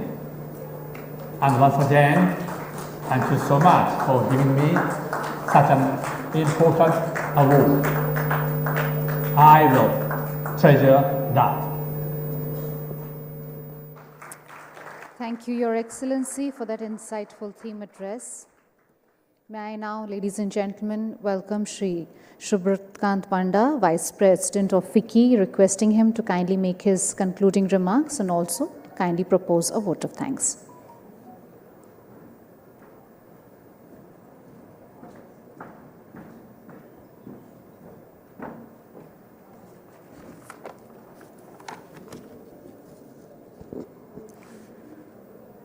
His Excellency Mr. Shinzo Abe, former Prime Minister of Japan, Mr. Uday Shankar, President FICCI, members of the FICCI Presidium and past presidents, dignitaries, business leaders, ladies and gentlemen. His Excellency Abe, thank you for your kind words of wisdom and enthusiasm towards India and its people. It's been an absolute honor to hear you and benefit from your vision and understanding of Indo-Japan relations. You will always be loved by the people of our country for your leadership towards showcasing a bright future with unconditional Japanese cooperation and assurance of support to India. You rightly mentioned and emphasized on the realm of free and open Indo-Pacific, a philosophy which evolved during your Prime Ministership of Japan. It has certainly been one of the most landmark initiatives towards global prosperity, security, and a rule-based world order. We are moved and encouraged by your idea of developing habits to speak to each other and your idea of democracy and people's power. It certainly will be central to the binding force between India and Japan going forward. We were absolutely delighted to learn from you the journey of Swami Vivekananda in Japan. On behalf of FICCI, we support this great idea of more and more people visiting Japan, as you put it, to nurture this common heritage further. FICCI has always been at the forefront of bringing Indian and Japanese people closer in terms of understanding each other's culture through forums such as the India-Japan Friendship Forum, the India-Japan Forum of Parliamentarians, and the India-Japan Business Cooperation Committee. These platforms not only augment business relations, but also facilitate people-to-people contacts. There is a lot both countries can learn from each other and offer in terms of opportunities for collaboration in key sectors of nation building, including new age sectors such as digitalization, defense, cybersecurity, space, and cutting-edge technologies. The year 2022 is a landmark year for India on account of multiple historic and strategic milestones. It marks the completion of 75 years of India's independence and also holds significance as we commemorate 70 years of Indo-Japan diplomatic relations. We feel privileged that these historical events also coincide with FICCI's 95th year of existence. It provides us with an excellent opportunity to showcase Indo-Japan partnership during this year and for many years to come. I'd like to end my remarks with your own words. quote, "A strong India is in the interest of Japan, and a strong Japan is in the interest of India." Thank you.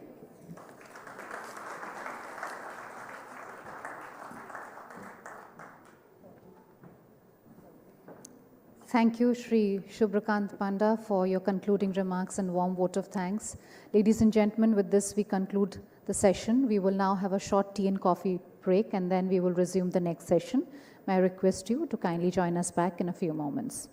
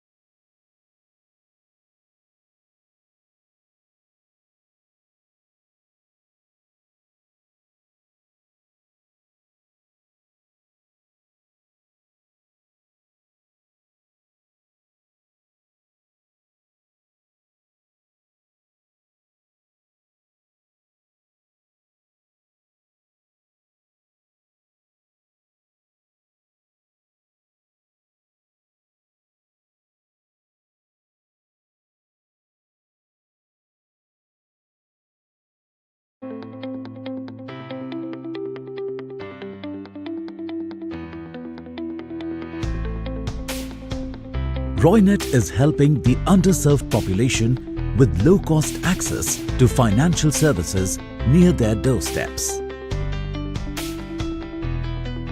Our technology is bringing financially excluded populations into the formal banking system and contributing to building an inclusive digital economy.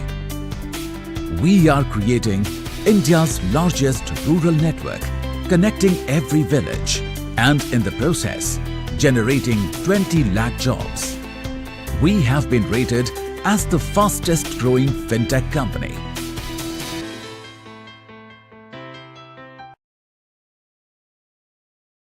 Hindustan Unilever is India's largest FMCG company and also India's #1 employer of choice across industries. India's rich potential has encouraged us to not just build India's biggest brands, but brands with purpose and innovation. Brands that cut across categories for Indians in every part of the country. The new India is inspiring us to reimagine Hindustan Unilever and create India's most intelligent, tech-powered and purpose-led FMCG company, powered by data, technology and analytics. We are creating water potential of trillions of litres and also creating a circular economy for plastic. We are strengthening our healthcare infrastructure and are even going beyond to enable women entrepreneurs and empower communities. This is how we are creating a truly future-fit Hindustan Unilever for the new India.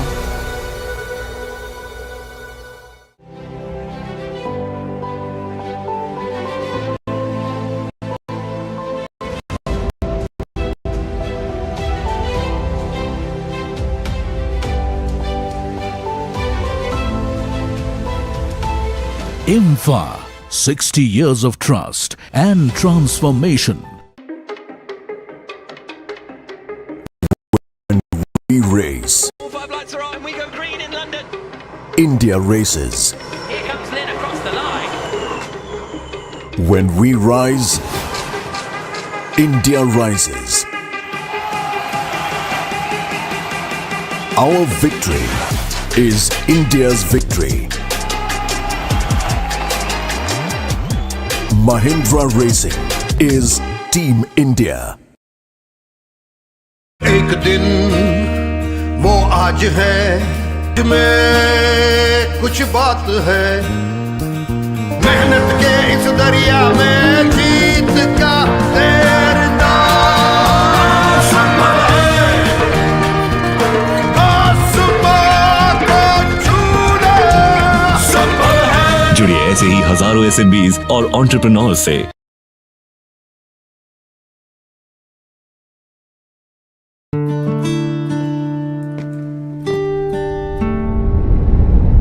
We exist to open the doors to opportunities,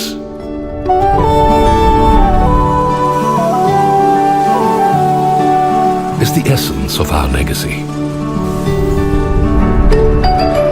Propelling us to a world of new possibilities, to take the road less traveled. We strive to be a beacon of certainty in an increasingly complex world.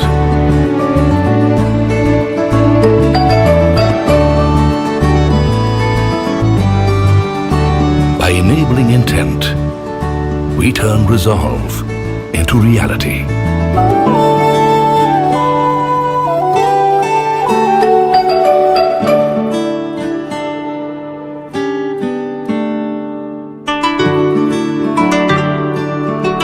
And by becoming the wind beneath the wings of new ambitions, we give flight to a million dreams.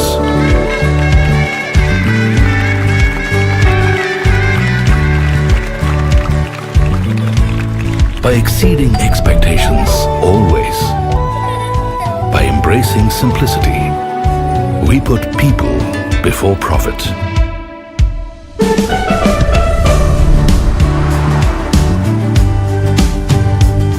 Ours is a journey filled with stories of shared success and growing together.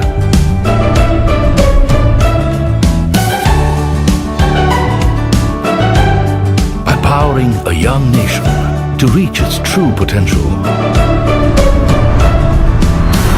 we've become a partner that India can count on. Tata Capital, count on us.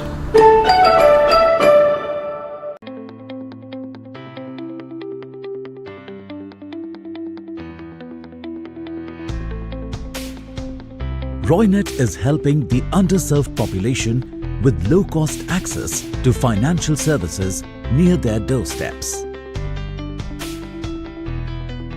Our technology is bringing financially excluded populations into the formal banking system and contributing to building an inclusive digital economy.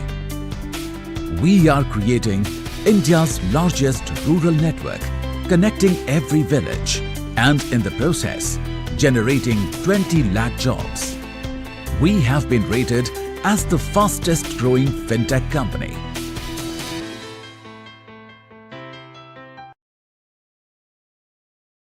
Hindustan Unilever is India's largest FMCG company and also India's #1 employer of choice across industries.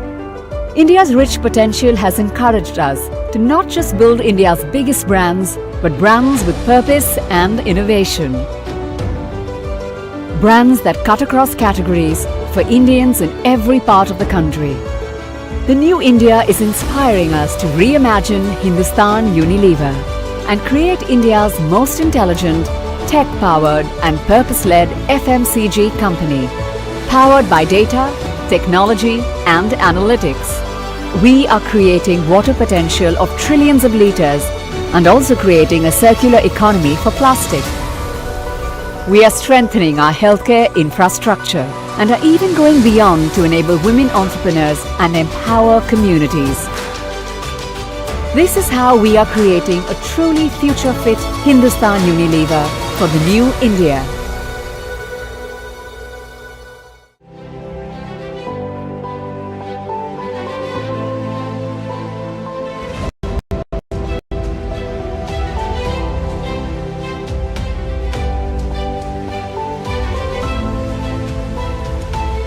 IMFA, 60 years of trust and transformation. When we race, 5 lights are on and we go green in London. India races. Here comes Lynn across the line. When we rise, India rises. Our victory is India's victory. Mahindra Racing is Team India. एक दिन वो आज है, आज में कुछ बात है, मेहनत के इस दरिया में जीत का तैरना संभव है, आसमां को छूना। ऐसे ही हजारों SMBs एंटरप्रेन्योर्स से।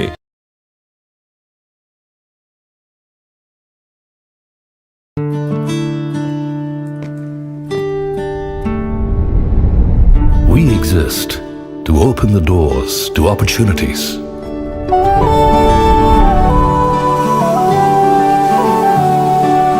Is the essence of our legacy. Propelling us to a world of new possibilities. To take the road less traveled, we strive to be a beacon of certainty in an increasingly complex world.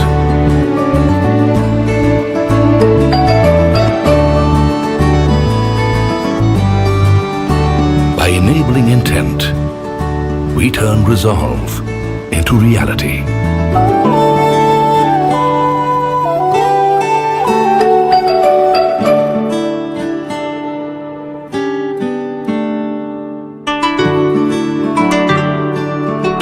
And by becoming the wind beneath the wings of new ambitions, we give flight to a million dreams.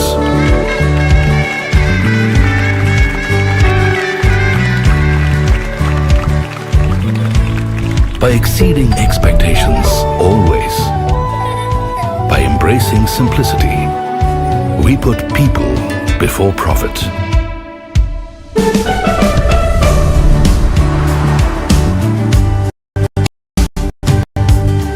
Ours is a journey filled with stories of shared success and growing together.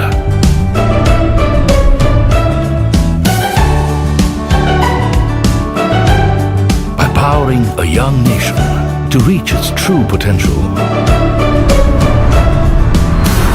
we've become a partner that India can count on. Tata Capital, count on us.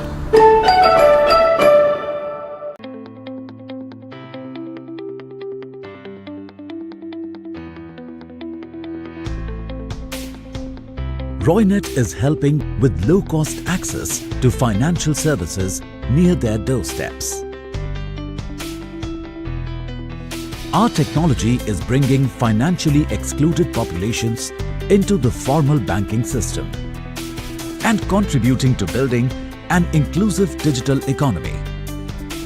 We are creating India's largest rural network, connecting every village and in the process, generating 20 lakh jobs. We have been rated as the fastest growing fintech company.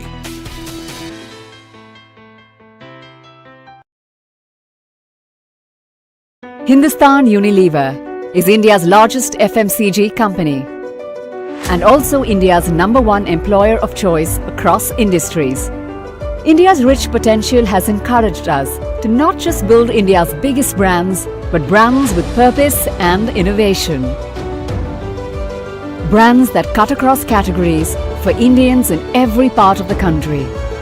The new India is inspiring us to reimagine Hindustan Unilever and create India's most intelligent, tech-powered and purpose-led FMCG company, powered by data, technology and analytics.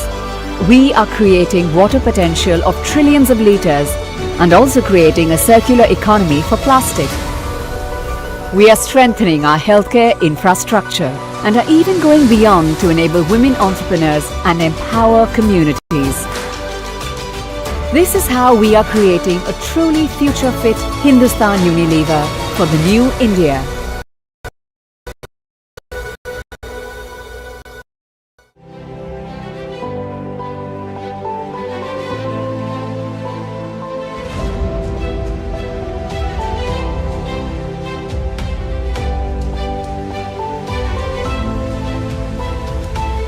IMFA, 60 years of trust and transformation.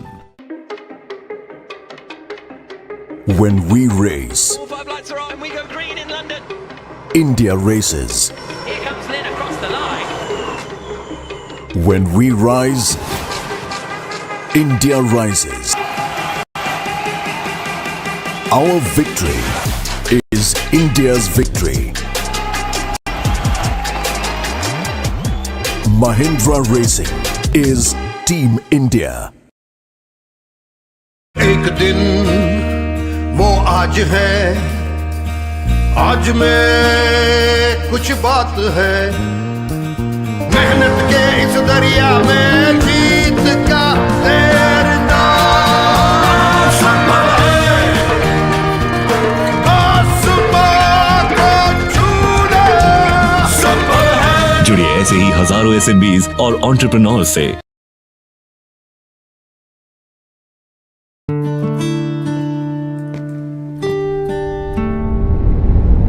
We exist to open the doors to opportunities.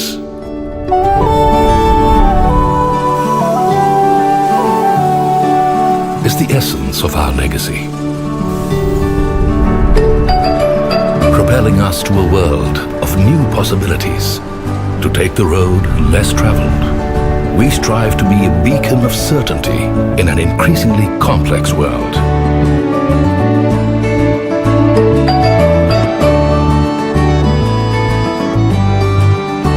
By enabling intent, we turn resolve into reality.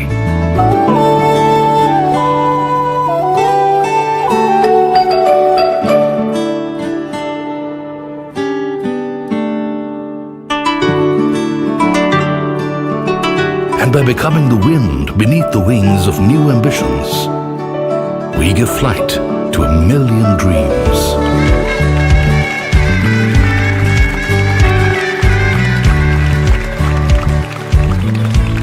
By exceeding expectations always, by embracing simplicity, we put people before profit.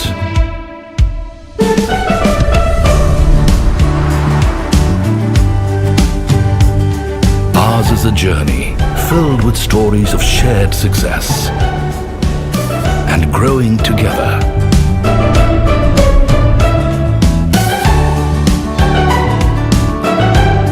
Empowering a young nation to reach its true potential. We've become a partner that India can count on. Tata Capital, count on us.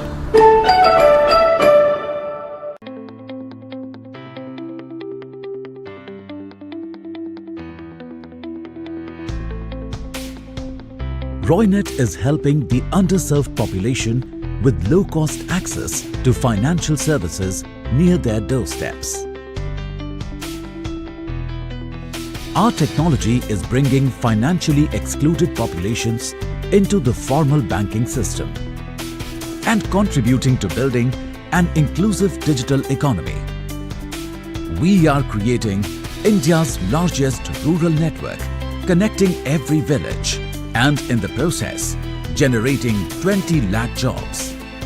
We have been rated as the fastest growing fintech company.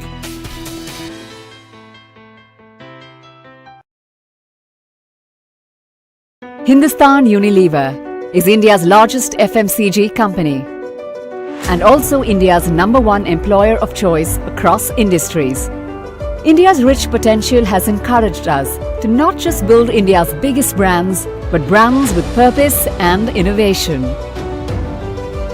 Brands that cut across categories for Indians in every part of the country. The new India is inspiring us to reimagine Hindustan Unilever and create India's most intelligent, tech-powered and purpose-led FMCG company, powered by data, technology and analytics. We are creating water potential of trillions of litres and also creating a circular economy for plastic. We are strengthening our healthcare infrastructure and are even going beyond to enable women entrepreneurs and empower communities. This is how we are creating a truly future-fit Hindustan Unilever for the new India.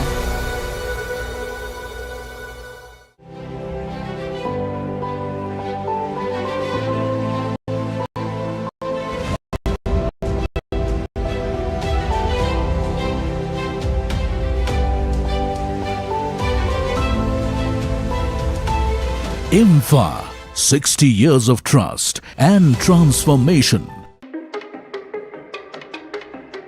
When we race, All 5 lights are on and we go green in London. India races. Here comes Lynn across the line. When we rise, India rises. Our victory is India's victory. Mahindra Racing is Team India.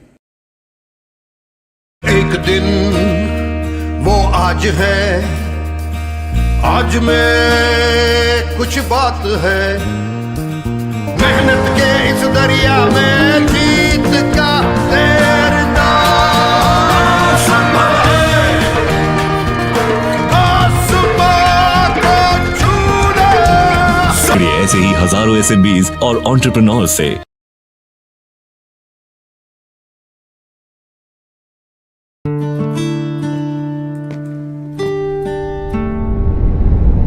We exist to open the doors to opportunities.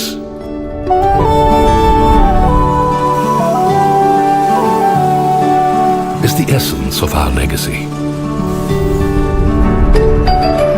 Propelling us to a world of new possibilities. To take the road less traveled, we strive to be a beacon of certainty in an increasingly complex world.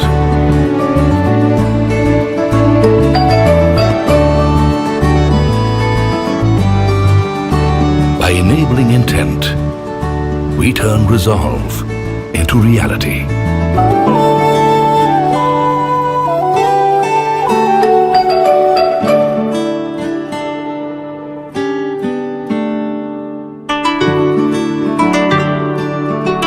And by becoming the wind beneath the wings of new ambitions, we give flight to a million dreams.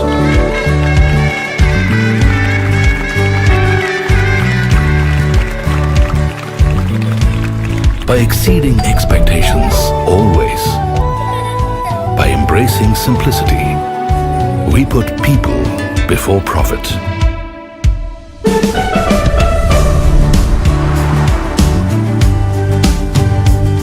Ours is a journey filled with stories of shared success and growing together.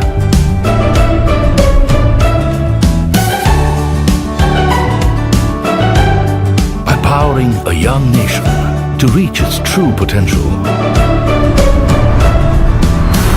We've become a partner that India can count on. Tata Capital, count on us.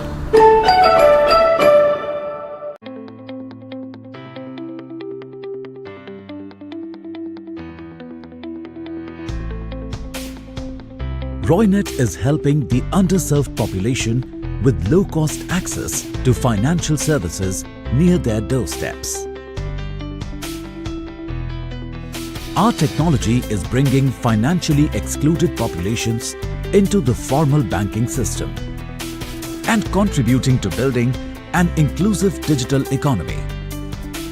We are creating India's largest rural network, connecting every village and in the process, generating 20 lakh jobs. We have been rated as the fastest growing fintech company.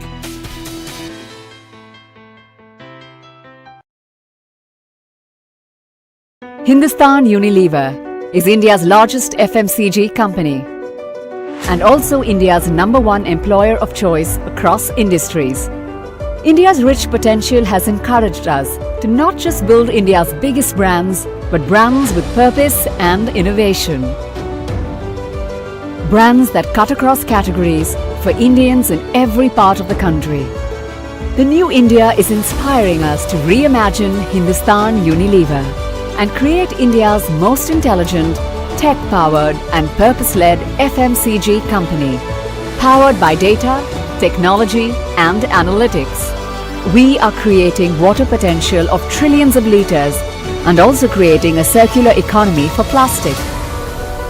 We are strengthening our healthcare infrastructure and are even going beyond to enable women entrepreneurs and empower communities. This is how we are creating a truly future-fit Hindustan Unilever for the new India.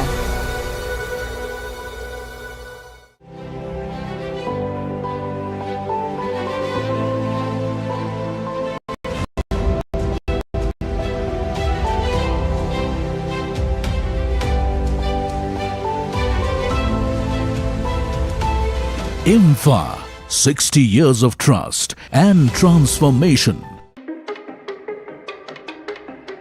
When we race, 5 lights are on and we go green in London. India races. Here comes Lynn across the line. When we rise, India rises. Our victory is India's victory. Mahindra Racing is Team India. एक दिन वो आज है, आज में कुछ बात है, मेहनत के इस दरिया में जीत का तैरना संभव है, आसमां को छूना संभव है। जुड़िए ऐसे ही हजारों एसएमबीज और एंटरप्रेन्योर्स से।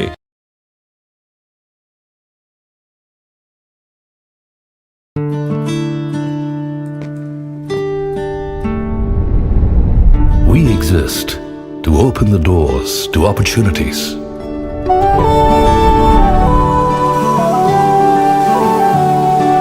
It's the essence of our legacy. Propelling us to a world of new possibilities. To take the road less traveled, we strive to be a beacon of certainty in an increasingly complex world.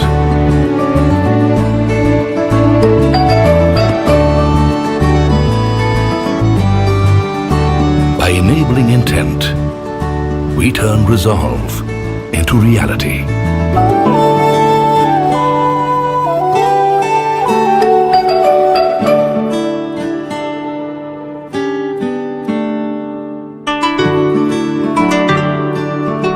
And by becoming the wind beneath the wings of new ambitions, we give flight to a million dreams.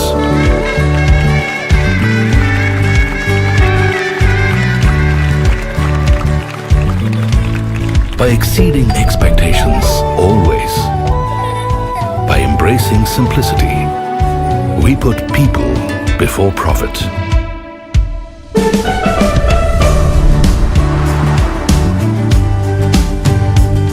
Ours is a journey filled with stories of shared success and growing together.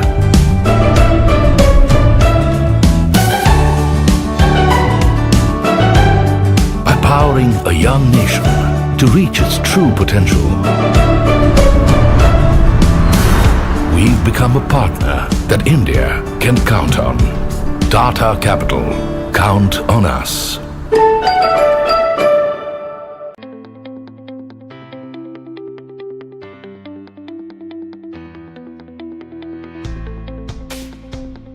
Roynet is helping the underserved population with low-cost access to financial services near their doorsteps. Our technology is bringing financially excluded populations into the formal banking system and contributing to building an inclusive digital economy. We are creating India's largest rural network, connecting every village and in the process, generating 20 lakh jobs. We have been rated as the fastest growing fintech company.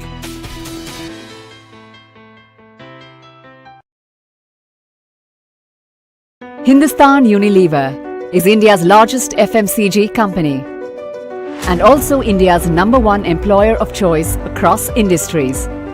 India's rich potential has encouraged us to not just build India's biggest brands, but brands with purpose and innovation.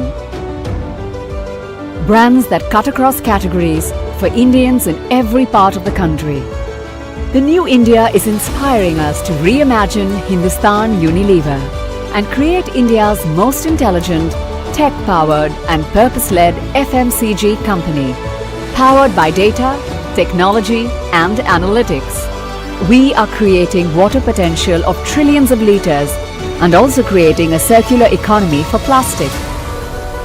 We are strengthening our healthcare infrastructure and are even going beyond to enable women entrepreneurs and empower communities.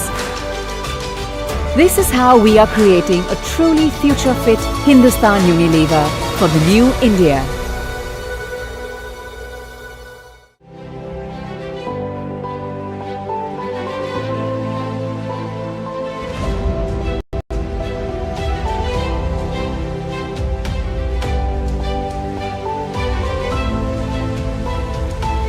IMFA, 60 years of trust and transformation.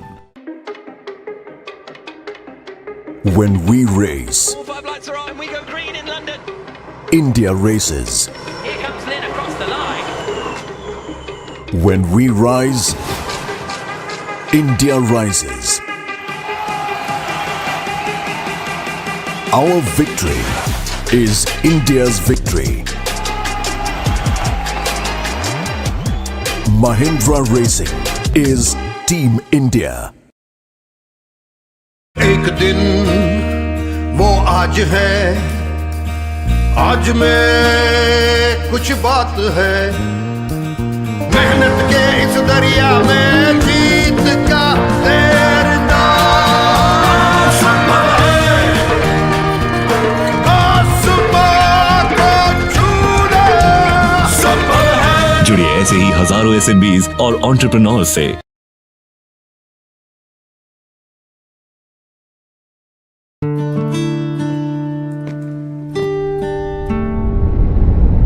We exist to open the doors to opportunities.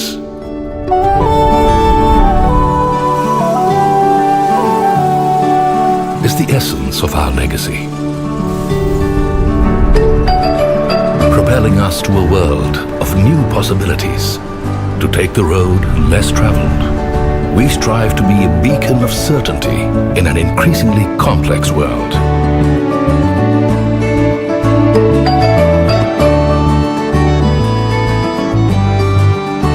By enabling intent, we turn resolve into reality.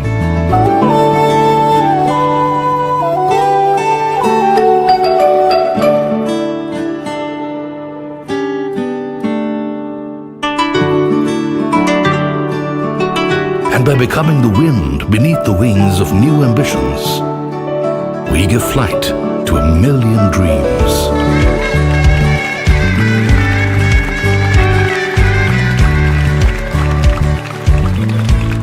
By exceeding expectations always, by embracing simplicity, we put people before profit.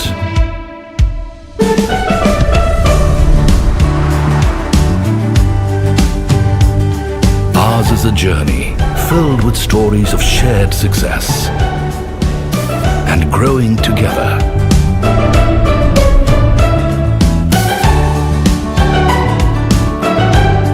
Empowering a young nation to reach its true potential. We've become a partner that India can count on. Tata Capital, count on us.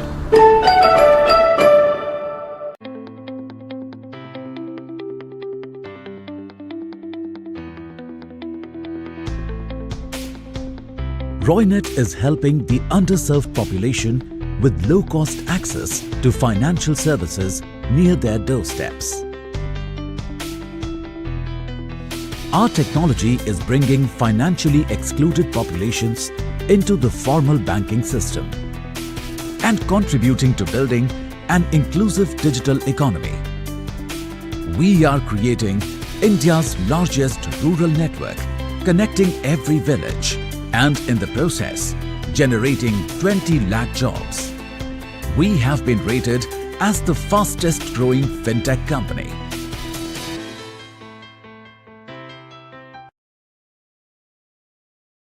Hindustan Unilever is India's largest FMCG company and also India's #1 employer of choice across industries. India's rich potential has encouraged us to not just build India's biggest brands, but brands with purpose and innovation. Brands that cut across categories for Indians in every part of the country. The new India is inspiring us to reimagine Hindustan Unilever and create India's most intelligent, tech-powered and purpose-led FMCG company, powered by data, technology and analytics. We are creating water potential of trillions of litres and also creating a circular economy for plastic. We are strengthening our healthcare infrastructure and are even going beyond to enable women entrepreneurs and empower communities. This is how we are creating a truly future-fit Hindustan Unilever for the new India.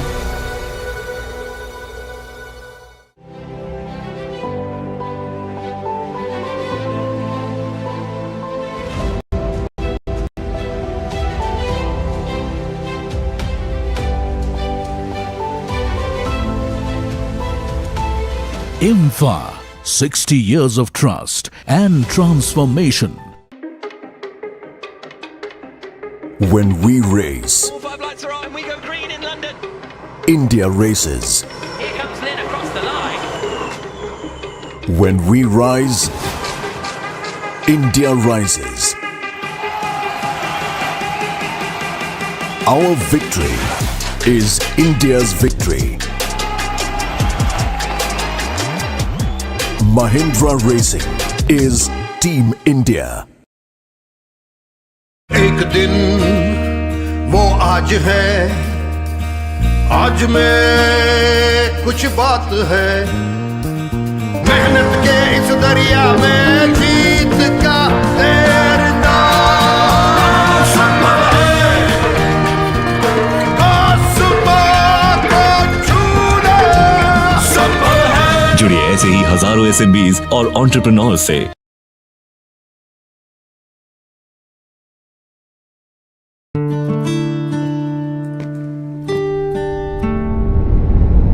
We exist to open the doors to opportunities.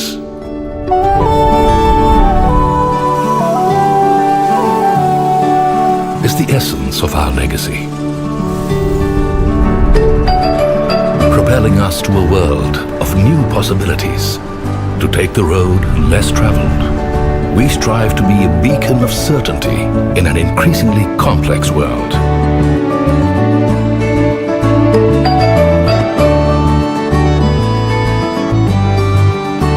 By enabling intent, we turn resolve into reality.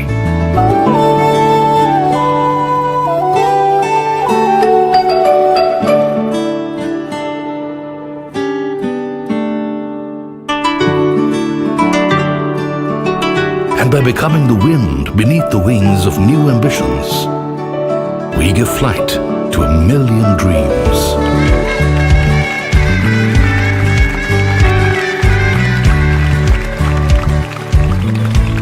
By exceeding expectations always, by embracing simplicity, we put people before profit.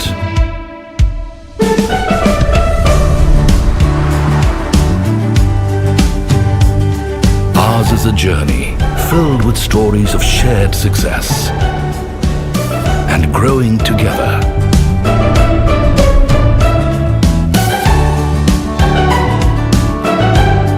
Empowering a young nation to reach its true potential. We've become a partner that India can count on. Tata Capital, count on us.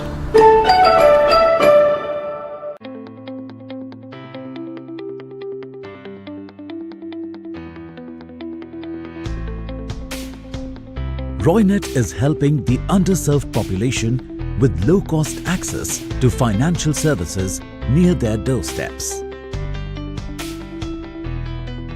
Our technology is bringing financially excluded populations into the formal banking system and contributing to building an inclusive digital economy. We are creating India's largest rural network, connecting every village and in the process, generating 20 lakh jobs. We have been rated as the fastest growing fintech company.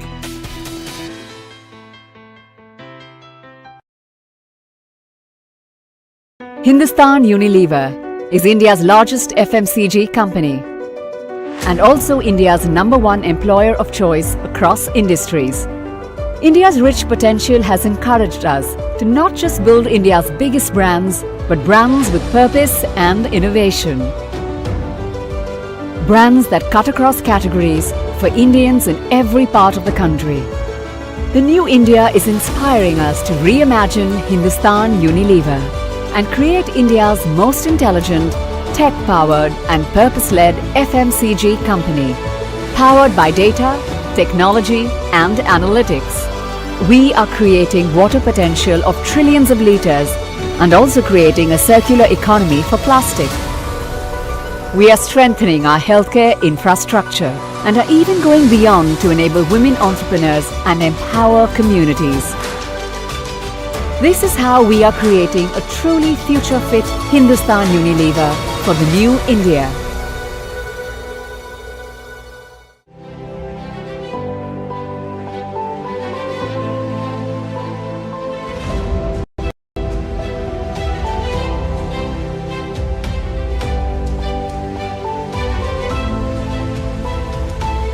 IMFA, 60 years of trust and transformation. When we race, 5 lights are on and we go green in London. India races. Here comes Lynn across the line. When we rise, India rises. Our victory is India's victory. Mahindra Racing is Team India. एक दिन वो आज है, आज में कुछ बात है, मेहनत के इस दरिया में जीत का तैरना संभव है, आसमां को छूना संभव है। जुड़िए ऐसे ही हजारों SMBs और एंटरप्रेन्योर्स से।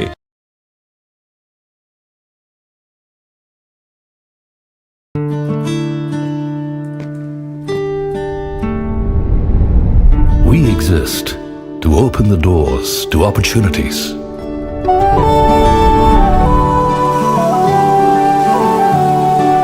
It's the essence of our legacy. Propelling us to a world of new possibilities.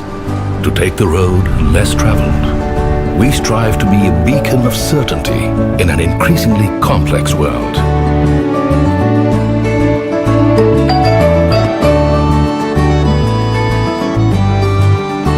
By enabling intent, we turn resolve into reality.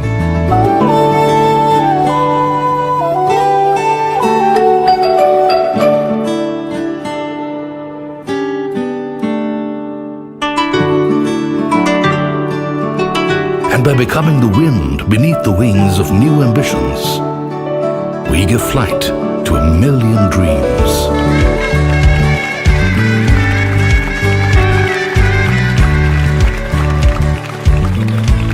By exceeding expectations always, by embracing simplicity, we put people before profit.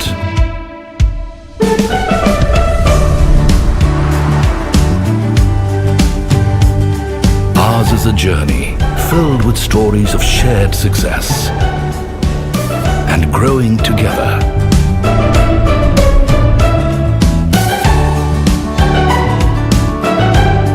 Empowering a young nation to reach its true potential. We've become a partner that India can count on. Tata Capital, count on us.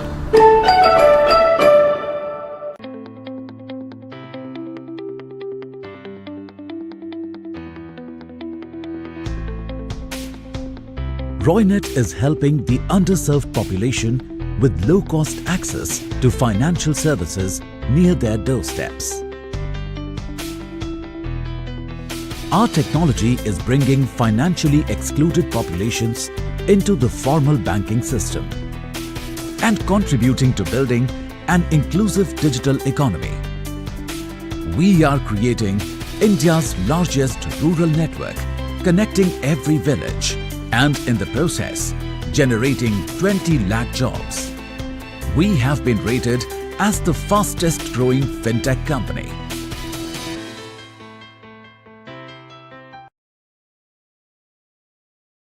Hindustan Unilever is India's largest FMCG company and also India's #1 employer of choice across industries. India's rich potential has encouraged us to not just build India's biggest brands, but brands with purpose and innovation. Brands that cut across categories for Indians in every part of the country. The new India is inspiring us to reimagine Hindustan Unilever and create India's most intelligent, tech-powered and purpose-led FMCG company, powered by data, technology and analytics. We are creating water potential of trillions of litres and also creating a circular economy for plastic. We are strengthening our healthcare infrastructure and are even going beyond to enable women entrepreneurs and empower communities. This is how we are creating a truly future-fit Hindustan Unilever for the new India.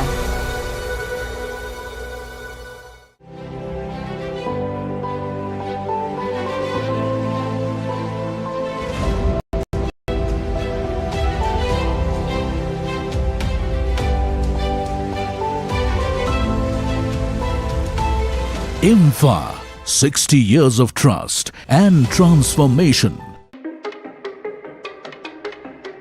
When we race, All 5 lights are on and we go green in London. India races. Here comes Lynn across the line. When we rise, India rises. Our victory is India's victory. Mahindra Racing is Team India. एक दिन वो आज है, आज में कुछ बात है, मेहनत के इस दरिया में जीत का तैरना संभव है, आसमां को छूना संभव है। जुड़िए ऐसे ही हजारों SMBs और एंटरप्रेन्योर्स से।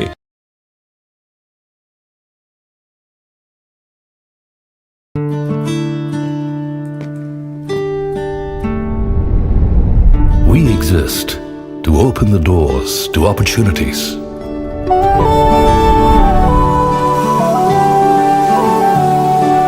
It's the essence of our legacy. Propelling us to a world of new possibilities, to take the road less traveled and of certainty in an increasingly complex world.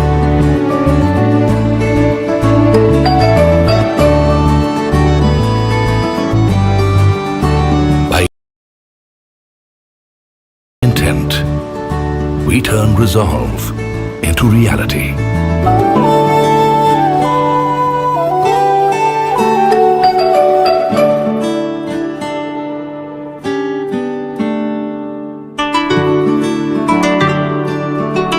And by becoming the wind beneath the wings of new ambitions,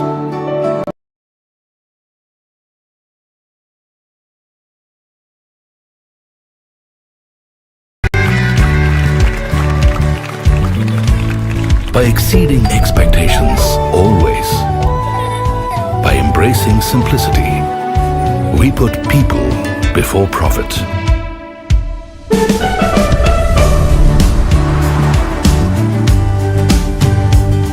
Ours is a journey filled with stories of shared success and growing together.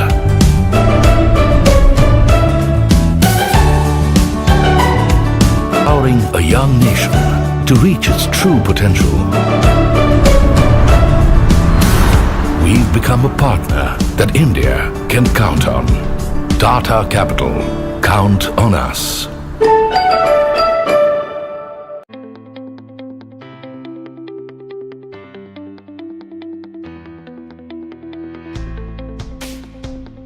Roynet is helping the underserved population with low-cost access to financial services near their doorsteps. Our technology is bringing financially excluded populations into the formal banking system and contributing to building an inclusive digital economy. We are creating India's largest rural network, connecting every village and in the process, generating 20 lakh jobs. We have been rated as the fastest growing fintech company.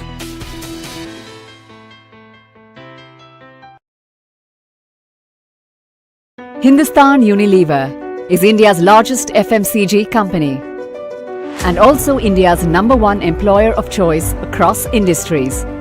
India's rich potential has encouraged us to not just build India's biggest brands, but brands with purpose and innovation. Brands that cut across categories for Indians in every part of the country.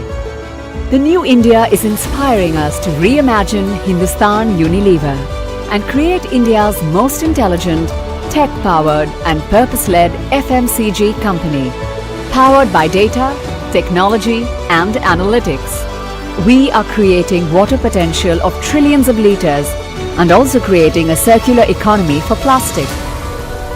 We are strengthening our healthcare infrastructure and are even going beyond to enable women entrepreneurs and empower communities. This is how we are creating a truly future-fit Hindustan Unilever for the new India.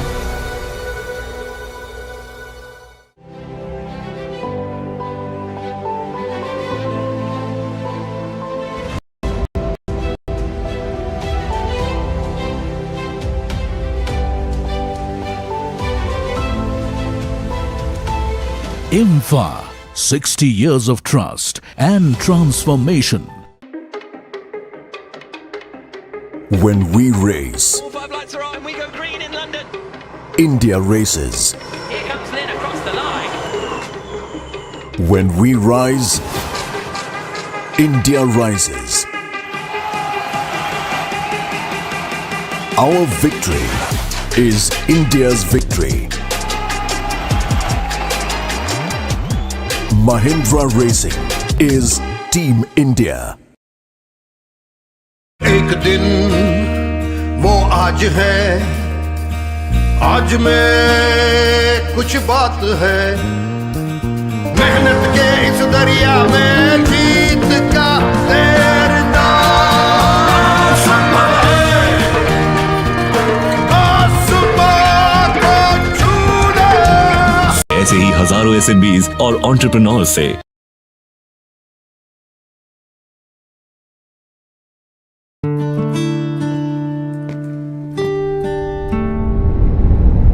We exist to open the doors to opportunities.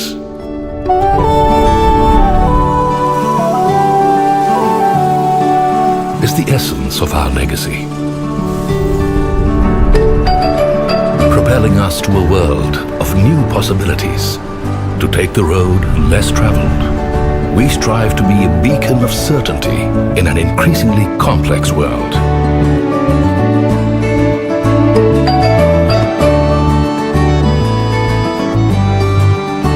By enabling intent, we turn resolve into reality.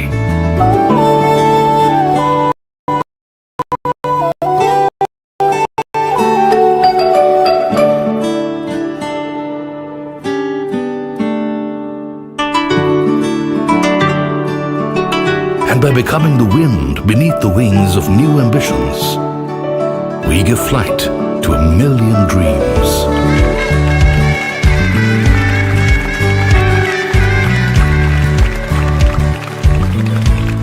By exceeding expectations always. By embracing simplicity, we profit.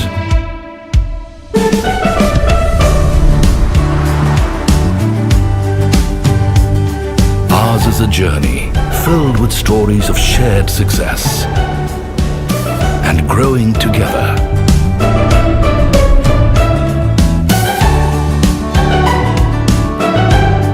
Empowering a young nation to reach its true potential. We've become a partner that India can count on.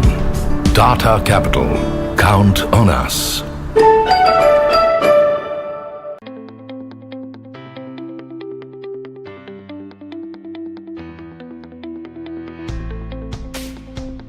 Roynet is helping the underserved population with low-cost access to financial services near their doorsteps. Our technology is bringing financially excluded populations into the formal banking system and contributing to building an inclusive digital economy. We are creating India's largest rural network, connecting every village and in the process, generating 20 lakh jobs. We have been rated as the fastest growing fintech company.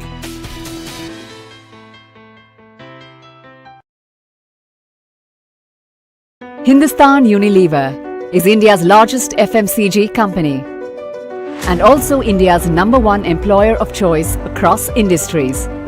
India's rich potential has encouraged us to not just build India's biggest brands, but brands with purpose and innovation.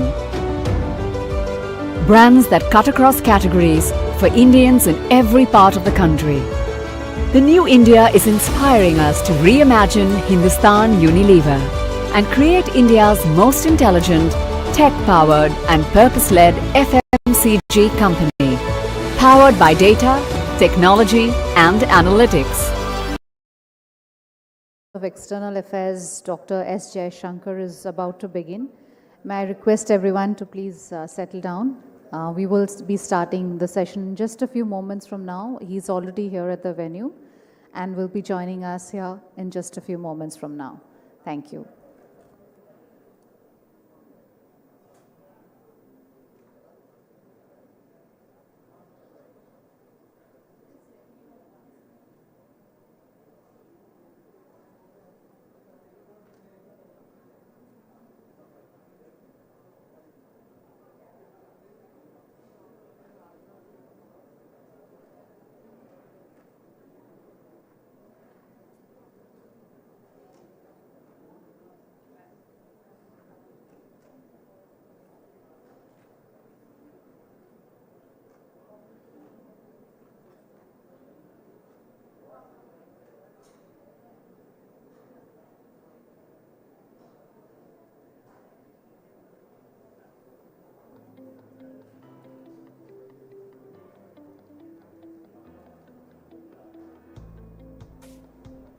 Roynet is helping the underserved population with low-cost access to financial services near their doorsteps.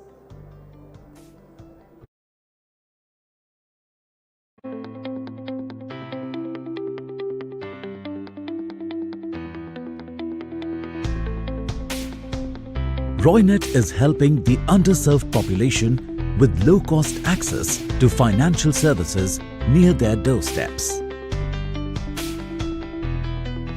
Our technology is bringing financially excluded populations into the formal banking system and contributing to building an inclusive digital economy. We are creating India's largest rural network. Very warm welcome, ladies and gentlemen, to our next session. Please join me in welcoming our special guest, Dr. S. Jaishankar, Honorable Minister of External Affairs, Government of India. Also present with us on the dais is Mr. Harshpati Singhania, Past President FICCI and Vice Chairman and Managing Director of JK Paper Limited. A very warm welcome to you. The theme for today's fireside chat is the future of India's economic diplomacy and its outreach in this era of emerging global opportunities. May I request Mr. Singhania to kindly welcome Dr. S. Jaishankar with the Green Certificate and also present FICCI's publication on India Beyond 75.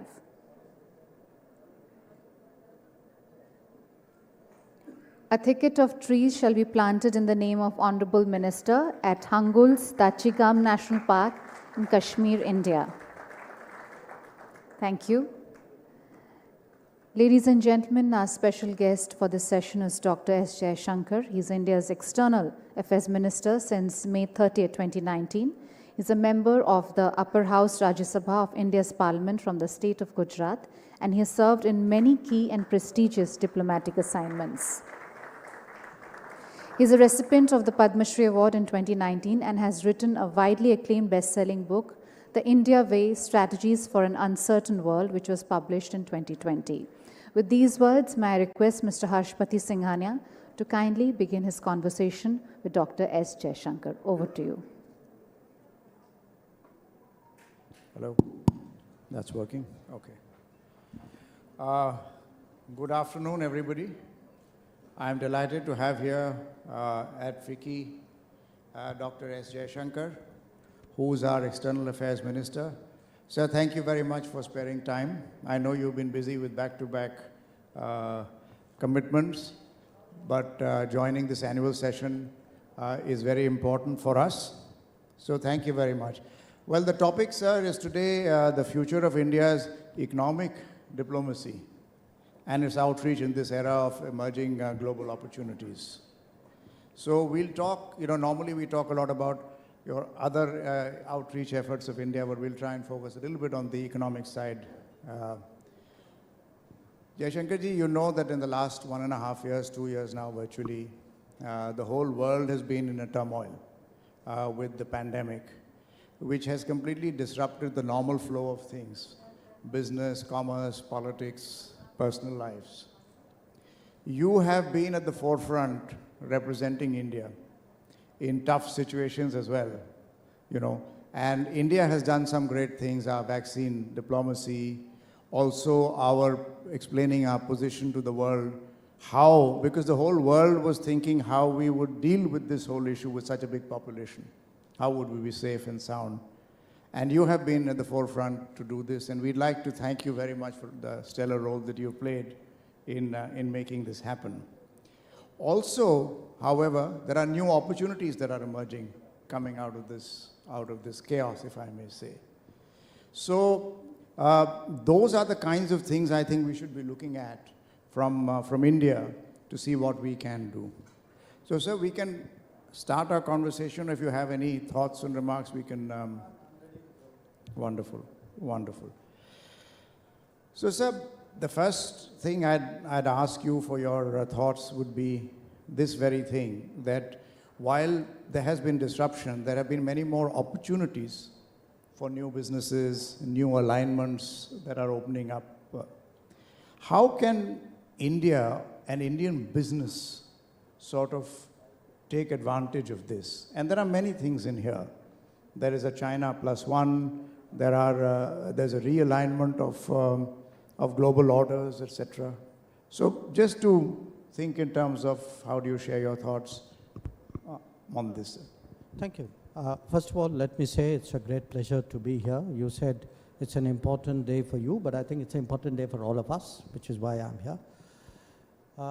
It's a good way of starting a conversation because quite honestly, pretty much what you asked me is what not just I, but the government is focused on at this point of time. And I'd like to take it in sort of segments. Let's start with the disruption, the COVID, the very difficult time that all of us and the entire world has been through for the last 2 years. But I want you to look at it a little bit differently. Not just the challenges, but how we have risen to the challenges and how, in many ways, I would say businesses have risen to the challenge. If we are, think about it, think about the last 2 years, we have managed to create a health infrastructure on the run in the face of COVID in a way in which it would have been unimaginable in 2019. Remember the ventilator crisis, the mask crisis, the sanitizer crisis. That came later, the oxygen crisis. Think about the vaccines. Think about the pharma ramp up, which actually, if your medical demands went up 6x, 7x. And of course, think about the oxygen, which actually went up almost 10x. So, the point I want to make, first of all, is that the entire country responded really like a team to this crisis. If we are where we are today, and again, I don't want people to be complacent, This is not a pandemic that is going to go away in a hurry, but I do think it is worth reflecting how we as a team, as a national team, a Team India, in many ways inspired by a government which believes in Team India, which put its faith in the ability of our own resources to find a way out. How we were able to come out of these 2 rounds, and I grant you there was a tremendous cost. I mean, people went through a huge amount of suffering and pain, but at the same time, we also have put in place a lot that should sort of help us in face of future challenges. Now, the takeaway from that is the ability to do it in a crisis, at crunch time. It should not just remain there. I think the real challenge is, it's like you play well at a difficult moment in a match, but how do you routinize that? This sense of partnership which was created in the last 2 years, and it is not just a business-government partnership. I think it was an across the board. A lot of people were willing to do things in these 2 years which normally they would have maybe held back from doing. So how do you routinize it? And to my mind, the takeaway from that is the need to continually reform, continually kind of push ourselves to do better, create new capacities. Now, the second point you raised, which was the economic diplomacy side, and I would say I'm sticking with the COVID for the moment. Look, we could not have produced the kind of vaccine in those numbers if we had not made the effort to ensure that the supply chains from outside were working. In fact, we in the government used to sit regularly with the vaccine industry. And at one time when it looked like the US was really holding back on ingredients for vaccines, I actually spent 2 or 3 sessions with the industry, put together a big binder, I think of about a few 100 pages, and took it to Washington and said, well, guys, this is really what you need to give us. And we need this from you if we are then to turn around and ramp up our production in the way in which the world expected us to do that. The economic diplomacy was also very much in evidence in the oxygen crisis. A lot of our oxygen came from abroad, partly because logistically it was easier to land it by ships or move it. So the point, I would say from this whole experience is it's going to be a difficult world, it's a tougher world, we need to change, we have changed, and certainly we have to look at supply chains in a very different way. In a way we can no longer rely on the old globalization, that wo maal China se aayega and we will do some things and then we will do the value add and move along with it. I think we moved into a very, very different kind of world. We will have to hedge because the world is also hedging. We will today have to look at much deeper domestic supply chains because we can no longer count on the world. In my view, we shouldn't have counted on it at all. I mean, I'm prepared to debate that with you as well. We were, in a sense, overexposed, I would say. But definitely in the world which we are looking ahead, these are all really big issues, and I can see a very different international business ethos as we come out of the COVID. Thank you, sir. That's a very interesting tone for this entire discussion. You just now referred to, moving away from the old globalization model. And I'm sure you're referring not only to India, but, the whole world as it is. And you also talked about a very crucial point, which is regarding supply chains. So everybody is talking now about the China plus one factor. The issue there is that, the plus one could be many countries, or one of many countries, or many countries, frankly. There could be a Vietnam, there could be in Indonesia, there could be in India, and there could be some others. How do we sort of see that India comes at a very prominent position there and winning the trust of other people in the globe, that India is really that trustworthy partner? You referred to it in the beginning in your opening comments about the government's belief in Team India. So would you like to, sir, elaborate on that, some thoughts in terms of how we can do this, and together, government and business? Look, I don't think we should reduce the problem to a China plus one. I mean, we are India. We are not a China plus one. So we should actually have our own strategy for ourselves, which should have been autonomous or independent of this crisis that we are facing. I mean, we should actually be asking ourselves, why is it if we have had 7, 8, 9% growth for a considerable period, why don't we have the deep strengths that you see in East Asia and to some extent in Southeast Asia?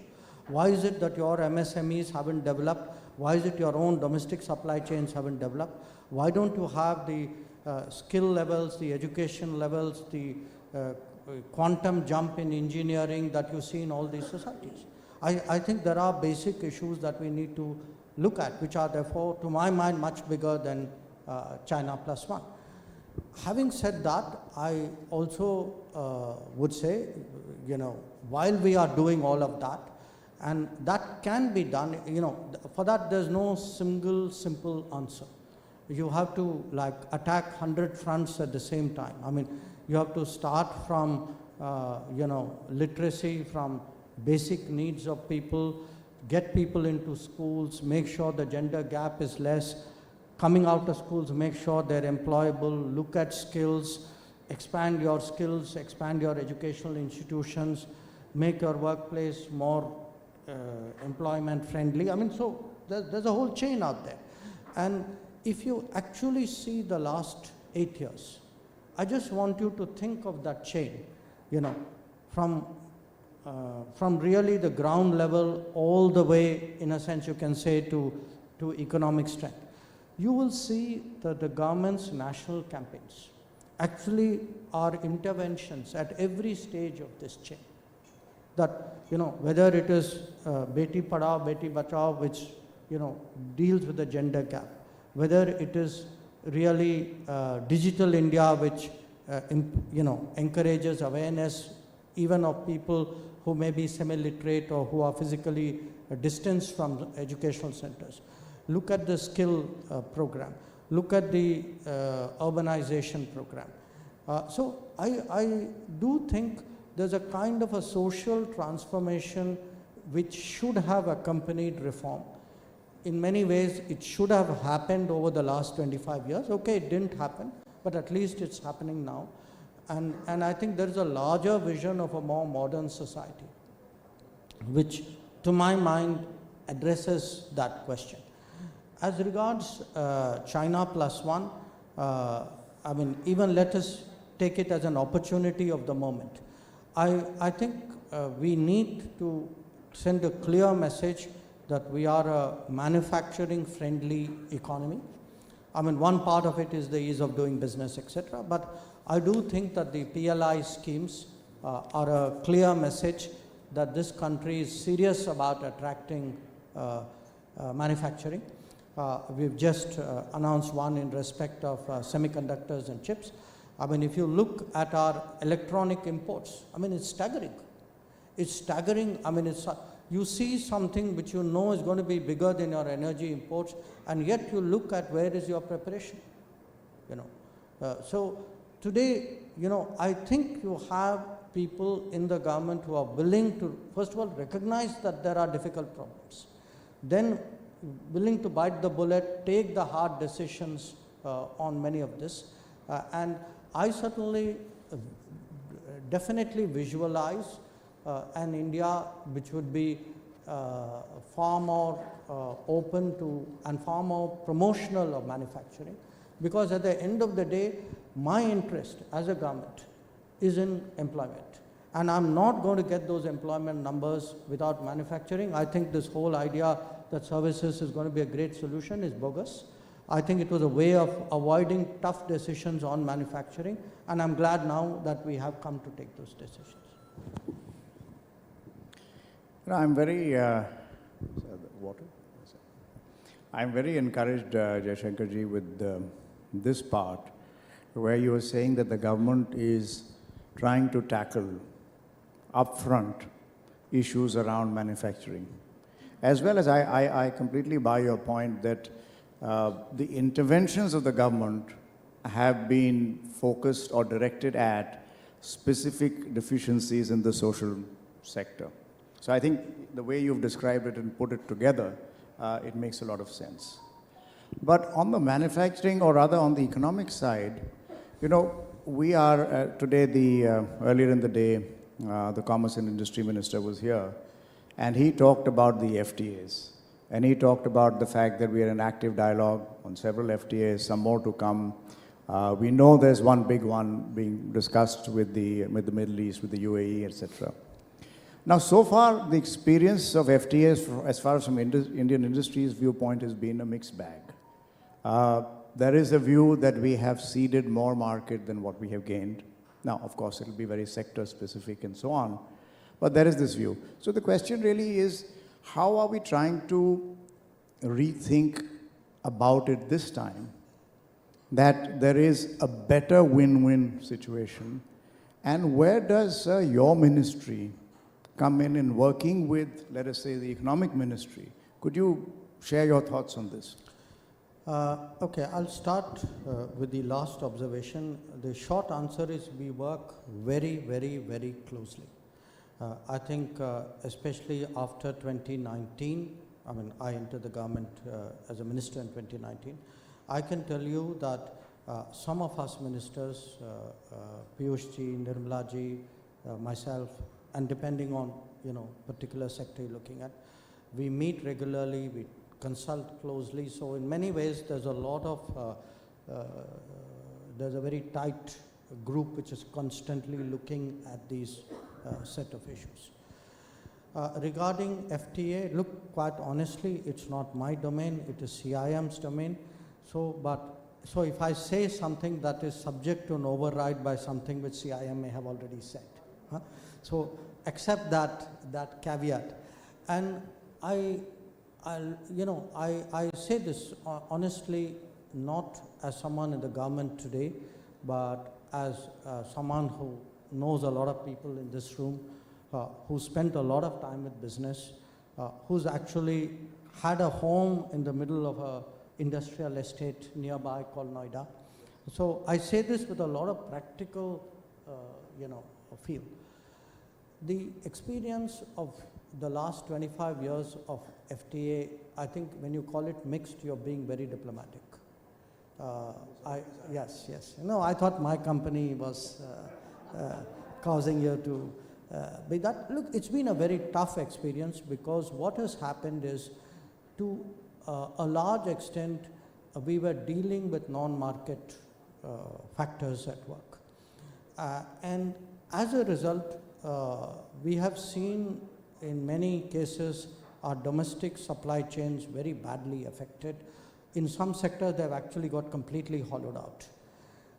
And if you look at some of the economies with whom we have done the FTAs, they've been very, very protective of their own supply chains, very, very protective of their MSMEs, and they all have, in a sense, business cultures, which are an overlay over the economics. So we expect, okay, this is a good year for us in product X, I'm competitive. And then you find actually you're not selling out there. You're not selling out there because there's a business culture out there which is a very effective non-tariff barrier. Your price point is great, your product is great, but nothing happens.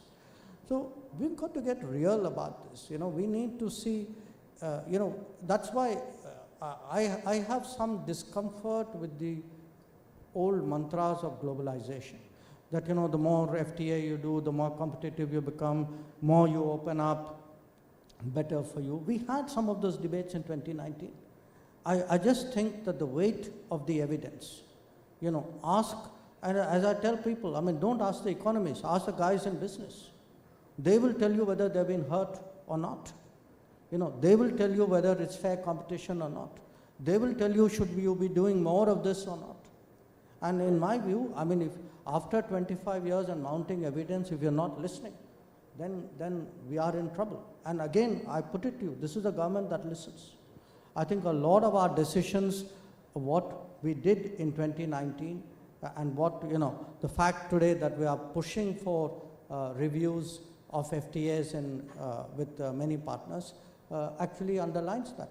And when it comes to new FTAs, we are very prudent, and this is where the MEA part of it also comes in. We need a lot of analysis of the person with whom you're kind of getting into a relationship. So it's not like everybody is the same. After all, even in India, when you get into a relationship, you check out the other person. We need more of this checking out, much more of this understanding what our partners are about before we take that call. And I think the priorities today reflect the nature of their economy, reflect our strategic convergences, reflect our business comforts. So I would hope very much that, in a few years from now, we will end up with a, frankly, better set of FTAs. Wonderful. Actually, the last point you made, Minister, is very important because, we have to be on a common purpose. When I say we, means as a nation, policymakers, negotiators, business, all of us put together. And if I may make one small observation, I remember I was FICCI president more than 10 years ago, but even at that time, one gap that I felt, more than 10, 12 years ago, the gap that I felt was that when we faced as businesses, as FICCI, let's say foreign delegations coming in, business delegations, they would come in with their agenda to say, you guys are not doing your patent laws right, you're not doing, you have these restrictions on pharma, this, blah, blah, blah. It come like a machine gun. Now, frankly, we can't be masters at all. And we somehow did not know what is Government of India's stance sometimes, or very often, let me put it this way. So it's very important, I believe, that we have an alignment with what the government's thinking is. And the government's thinking maybe is, as you said, is a government that listens, so it's a two-way street. Your thinking is also molded by what we say. And we also work in terms of, what your thinking is, because you understand a geopolitical scenario better. So, sir, I'm glad to hear that, but my request would be on behalf of FICCI, if we can set up a small group which will interact more closely on this so that we are both aligned on this. This is just an observation and thought. I'm sure it is happening in some way, Mr. President, but we can deepen this with the coming new administration in FICCI. Well, I don't know if it's so much an issue of setting up a group. I think it's a question of creating a culture. What I can say, look, I've been in government a long time, a really long time. In different avatars. No, and I say, I remember the 70s. Okay, that's how long I'm talking about. And I've seen the evolution of how this relationship between business and government works, especially when it comes to foreign-based issues. There was a time when I would readily admit, most embassies would be quite indifferent to business concerns.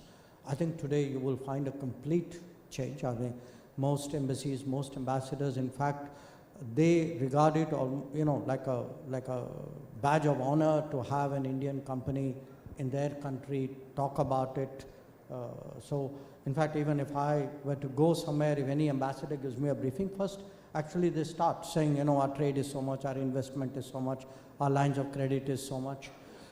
So there has been, I think, a much sharper desire to represent India's interests, which also includes Indian business interests, which rightly, in my opinion, partly because Indian business is, after all, an integral part of India, and also because it has a lot of consequences at home, a lot of benefits at home.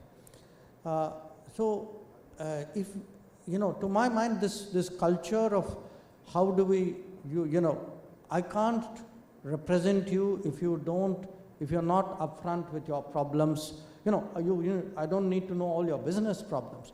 But if there are issues in a particular country, if there are policy issues, there are regulatory issues, there are non-business issues, and it can be something as simple as visas.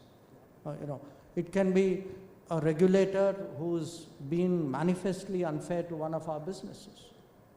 So I do think today there is a evolving culture of speaking up for India's economic interests abroad.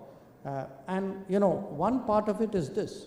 But there's the other part, which is the proactive part. And I think that's, again, perhaps a story which has not been put out as strongly as we should have, and we are to blame. Many of you probably would be a little surprised to know that we have roughly about 300 lines of credits, okay, to different countries to promote projects and businesses and Indian products abroad. Okay. These are 300 lines of credit, roughly involving about 600 projects in close to about 70 countries in the world. Roughly half the projects are done, half the projects are still happening. In addition to this, we do grant, which is, you fund because the country can't pay. Yeah. And we would have something like 80 major grants, other than a lot of small projects, to about 12, 13 countries. And the outlay of this, the lines of credit, would be in excess of $30 billion. The grant would be, I would say, ballpark figure, maybe somewhere around $5 billion. And they've actually provided a great platform for Indian companies to go out, to introduce their projects, to execute their work. So if you actually go around the world today and you see buses and trucks and even infrastructure projects or medicines, I mean, a lot of these are actually doors that were opened up by lines of credit. And it's a very good business practice, because at the end of the day, most of it is credit. So it does come back to, so we do a lot of stuff. Maybe I grant you, maybe we should be speaking about it a bit more. But I do want to assure your membership that, look, we very much see a partnership between government and the Indian economic producers, because as I tell you, at the end of the day, for me as a political person, it translates into employment, it translates into prosperity, it translates into the strength of the country. No, absolutely, sir. I would say that many of these things, like the lines of credit, the relationships we have with African countries, least developed countries, etc., is lesser known. And I would agree with you entirely that things have changed over the years in diplomacy.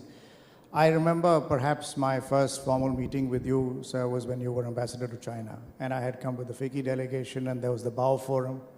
And I remember distinctly that you sat us down in the coffee shop of the hotel meetings formally to brief us. I think a lot of us, some of my colleagues here, to brief us, to say, look, this is the situation as far as India is concerned, this is how things are perceived. But then I wouldn't say you were the exception. There were other ambassadors who were doing the same, but fewer and far more in between. I think it is more. It's the norm. Yes, I would agree with you, and I think we have moved, and that is part of the real economic diplomacy.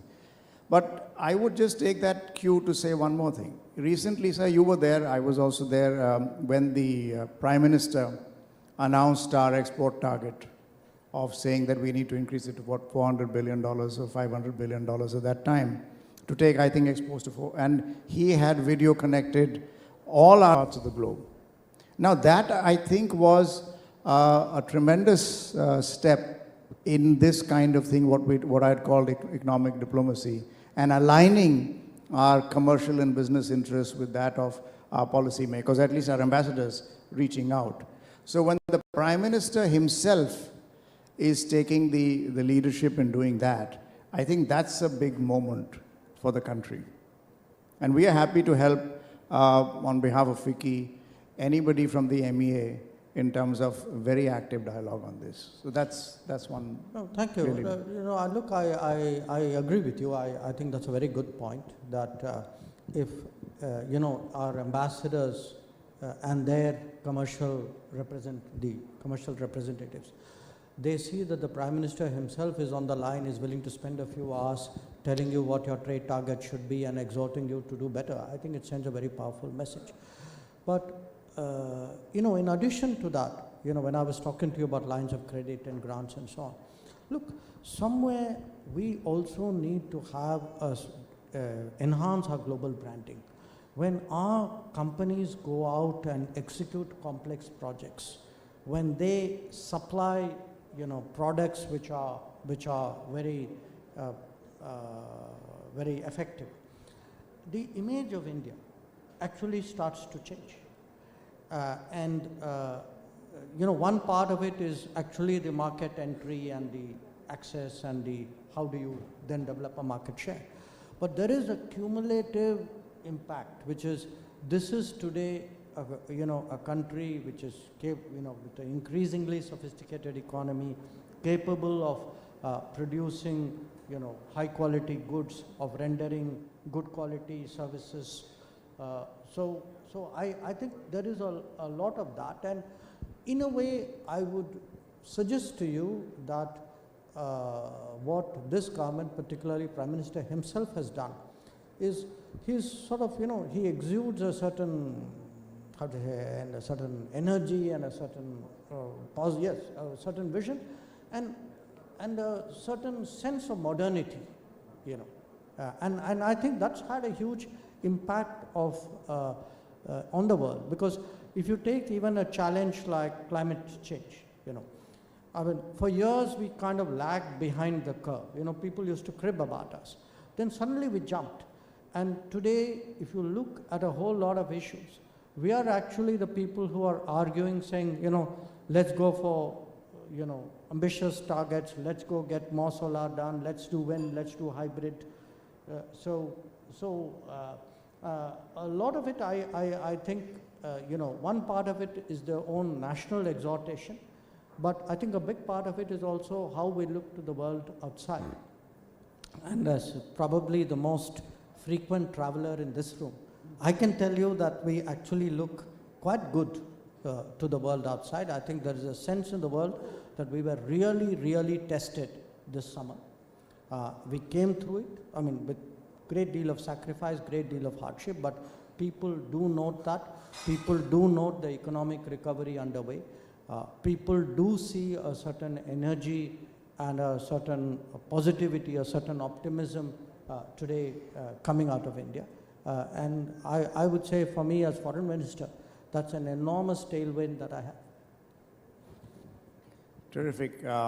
Yes, I agree that we've come out very positively despite seemingly impossible odds when we had the sort of second wave of COVID, and the whole world was looking at this and we were in a crisis. On a lighter note, if I may say, our positive image and we've come out looking good, some percentage points, I think this audience will agree with me, is also because our Foreign Minister is very dapper, articulate and suave. So I think we'll add that to a little bit of that tally. But sir, you took, I don't know, either you have new technology, which you have, I mean, there is the NEST, the new emerging strategic technologies with digitization, etc., which has been set up with the MEA. So would you like to elaborate that a little bit for the benefit of our audience? I don't think people are entirely aware of what the agenda is, how that is supposed to work and help if... it's something which we started because one, we wanted a kind of, in any bureaucracy, if you don't have some part of the system to whom there is an assigned responsibility, people think you're not serious. Okay? So there is a messaging actually in it, quite apart from the work. But we've long felt the need actually to have in the ministry some kind of in-house interface with the technology world. It could be technology world of the government, it could be technology world of businesses or universities. So that's the thinking behind starting it off. Obviously it's something we need to grow with time. It is helpful to us in flagging a lot of issues which otherwise would tend to get missed out. But it isn't only that, I mean, it's interesting. Last week, in fact, we have now become partners in something called Global Technology Summit, which we do with Carnegie India. So we are finding, in a sense, today's policy world is increasingly kind of multidisciplinary. And if we don't adapt to it in MEA, I think we'll get left behind. So, part of NEST is also to encourage that much more multidisciplinary approach. And I think, given how much talent we have in the ministry, I mean, it's amazing now how many engineers and doctors and, people who have a knowledge base which is actually very wide, even when they enter the foreign service. A lot of it is, how do you tap into it and get more out of that? Great. Jaishankarji, I could continue conversing with you, but I'm conscious of your time and also that we probably have run out of time. But I just want to, some people in the audience might kill me if I don't ask you, and I'll request you to answer very briefly on that, if you will. The non-economic questions around trouble in our neighborhood with Afghanistan and the withdrawal of US troops. How do you see this sort of playing out for India? And, how do we sort of do the walk? Well, you spoke about Afghanistan. That's not the only trouble we have in the neighborhood. But let me start with that. At some point, the Americans were going to leave Afghanistan. In fact, people sometimes forget that Obama pushed for it when he was president, okay, and he almost had his way. And then through the entire Obama second term, the entire Trump term, you've had this ongoing debate in the US. So at one level, it's not a surprise, but I would say a lot of the concerns came from how those negotiations took place in Doha and, how it then unfolded on the ground. Where at the end of the day, it's a phenomenon which people in business will not find difficult to understand. It's actually a collapse of confidence. That's really what you saw in Kabul on August 15th.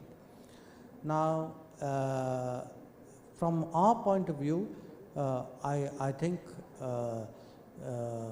obviously as a proximate neighbor, we are very, very concerned. After all, there is some history there. But I also think it's not a situation where you would rush in to take calls and make judgments. There are times like, you wait for the markets to stabilize, you wait for a situation also to stabilize.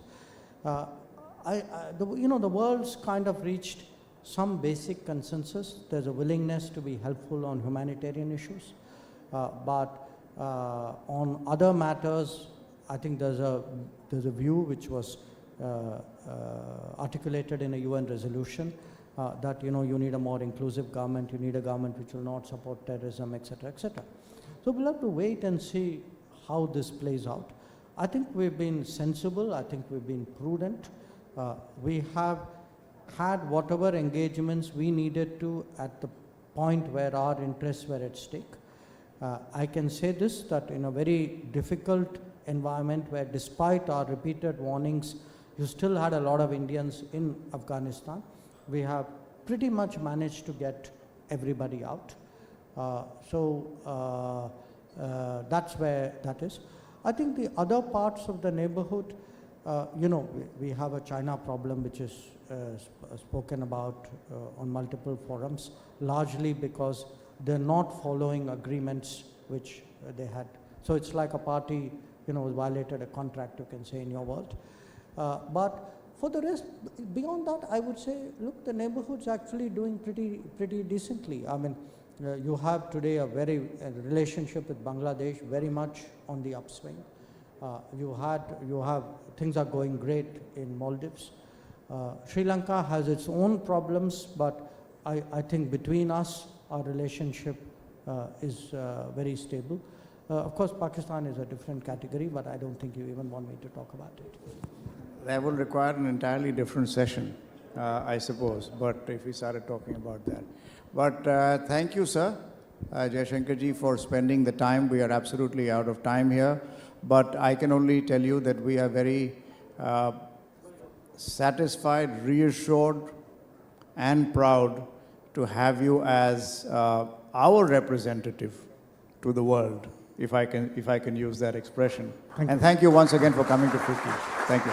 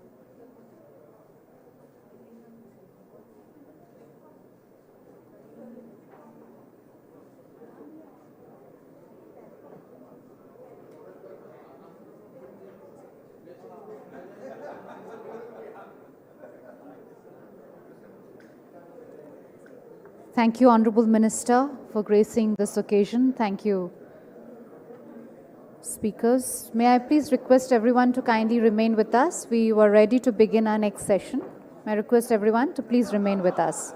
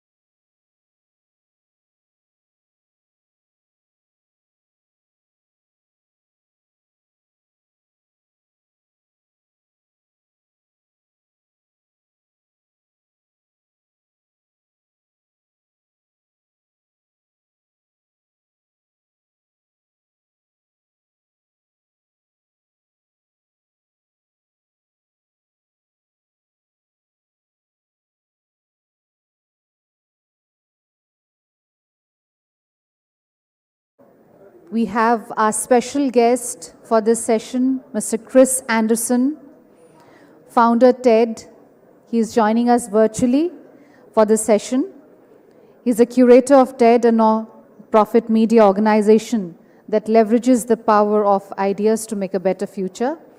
And under his continuous stewardship, over 3,600 talks and animated lessons have been released free on the TED website, with over 1 lakh more on YouTube. Also present for this session, we have with us Mr. Uday Shankar, President FICCI, and Mr. Sanjeev Mehta, President-elect FICCI. May I please now request Mr. Uday Shankar to present the green certificate to Mr. Anderson virtually. As you know that this is a part of the FICCI tradition, a thicket of trees shall be planted in the name at Hangul's Tachigam National Park, Kashmir, India. Ladies and gentlemen, the theme for this session is views on the power of strategic generosity in transforming companies' reputation. With these words, may I request Mr. Uday Shankar to kindly make his opening remarks as well as his welcome address.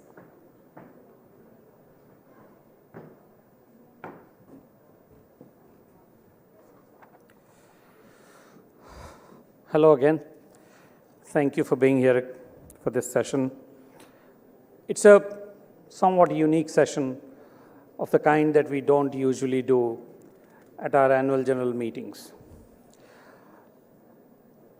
because the person who we are going to speak to or listen to is himself a very unique personality, someone who's a friend and has been someone I admire greatly, and I aspire to emulate in some respects. Ladies and gentlemen, I'm delighted to welcome the curator of TED, Chris Anderson, to the discussion on power of strategic generosity in transforming companies' reputation. In full honesty, I must confess that the choice of subject was actually Chris's own. I was planning to talk to him about the power of ideas, and I was very keen to have him here to talk to our members, all of you. And Chris indicated that these days he was really thinking deeply about this subject, and he was keen to speak to us about it. And I thought there can't be a better occasion than the AGM and annual conclave of FICCI to have Chris share the thought of power of strategic generosity. Just for a brief background, although most of you are aware of who he is and what he has created, Chris has been a journalist, a publisher, and all through his focus has been on finding new ways to tackle global issues through media, technology, entrepreneurship, but more importantly, through ideas.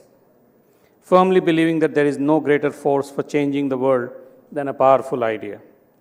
He has curated TED to grow into a platform where people share their ideas and work and inspire their listeners. TED is now a global phenomenon and multiplying in multiple forms all over the world. There could not have been a better person than Chris to talk about this subject. I do not wish to take too much of your time, but I just want to say that there are a lot of examples of companies that are revered for the impact they create within their community, their customers, their employees, and their supply chain. You will find certain commonalities among these organizations. They exhibit generosity of compensation, quality of customer service, high degree of investment in their communities, and focus on efforts to minimize negative impact on the environment. These companies, which have adopted a more stakeholder-focused approach of doing business, are rewarded with the market too.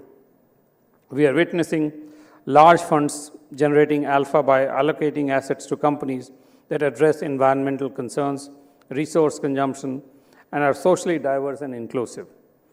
Corporations are powerful actors in society. What can they do to change the world? What can they do to create positivity around their own companies, but also corporations as an idea? For all of that and a lot more, let me invite Chris Anderson to share his thoughts about power of strategic generosity. Thank you.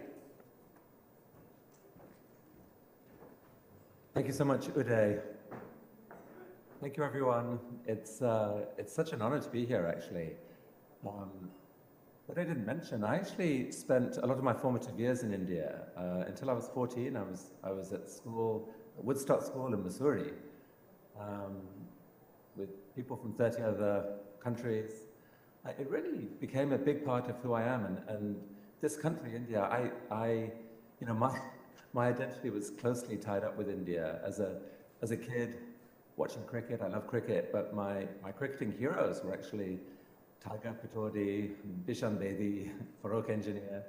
It was very confusing talking with some of my English friends, but and over the last 3 decades, watching India rise to, you know, claim world leadership in so many areas. You know, the companies that have been built here, it's just been astonishing and thrilling to see. So I'm really delighted to be here. As Uday mentioned, so I want to share with you a bit of the TED story and how it led to my discovering something that I think really has applicability to individuals, to every organization, to every company. So let me tell you that story.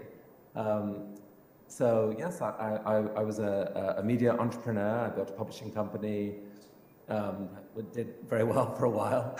And I discovered this conference in the late 90s called TED, Technology, Entertainment, Design, that was different from anything I'd seen. It brought people together from these different industries.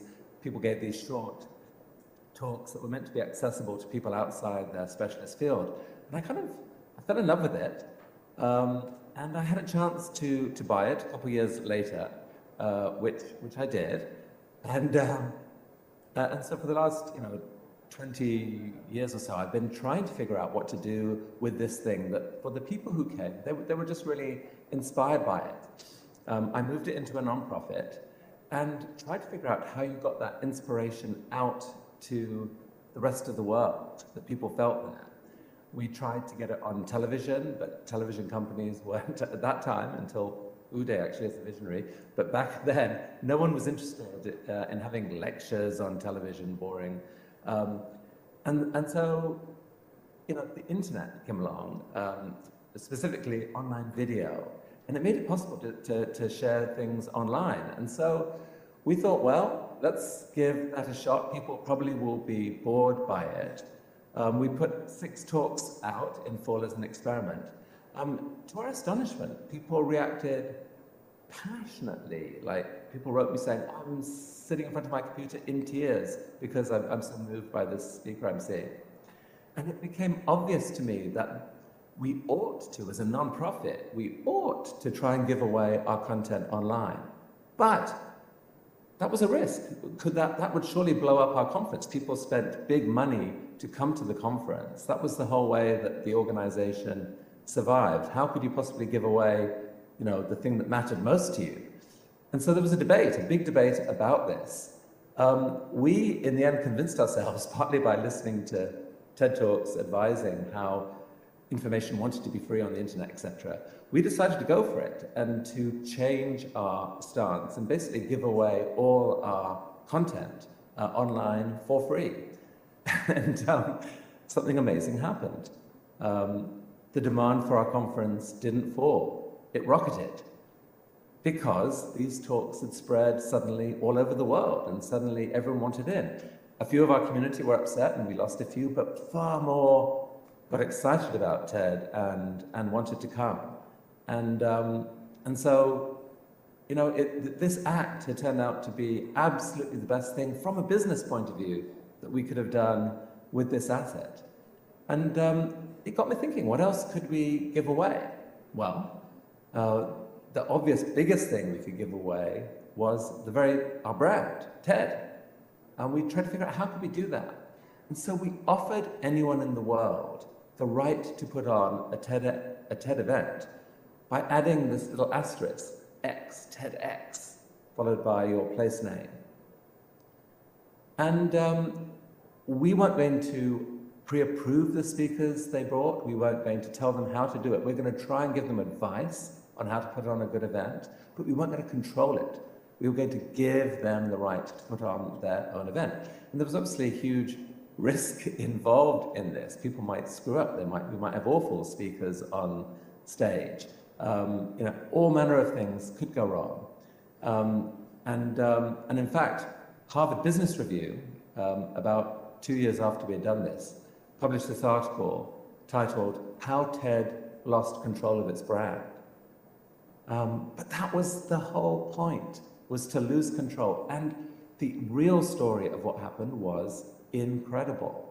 It led to, in the end, within a few years, 3,000 events were being held annually, 3,000. And they were resulting in 25,000 talk videos a year being captured and published, and we had the right to air those on YouTube as an archive. 1 billion views a year of these TEDx talks resulted. So let's see, you've got a media company that had 15 people in New York who were managing this licensing program and helping spread advice and so forth. And it was leading to 3,000 events around the world with all this media company with 15 people. I mean, there's no way that you could build something like this in traditional media terms. And, the Net Promoter Score in these events was averaging 70. There were about 5% of them were terrible. We tried to either we shut them down or quickly tried to improve them. Most of them, people absolutely loved them. And so these two experiences got me obsessed with this idea of what I've called strategic generosity. It is generosity, but it's generosity that is in your organization's own long-term interest. And I started to think a lot about why has this worked? What's happening? Could it be more broadly applicable? And I truly believe it could be. Before I go there, I want to deal with one piece of pushback, which is this notion of, wait a sec, if it's in your own long-term interest, how is that generosity? You're just doing it for your own good. This is an issue that's troubled me ever since I was a philosophy student at Oxford, where I'd lie on the floor worrying about, for example, the teaching of Immanuel Kant, who taught that an act couldn't be truly moral unless it was done from purely ethical motives. There could be no self-interest. But I thought, but wait a sec, I get joy sometimes from being generous or nice to someone. So am I doing it for the generosity or am I doing it for the joy? If I'm doing it for the joy, does that mean that it's not generous? I think we have to let go of this issue and accept that we want generosity in all its forms. And actually the deepest, most profound forms of generosity are completely compatible with the knowledge that there is long-term, it's in your own long-term interest to be that way. And it's in our own long-term interest to encourage others to be that way. So I think strategic generosity is generosity. There is such a thing as cynical generosity, and that's not generosity, that is cynicism. Greenwashing, for example, and so forth. But strategic generosity, you can combine the desire to do something good for the world with the knowledge that good things will come from it. So why does this matter now more than ever? I think the rules have changed here. I think the rules of business have changed around this, and it's worth paying attention to. I want to give you four reasons why generosity really matters now. The first is that it's easier than ever to be generous on a really big scale. And the reason for that is that there's been a value shift away from atoms to bits, physical products, to knowledge products. We all know this. Mark Andreessen has said that software is eating the world. It's not done yet, but we're definitely well into the entree stage of this. Value comes not so much from things extracted from the earth, but things extracted from human minds. Software, data, every movie, piece of music, knowledge in general. This is the world we're moving to. And those things you can give away. You just post them on the internet and they spread. So imagine the difference between coal mining and data mining. If you're a coal mining company and you decide you want to be really generous and to give everyone in the world whatever coal they need, I mean, to do that, that is an impossibly expensive process. Just loading up the trucks and figuring out where and driving them, sending them, you can't do it. If you're a data mining company and you decided that you wanted to give away data to everyone in the world who needed it, you put it online and it spreads around the world at the speed of light. Millions of people can benefit from your generosity within days or moments. So that is an absolutely fundamental shift that makes everything else possible. The second key thing is that the benefit from that type of generosity is much greater now than it's ever been. Reputation. Reputation is everything in the modern world. When you have something that can spread around the world, a single viral product can spread around the world, you can create a global reputation for something in days, weeks, months. Now that's just not been possible before. And the reason that matters more now than ever is that reputation is what drives a company's success. So in this world that we're in, the customers that you can attract, the investors that you can attract, and especially the employees you can attract, depend crucially on what your reputation is. People want to work for organizations that have a mission they believe in, that have values that they believe in, that are generous to the planet and to others. So that's just, fantastic alignment there. It's easier to give away, and there's more benefit to doing so. I mean, this is why, by the way, the miracle happened at TED, that we gave away something we thought was crucial, but the reputation that we gained from it far outweighed the loss of sort of the exclusive, giving it exclusively to a small number of people. So the third thing is that generosity triggers a response. I mean, this is a fundamentally human thing. It's talked about in every religion. There's, give and you shall receive. In Christianity, there's the Hindu concept of karma. What you do that is good will come back to you at some point. And it's actually, I think one reason that this is profoundly true is that it's actually just built into human psychology. If you are given something that is clearly generous, you will respond. Now, we're social beings. We respond to this. In the case of TED, the first incredible response we noticed, apart from the fact that we gave away these talks so people would pass them on to others, we were flooded with requests to translate these talks for free, to bring them to people's own communities. And we think about how to do this, like surely we should do professional translation, but it turned out that when you paired two volunteer translators with each other, working together and checking each other out, they produced results that were as good or better than professional translators. And so suddenly we had a mechanism to take TED into more than 100 languages.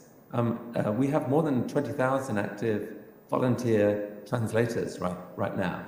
And the work they do is miraculous. And it's a response to generosity. We don't pay them. They do it because they really believe in this stuff and they want to bring these ideas to their communities. And likewise, the response from the TEDx organizers has been amazing. They take on huge personal financial risk, will devote maybe a third of their time and a lot of stress to making amazing events. So that instinctive response is always surprising and beautiful. And so our mantra has become, if you can give it away, you will be amazed at what comes back to you. And the final thing I'd say about the why of generosity is this. It brings with it something really special. It's called happiness. Again, this is fundamental human psychology. Our minds actually often hide from us the extent to which generosity will bring us happiness. It should be, I wish it was more obvious to people that is what will happen. But numerous psychological experiments demonstrate this. And when we think forward to the future, our instinct is often to acquire and to get stuff. That often turns out to be a trap. the value of that doesn't last. The value of giving something away actually brings a lot of joy with it, along with all these other ripple effects. So, oh, and by the way, one other example of that is that we recently had an anonymous donor in the TED community give us $2 million to give away. And so we gave away $10,000 at random to people in 7 different countries. No strings attached. They could do with it whatever they wanted. They just had to tell us what they did with it. Amazingly, 6,000 of that $10,000 was effectively paid forward. It was given to other people in generous acts, sometimes friends and family, often remote organizations, at least 2,000 of each 10,000.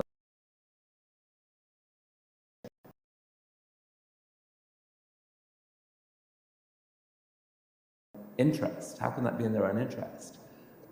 That's what people do, and the whole process brought huge joy to everyone involved. So those 4 things, I think, give a really strong reason as to why we should do this. So how do we do it? That's the key question. And it's definitely easier for some companies than others. For knowledge companies, knowledge-based companies, it's kind of easy. You can, like for TED, it was, we already had these talks packaged in nice files. You could just simply post them. It wasn't that hard. For those companies, I would say consider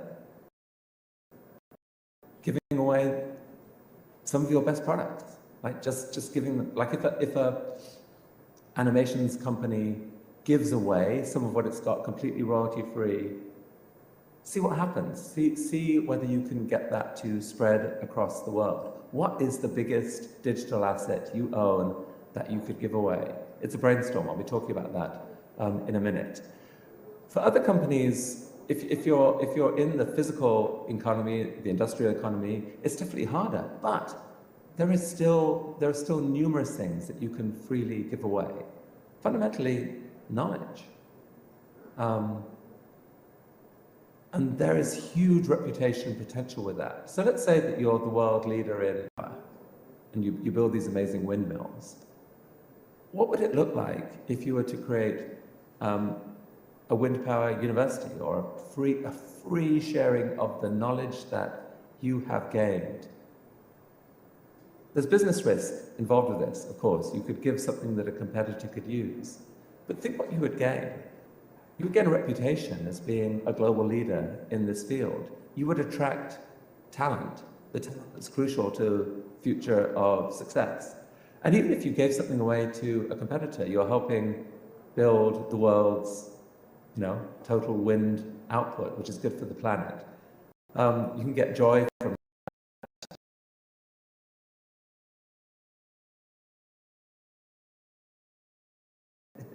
There's a possibility here that I really think is worth exploring. We had at a climate event we recently did in Edinburgh called Countdown. Mahendra Singhi, the CEO of Dalmia Cement, came and spoke to us about how in his company, they were working hard to figure out how to make cement net zero by 2040. He was committed to doing that, and the ideas that he shared, those were a gift to the planet. It was joyful having him come. The experience was fantastic. I hope beneficial to his company. But there's good examples out there of companies trying this out. I tried the thought experiment once. What would I do if I was the CEO of Coca-Cola? They're in the business of transporting atoms around the world, fizzy water with sugar around the world. Very much an old economy model.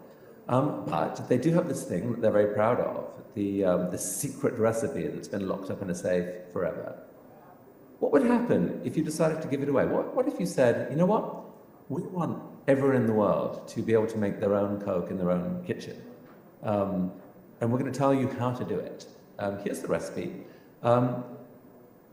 Please, by the way, feel free to try to improve on it.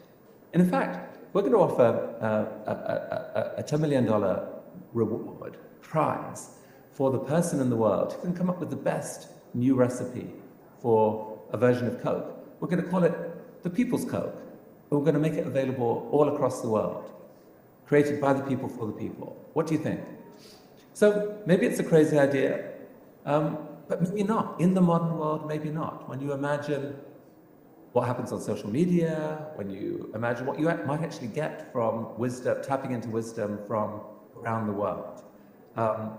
So I think what I'd say is it has to be worth taking a half-day retreat with your best people, your best minds, and just dreaming about this question: what could we give away that would amaze the world and could potentially transform our business? The watchwords here are boldness and creativity.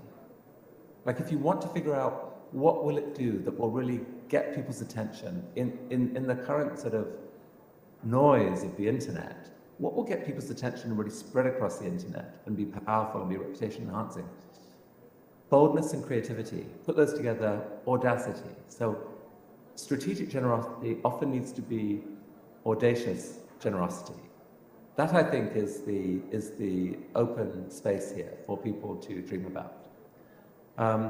I'll continue to dream about audacious generosity myself. Like, I wonder what more could I do, should I do to give away TED? You know, what could I do to give away TED better in India? I would love your views on this. Like, is there someone there who could take TED and do something much more amazing with it than is happening? There's already more than 100 TEDx events happen in India, or at least pre-COVID.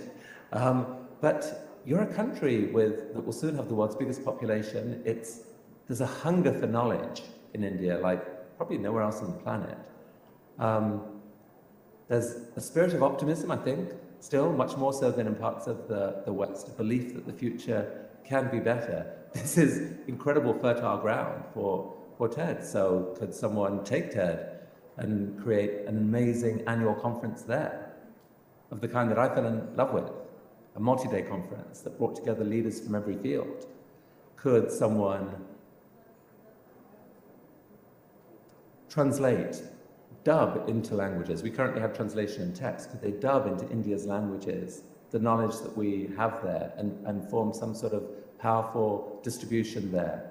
I don't know. I'm open to giving away whatever we have that could help with this process. You could email me about this, chris@ted.com. I get a lot of email, may not immediately reply, but I will read everything. But this is you know, I'm not asking people to be naive. You give away smartly. There are often rules and tools associated with it. But at the heart of it, an act of audacious generosity can change everything. So look, I thank you very much for the gift of your time and attention. And I wish you a prosperous, generous, joyful future. Thank you so very much.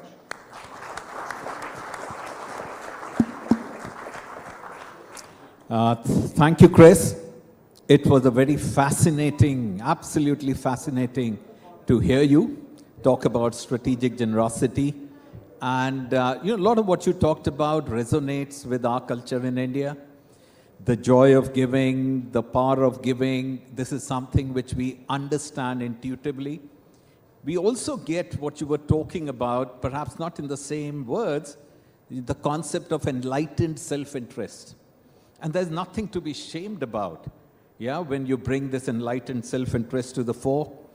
I come from a brands background, so I also understand the value of intangibility, what you call reputation, absolutely clear, the platform effect, and the multi-stakeholder model. And if there is any country which needs inclusive growth today, it is absolutely India. So thanks a ton. And you're right, it is not about net worth, it is about making it worthwhile. And on a lighter note, there's a beautiful painting behind you. If you ever think of giving it up, I'm raising my hands. Thank you, Merry Christmas, and all the best to you.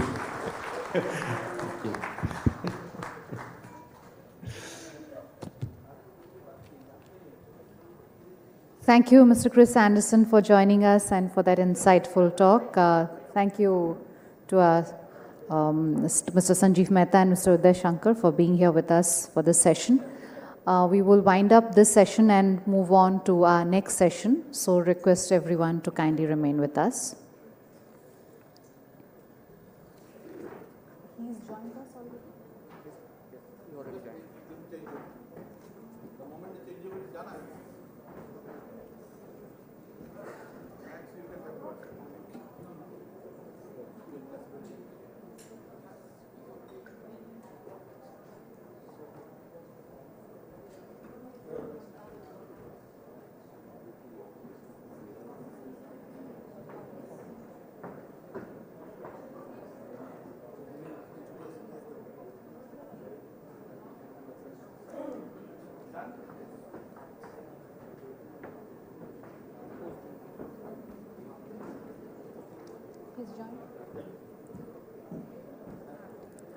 A very warm welcome, ladies and gentlemen, to our session on views on India-US economic relations in this era of emerging opportunities.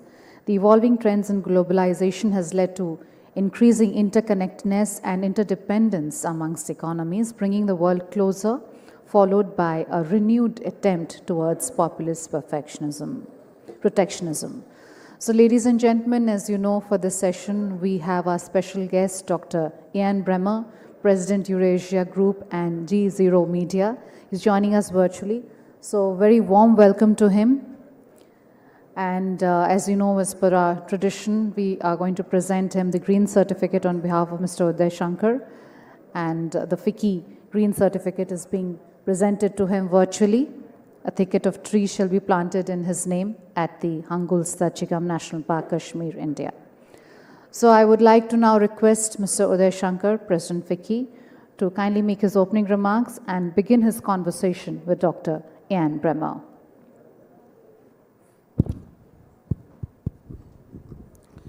Thank you, and a very warm welcome to Ian. Thank you for joining us, Ian, here today at this very special occasion for all of us at the Federation of Indian Chambers of Commerce and Industry. It's our annual convention and the 94th annual general meeting. Let me start by saying that the India-US strategic partnership has been one of the defining relationships of modern times. This has formed the benchmark for sustainable cooperation. This unique relationship is surely going to pave the way for economic resurgence, along with a refined and desirous world order. And it is in this context that I have the privilege to welcome one of the most eminent political scientists, academician, and policy pundit of our time, someone who I personally admire enormously and am in awe of, perhaps, Dr. Ian Bremmer, who is joining us virtually from New York to provide us with his valued inputs on the global scenario and India-US economic relationship. More than the India-US economic relationship, there is no one perhaps who understands in sharper clarity the complexity of global geopolitics and the surprising twist that it keeps taking. Dr. Bremmer, very briefly, is the president and founder of the Eurasia Group, world's leading political risk research and consulting firm, and G0 Media, a company dedicated to ensuring intelligent and engaging coverage of international affairs. He's also credited with conceptualizing the craft of political risk to financial markets, creating Wall Street's first global political risk index, GPRI. A prolific writer, Ian is the author of 10 books, including the New York Times bestseller, Us versus Them, The Failure of Globalism. He also serves as the foreign affairs columnist and editor-at-large for the Time magazine.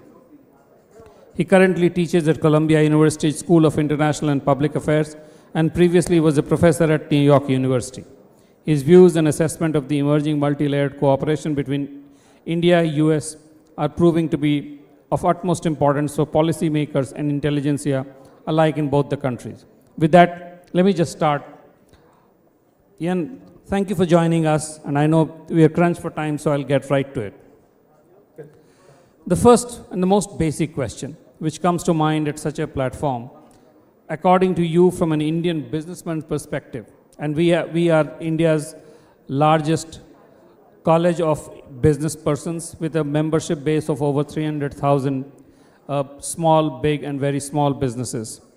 So from an Indian businessman's perspective, what are some of the most significant global political and economic trends and developments that we need to watch out for? Over to you, Jan. Sure. Wonderful to join you. And I'll start really big picture, and you can press me wherever you like. Big picture, the backdrop is a globalization that is starting to unwind. For the last 50 years, so much of the growth of a global middle class and of the emerging markets has been because goods and people and data and ideas and money have been moving faster and faster across global borders. There are lots of reasons why that is starting to slow down. It's been shocked by the pandemic, which we're continuing to deal with, but also because the two largest economies in the world, the United States and China, do not trust each other, have political dysfunctionalities of their own, and increasingly are inward in focus. And that reality is making it harder for goods and services and people to move faster and faster across global borders. And of course, what all of that means is more pressure on the global emerging markets and the global middle class that had done so well for the last 2 generations are facing more of an uphill struggle for the next 5 to 10 years. But it also means that there is more leadership opportunities for those outside of Washington and Beijing, because this is not the emergence of a new Cold War between the US and China, and we can talk about why that is if you like. Rather, it's enormous interdependence between the two countries and between the world, but deep, deep political dysfunction. And whether you're talking about the pandemic or climate change or the creation of a new disruptive and productive technologies, all of those things require global leadership, but do not have global leadership. And that creates challenges for India's business community, but it also creates opportunities for India's business community. Thank you. So going by your assessment of the global order, I just pick up there, there's been a somewhat erosion of clout and influence of traditional powers. So in this landscape, where according to you, the breakout opportunities for India, specifically as a country, as an economy? I know you indicated that, but could you please elaborate on that? Sure. Well, I mean, one obvious thing is that this pandemic is not going away. You mentioned that I teach at Columbia University. I got a note from Columbia yesterday saying that our first few weeks next term are going to be virtual. Here in New York City, the level of shutdowns picking up yet again, and we know that we do not have the distribution of vaccines globally that we need. We also know that the boosters will not last long to prevent spread, even as they prevent hospitalizations and deaths. Well, I mean, India is a superpower in terms of vaccine manufacturing capability. So everything that India can do to lean into that, to expand it in the near-term future. I mean, this pandemic is not close to over, and I think that that's going to redound to Indian leadership across the world. I also think that in an environment where the United States and China are not capable of driving a global trade agenda, I mean, you know, you go and talk to the White House, they'll tell you, we know what we need to do on trade, we can't do it. I mean, the Trans-Pacific Partnership is there, Americans can't join. And I think that creates an opportunity for the Indians to lead what we call minilateral as opposed to multilateral groupings that are in principle open to both Washington and Beijing, but focus more on building resilience as opposed to spotlighting ideological divides. I think that there is, you know, everyone talks about India in the Quad, and that's of course very important, but you know, at the same time, you see Modi meeting with Putin, and that's a perfectly functional relationship. The China relationship is deeply problematic, but the level of economic trade between India and China is immensely deep and is not about to be unwound. All of those things imply that India is not suddenly becoming just an ally of the United States and forgetting about the rest of the world. And I think geopolitically, everything India can do to support that reality is going to redound to the business community's advantage. So, for a simple entrepreneur or a business person from India or from most other parts of the world, this scenario is really complex and confusing. The world was a much simpler place post Second World War. America and the whole NATO alliance, they were leading the economic agenda, but they also controlled the strategic agenda. And regardless of the Cold War, you knew where you had to go if you were looking for the market access, if you were looking for technology, if you were looking for capital. And that seems to be fracturing, and you talked about the smaller regional alliances.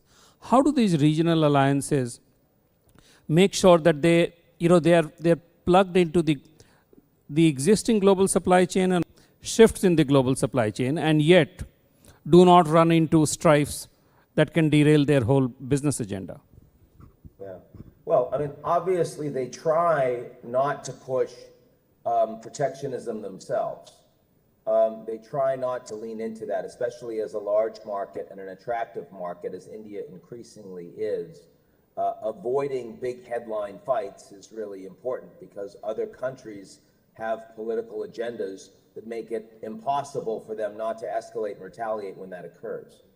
But look, I think that what is critical to recognize is even though it feels much more complicated from a headline perspective, it is not as dire as the headlines would have you believe. I mean, in the United States, in my own country, you have the government saying we're going to be beating on China left, right, and center, but the business community is actually expanding their exposure to China overall. They're not reducing it. You wouldn't know that from reading the newspapers. And certainly there are companies in the United States that have gotten their hat handed to them by intellectual property being stolen and by market access being limited. But overall, when you look at the entire sweep of the US business community, even as the Americans lead the Quad and host a summit of democracies and talk more about Taiwan, the reality is that the American business community is planning to invest more in the country that is going to be the largest economy in the world by 2030.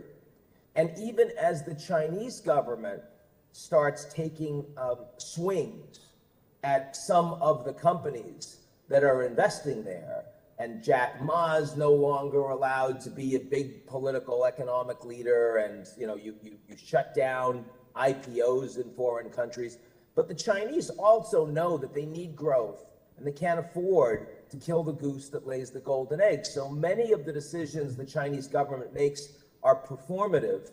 They're meant to make an example of individuals so that other companies know the rules of the road, but that they're not about to shut down access to the private sector. So what I guess I'm saying is that the reality is less scary than the headlines. The problem is not that these markets will suddenly be closed. The problem is that you don't have leadership. So I'll give you an example. When I think about climate, the two largest carbon emitters in the world are barely talking to each other. And no one would argue that the US and China are leading a response to climate change. And yet, coming out of the COP26 summit in Glasgow, there is more momentum towards net zero carbon emissions. There is more momentum towards methane reduction. There is more momentum towards deforestation abatement. There is more momentum towards capital being invested in renewable energy around the world than ever before. Well, how is that possible if the Americans and Chinese aren't leading the way? I thought that you couldn't do anything without America. I thought you couldn't do anything unless the US and China agree. It turns out that's not true. It's just harder. It takes longer. It's more complicated, but the leadership is there. So this is not a message of despair. but it is a message that says that there are a lot of people that are in this room today that are going to play more of a leadership role than they would have expected 5, 10, 20 years ago.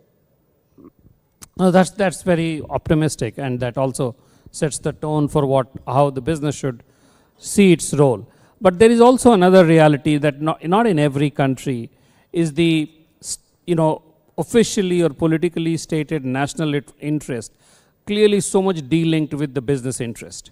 In the United States, you can actually be very, very vocal about it, that even if the national interest and the political class is saying that we have an issue with China, the business community is making a beeline still for China because that's where the economic interests lie.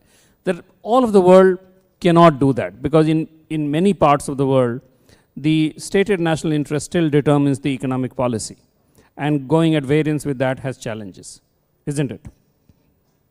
Sure. But I mean, again, I think in Europe, which is the largest common market in the world, actually business interests are even more aligned with a lot of economic policy because they really don't have a strong national security capability.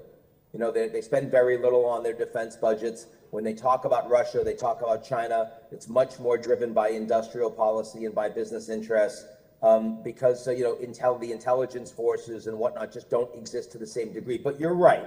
Certainly, a lot of this depends on individual governments. A lot of this depends on the nature of individual countries. And furthermore, there is a backlash.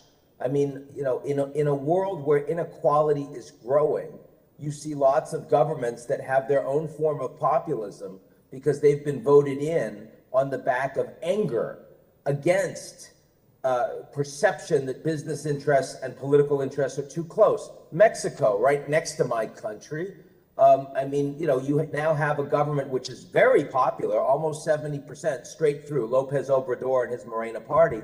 Why are they so popular? They're popular because they're seen as non-corrupt and they're seen as redistributing wealth away from big business towards the population. That, of course, is affecting economic policy in a big way. And I think there are other countries around the world that are seeing that. In Brazil next year, President Lula is almost certain to beat Bolsonaro again for similar reasons. And you'll see that in other countries around the world. This is not just a Western Hemisphere issue. So you refer to, if I took you back to the whole issue of environment and sustainability, the whole ESG question. Considering the diverse set of issues there, how does the current discourse on ESG sort of confront and affect India? Because as you said, sorry. I mean, look, the Indians with a net zero plan of 2070 and no real, no real policy focus on how you're going to get there it's certainly not the urgent issue on the agenda the way it is for the Europeans or the Canadians, for example, right now. But look, I mean, the fact of the matter is that the Indians are not responsible for why we are where we are today. Most of the carbon, not just being emitted today, but also being emitted historically and being emitted per capita, is being done by the wealthy countries. And I thought maybe for India, perhaps the most important takeaway from the Glasgow summit was the fact that there was a deal constructed with the help of the United Nations by the US and Europe with South Africa. And it was a deal that implied funding and preferential lending, financing, so that South Africa can kill coal and can move towards renewable energy. And it wasn't that much money, but the model was a very significant statement. It was an explicit recognition by the wealthy countries of the world that we cannot expect poorer countries to make the transition to renewable energy unless we are prepared to do a lot of the heavy lifting and the direct financing and support to make that happen. And that is coming soon to a theater near you, my friend. I mean, India has the moral obligation and the right to demand that level of international support. And it is inadequate today. It is not enough of a priority today, but it will increase over time. So I do feel very strongly that this is an area of incredible opportunity because of the level of foreign investment and financing that will be coming to ensure that India's infrastructure is transformed and is made more green. And by the way, something I want to say, which I think will surprise you, even if President Trump is reelected and comes back to power in 2025, it will not matter. Coal is already dead. He can't stop it. Electric vehicles and batteries, the supply chains, the investments into that have already passed the tipping point. They work at scale. He can't stop it. And I wouldn't have said that even 3 or 5 years ago. So, I mean, I think it's important for everyone in India to understand that, yes, this year energy prices have been higher and there's lots of disruptions and we don't yet have the infrastructure to match the level of political demand there is around the world for this transition. But I tell you, within one generation, a majority of the world's energy will no longer come from fossil fuels, from oil, from gas, from coal. And that's going to be transformative for India. It's an incredible opportunity for India. On that note, Ian, I know you're running short on time, but thank you very much. It's an incredible opportunity, but we need to plan, we need to be focused, and we need to take the leadership. Thank you very much for joining us today, and thank you for talking to the members of FICCI. Thank you. Have a good day. Great to see you, my friend. Thank Take you. it easy, Adi.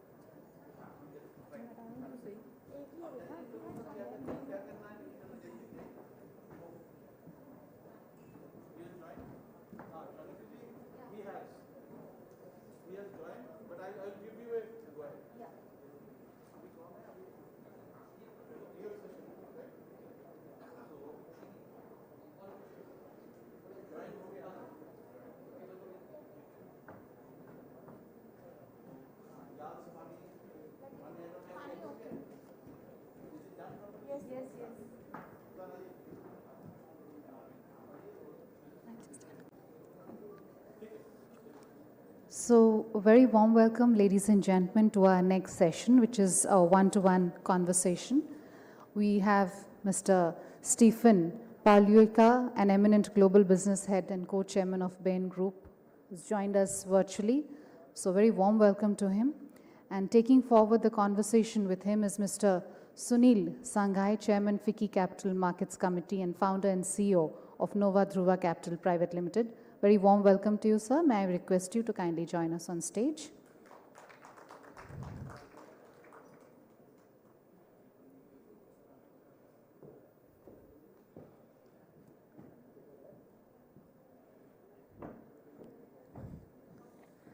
Very warm welcome to Mr. Stephen Paluika to the 94th edition of the FICCI AGM.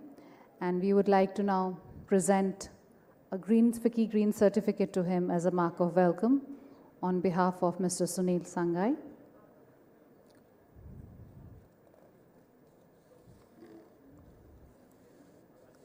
Ladies and gentlemen, the theme for today's conversation is collaborating to build resilient businesses for inclusive growth. And with these words, may I now request Mr. Sunil Sanghai to carry forward the conversation with Mr. Stephen Paluika.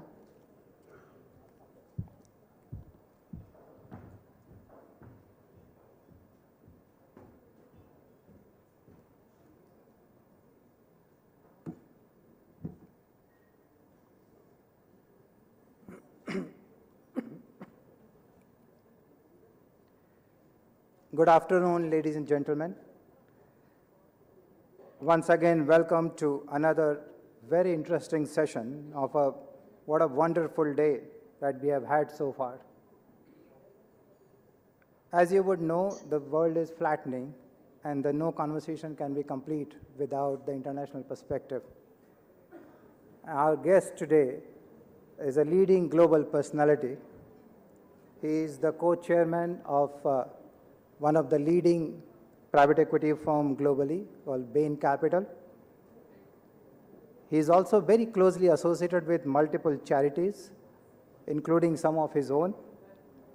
He is closely associated with academia by way of being on the advisory board of Harvard Business School and Duke University and also MIT. He is also associated with sports by way of being a member of National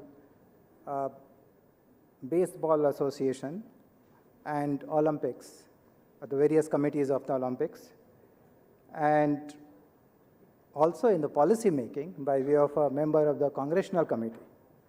So with this kind of varied background, we have a lot to really learn and look forward to hear from him. Please welcome Steve Poglieka. Steve, a warm welcome to you and good morning to you. Good morning, good evening. I should add to his introduction that the most important is he's very well connected to India. He mentioned that at his campus at Harvard Business School in 1982, his close friend, whose wedding he attended in 1985 in this very city in Delhi, and one of our former presidents at FICCI, Naina Lal Kidwai, was also in his batch in 1982 at the same campus. So he has been visiting India since then, and now he is one of the largest investors in India and also sits on some of the leading boards of the Indias. Steve, our conversation I'm going to divide into 4 or 5 themes. Given the time, I will try and cover as much ground as possible. But before I start on my themes, I do understand that, Steve, you had a very modest beginning. Your grandfather was a shoemaker in the city of New York in early 1930s. And now you head one of the largest private equity firm globally. A lot of us in India, we could relate to that. Would you like to talk about that journey a bit? Well, yeah, I think I'm very, very fortunate to be the grandson of immigrants, and they came here in 1922 and with basically nothing and carved out a great life. They always emphasized education, and so I got a great education at Duke University and then Harvard Business School. I was actually going to be a teacher, and to help pay for my school, I got a job at a fairly young company called Bain Company, and that led to a full-time job. And I put the doctorate off, and that's been 40 years now. So very, very fortunate to have those grandparents and my parents. And focus on education, which I think has helped me get to where I am today. Okay, that's interesting. Steve, let me turn to my multiple themes. And my first theme starts from where you sit, your home country, United States of America. In this, all new dynamics, Fed is almost ready to taper and increase the interest rate. We have seen the surprise move by Bank of England yesterday. The markets have reacted yesterday on that. With all of this, do you see we are going to see a repeat of 2013 when the market came down tumbling once the Fed starts tapering and increasing the interest rate? We've been in a very strange period. If you go back all the way to the great financial crisis, we've kind of gone straight upward. All the programs that they put in and liquidity they put in has got the economy back on track. And then, as you know, when the pandemic hit 2 years ago, we thought there'd be severe economic consequences, but the policymakers responded with, I think the good news is with a lot of money and programs to keep the economy going. And now that we're fortunate to have vaccines a lot quicker than we thought, and we've learned to kind of live with COVID here as they have in India as well, the economy has really been going about as strong as it's gone in my business career. And demand is high. We're starting to get some inflation, but I think some of the transportation issues, the supply chain issues are easing now. The biggest issue we face is that large increase in the money supply, and from a monetary standpoint, and then secondly, the size of our deficit. We don't talk about that, but at some point, we've got to balance our budget here. We've got a $30 trillion national debt. That's been supported by the fact that we've had very low interest rates. So I would say the outlook is actually for the short term is pretty good, and longer term, the Fed really has to figure out how we get back to a regular money supply and how we balance interest rates off and our ability to pay the debt off at the same time in the face of large government deficits. So that's going to be the issue for the next 5 years. How do we get back on a more balanced track from a governmental perspective? And just to follow on to that, Chris, do you think the liquidity, which there is the huge amount of liquidity which has been pumped in the market, the liquidity will obviously recede, and the impact of that in the emerging market like India, given your association with India, you know the Indian markets, you know the Indian situation? Well, I think the markets if you're talking USA, the markets in the USA are running at I think close to record high multiples, and you've already seen some contraction in tech because of the quantitative tightening, a little bit of tightening. But on the other hand, earnings are also projected to be very well. All the companies we have are doing very, very well. So I'm hoping that the Fed will delicately handle this transition, and we can not see a major market dip because there is fundamental demand that's been pent up. The savings rates are some of the highest ever that we've had, and credit card debt is the lowest. So I think this expansion has a ways to go. I don't think they can really raise interest rates too high given the size of the national debt. So for the short term, outlook looks good. And again, I think the long term issues are going to be really being the balancing that budget and how fast and how far do we go in terms of the internal spending program, that Build Back America program that Joe Biden is trying to pass right now. Interesting. Steve, let me move to my next theme, and that's on China. Given the amount of time you spend on China and you've looked at China very, very closely, so it's important to get your thoughts and views on almost the new dimension of China.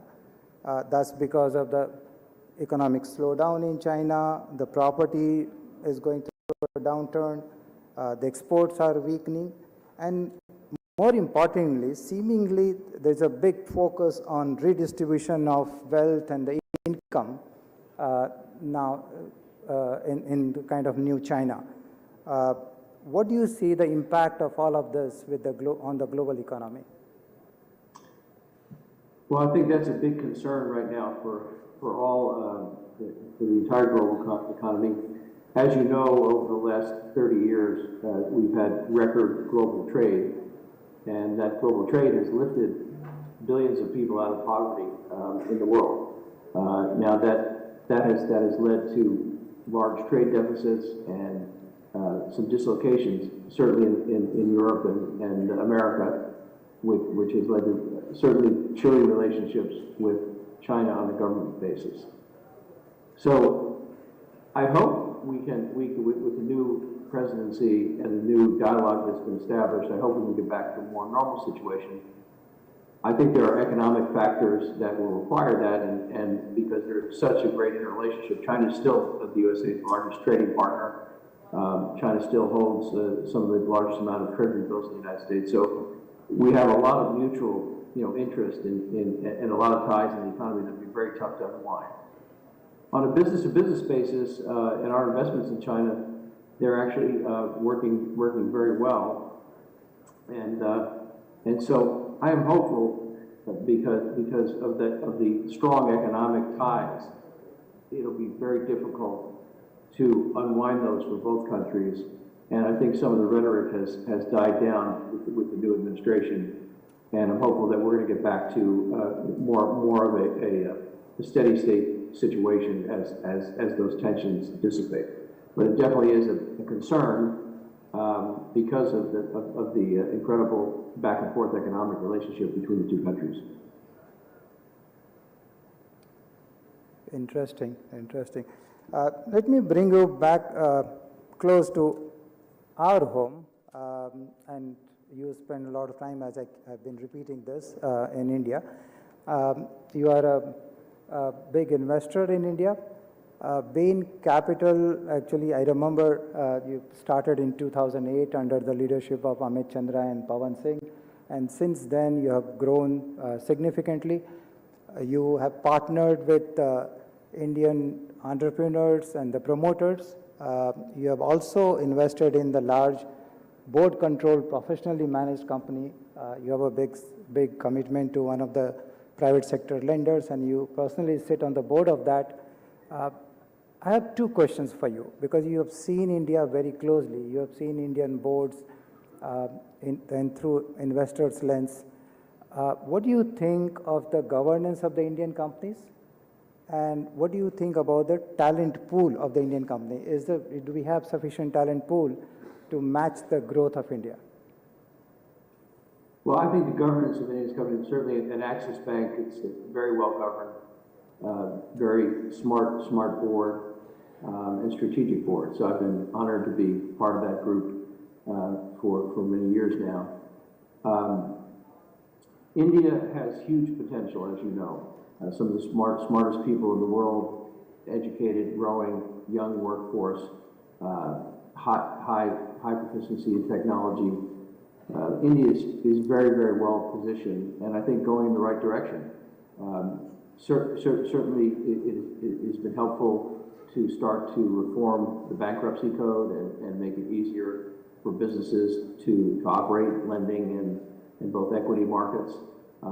So I think that there needs to be continued emphasis on the rule of law and the court process and getting business disputes adjudicated rapidly. I think that's starting to happen. I think we're in the early stages of that, but that's absolutely critical to make commerce, work in India and unleash the potential.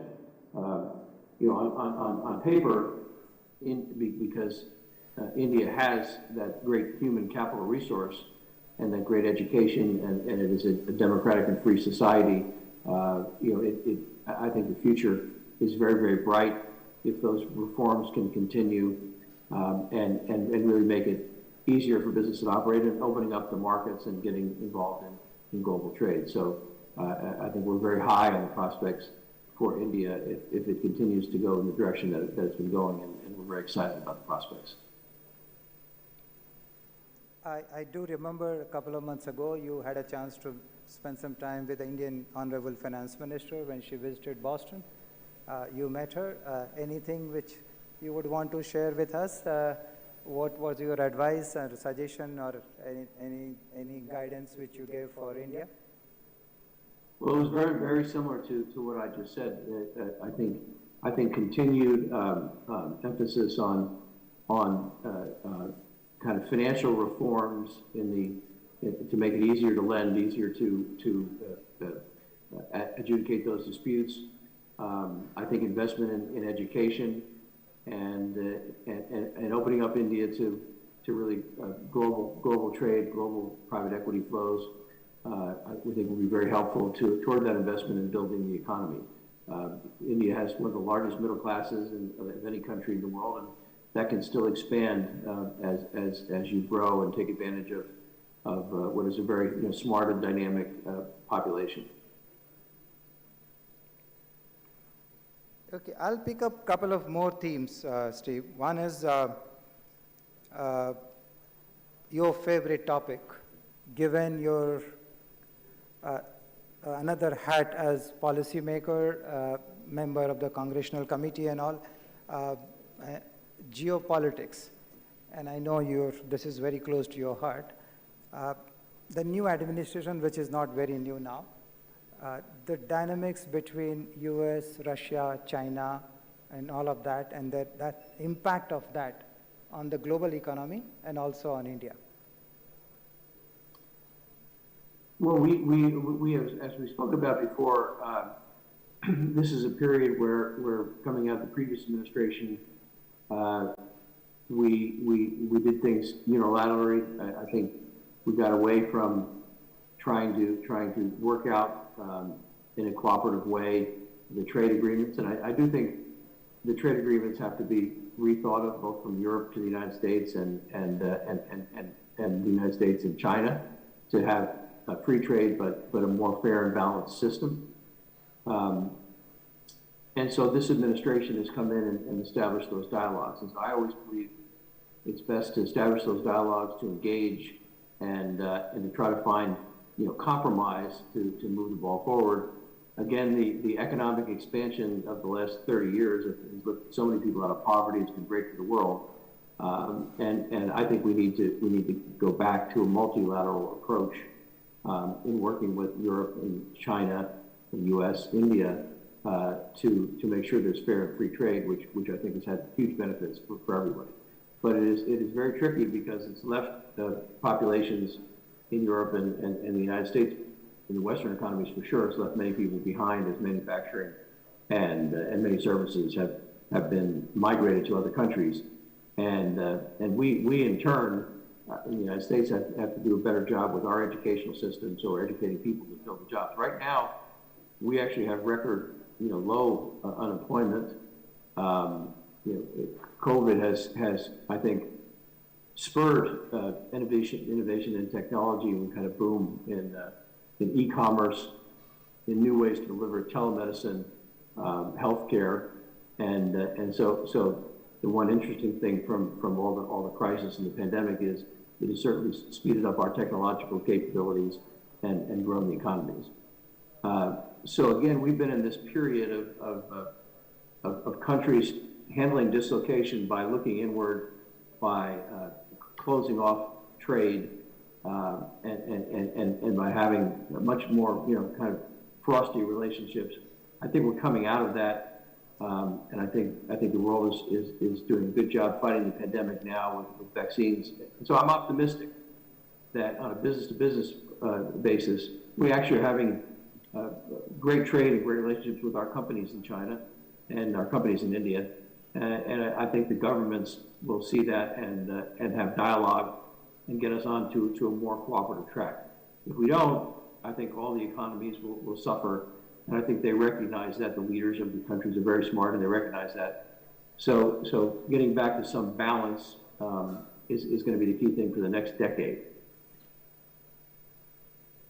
And in that, Steve, just as a follow-up, how do you see this, the Chinese tech companies which are listed outside China, particularly in the US, so the whole new regulatory change in China asking them to delist and move back to the home country, do you think is part of some geopolitical situation, income distribution, or what's the factor behind it? Or what's your view on that? Well, I actually think there are many legitimate concerns on both sides for national security. And even in the United States, we're looking at our tech companies to make sure that there's data privacy is protected, and that we do have open and free trades. No one companies are dominating everything that we do. But the Chinese government is no different.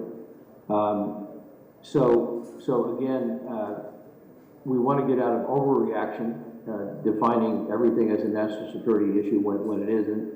But there are appropriate things that all the countries are doing to protect data privacy, to protect intellectual property, to protect their consumers, and it's a complicated problem on all sides. It's not only a problem in China; it's a problem everywhere. And this next decade will be defined on how we manage the tech situation so that consumers benefit from all that tech can bring, but they don't suffer from too much power in any one company or too much information being released or controlled, which is a fundamental precept of a free society. Steve, I must admit that before this session, I did a bit of survey with your colleagues at Bain here in India. I spoke with Pawan and Rishi and others, and I'm told that you are a walking encyclopedia on crypto. That's very interesting, and I'm very keen to pick up that. I think they're far too kind, and I don't know if anyone really understands crypto. I've been very interested in it because of the implications on the financial system, and the fact that it has grown in leaps and bounds, and it's in the probably 100 times the size from when it started out, and it's very volatile, and it has societal and governmental impacts. I think you have to back up from just pure saying crypto. I think people equate that with Bitcoin and Ethereum and Solana. What we're really talking about, I think a better terminology would be Web3, and what happened. What are the positive effects that could happen with blockchain technology, decentralized ledgers, decentralized decision making, and that's going to be a very exciting dynamic. You're seeing banks use these systems now. You're seeing the creation of the ability for multiple people to own different pieces of art or NFTs, and also you're seeing gaming moving to a blockchain realm. So this is going to, I think, again, have a major technological impact on the ability to trade. What's interesting on the currency side is, I, like many people, when it first started to happen, said, is this just doesn't make any sense? It's kind of crazy. But if you step back, the United States used to be on the gold system, pegged to the dollar, and we went off the gold system in the 60s. And basically, gold is a store of value. The intrinsic value of gold is not where it's trading at right now. It's much lower. And gold has been used as a kind of store of value globally just because it has had scarcity value, and some people are saying it's a way to store and lock in that currency, especially in inflationary times. You see now Bitcoin and Ethereum and these new modalities, basically digital money. People are accepting that as the new kind of gold, digital gold. And again, gold is only where it is because people believe it is a store of value beyond the governmental actions on currencies. And because we've had such a expansion of the monetary supply, people are concerned, and they're using it as a store of value, and they're using it to trade. And it's grown substantially. So I don't know where it's going to go. You can't make a call on it yet, but it's certainly very large, and it's certainly being accepted in many countries, and certainly growing in the United States. And if you step back, gold has a 1% carrying cost.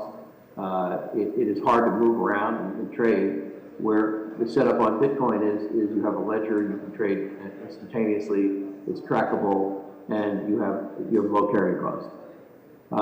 So I don't know where it's going to go, but it is certainly now a real factor.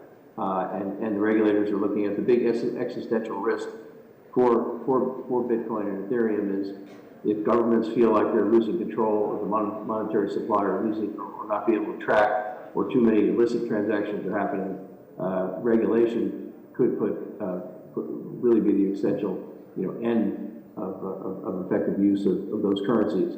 But for right now, they're going strong, and so far policymakers have not outlawed it or regulated in such to really decrease the value. China's had, I think, 4 or 5 periods where they've cracked down on it, but there's still much trading going on in Bitcoin and Ethereum in China, and much creation of that. So this will be a really interesting one to model. Will it have an unhappy ending and a large crash, or will it be a new technological advance that people say this is the new store of value versus gold, or sit alongside gold as a store of value?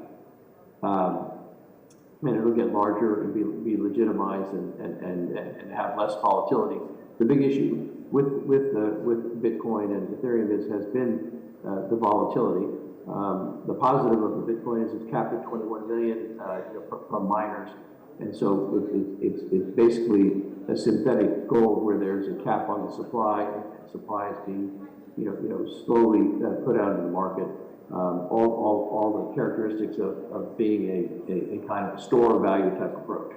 So I can't say where it's going, but it certainly is very exciting. And certainly, if you step back and you say Web 3 versus just the pure currency aspect, the bigger impact on the world will be blockchain technology and how that allows countries to trade, how that allows people to just do more and more things more efficiently online and cut out middle people. That was very clear. I think I haven't heard such a good commentary on crypto, such a clear perspective on that. So thank you for that. And one last rapid fire, really very quick. What's your view on SPAC?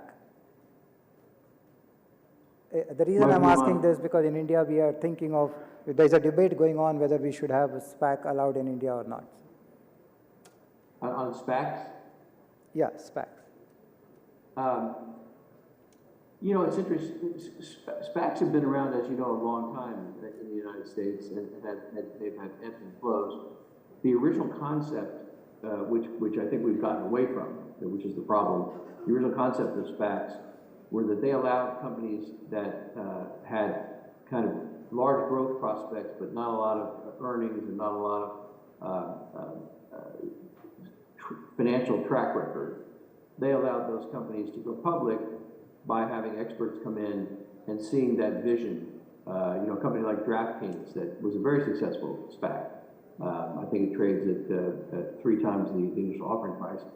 Was a company that's trying to really bring gaming and fantasy sports to the world. That was a very successful SPAC, but that couldn't have gotten public in a regular public procedure because they're investing and they're losing money, and you have to buy the dream. SPACs allow the SPAC promoters to talk about the long-term financial projections that you really can't talk about in a traditional public offering. So SPACs really fulfill a role for companies that, let's say, want to explore space, and you don't see regular gap income for a long period of time. People that want to invest in that kind of a dream, that SPACs are great for that.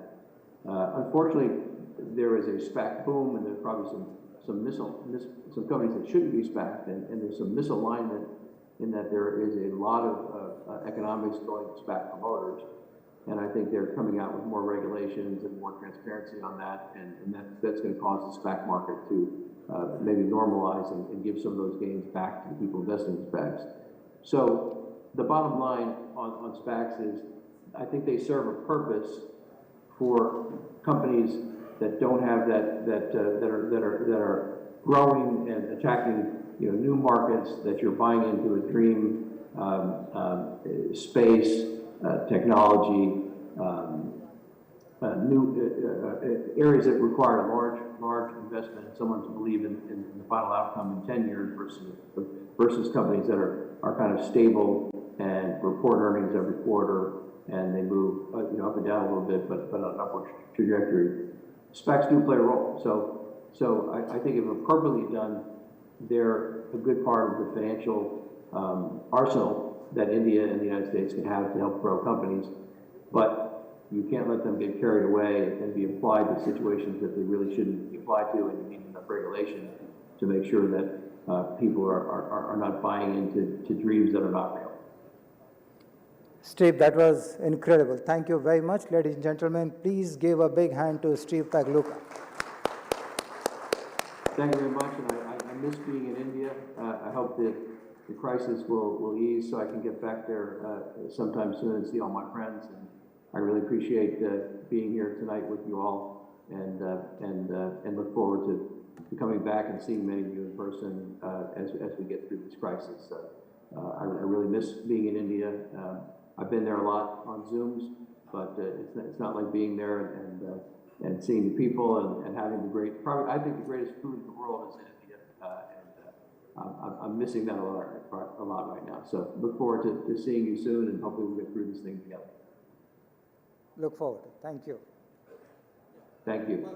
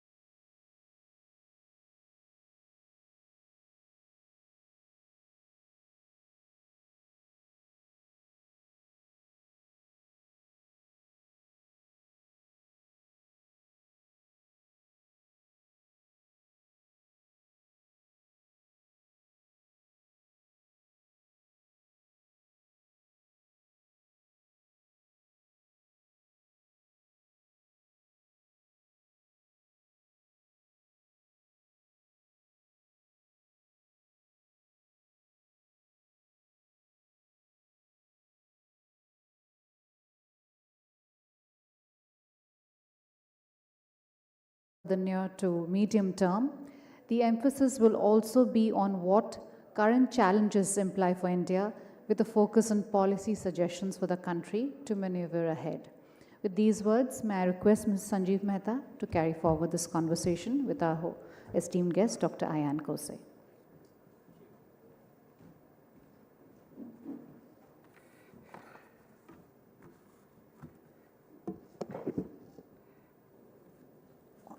Greetings to Dr. Ayan Kose.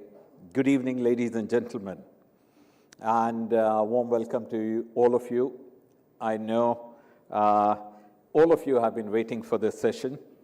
Dr. Kose is the Chief Economist and Director of the Prospects Group in the Equitable Growth Finance and Institutions Practice Group of the World Bank. He leads the bank's work on global macroeconomic outlook, financial flows, and commodity markets, and has written extensively on international macroeconomics and finance. He has also co-authored several books, the recent one being Global Waves of Debt, Causes and Consequences, which gives a very good understanding and analysis of the debt accumulation at the global and national level, and draws linkages between debt accumulation and the financial crisis. The pandemic has aggravated the concerns on the massive debt build-up, and the latest working paper talks in details about this debt wave turning potentially into a tsunami. I'm absolutely certain this is going to be a very interesting session, and Dr. Kose, a very eager audience here in New Delhi and across India. They await you today.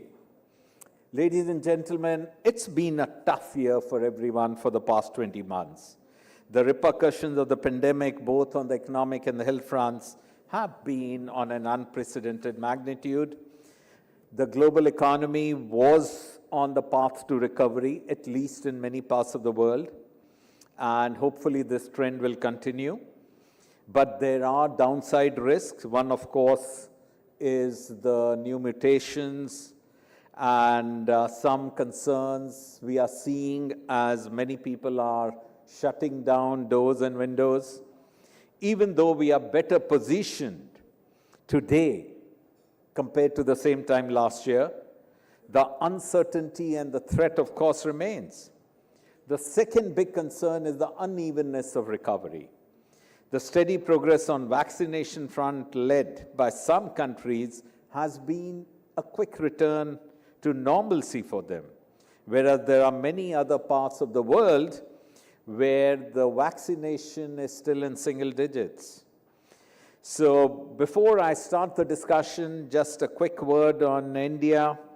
Dr. Kose, I'm sure you're completely aware of what the scenario is as far as the economic context is concerned. But as far as the vaccination is concerned, it has really picked up steam in the last few months. And today, over 50% of India's eligible population of over 500 million people have been fully vaccinated. So on that note, Dr. Kose, let me start by posing a few questions. The first question is, the current global scenario is of course turning a bit cautious with the discovery of the new variant. While the recovery was just holding ground, the renewed uncertainty about the course of the pandemic is being seen as a major downside. As we progress into the new year, we would like to hear your prognosis of the global economy for the new year. Dr. Kose, over to you.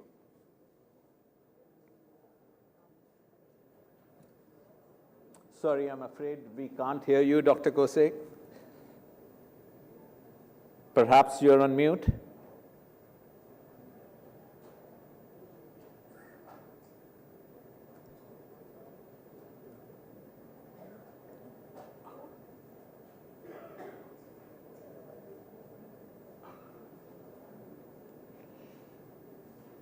Yeah, the control panel guys. Oh, you want it.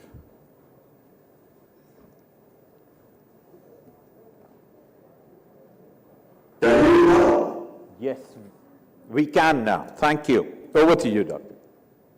Excellent. Thank you. Thank you, Sanjeev, and thank you for inviting me. It is great to join the conference, at least virtually. I am looking forward to visiting India again.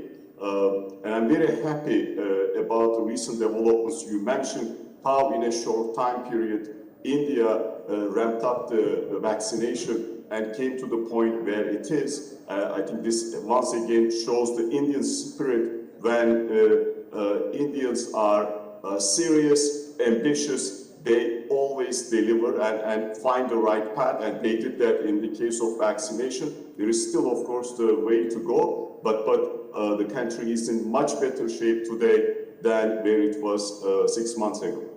With that, let me turn to the question you asked. Of course, 2021, when we just simply look at the growth numbers, it was a strong year for the global economy. But that year came after the deepest collapse in the global economy since the Second World War.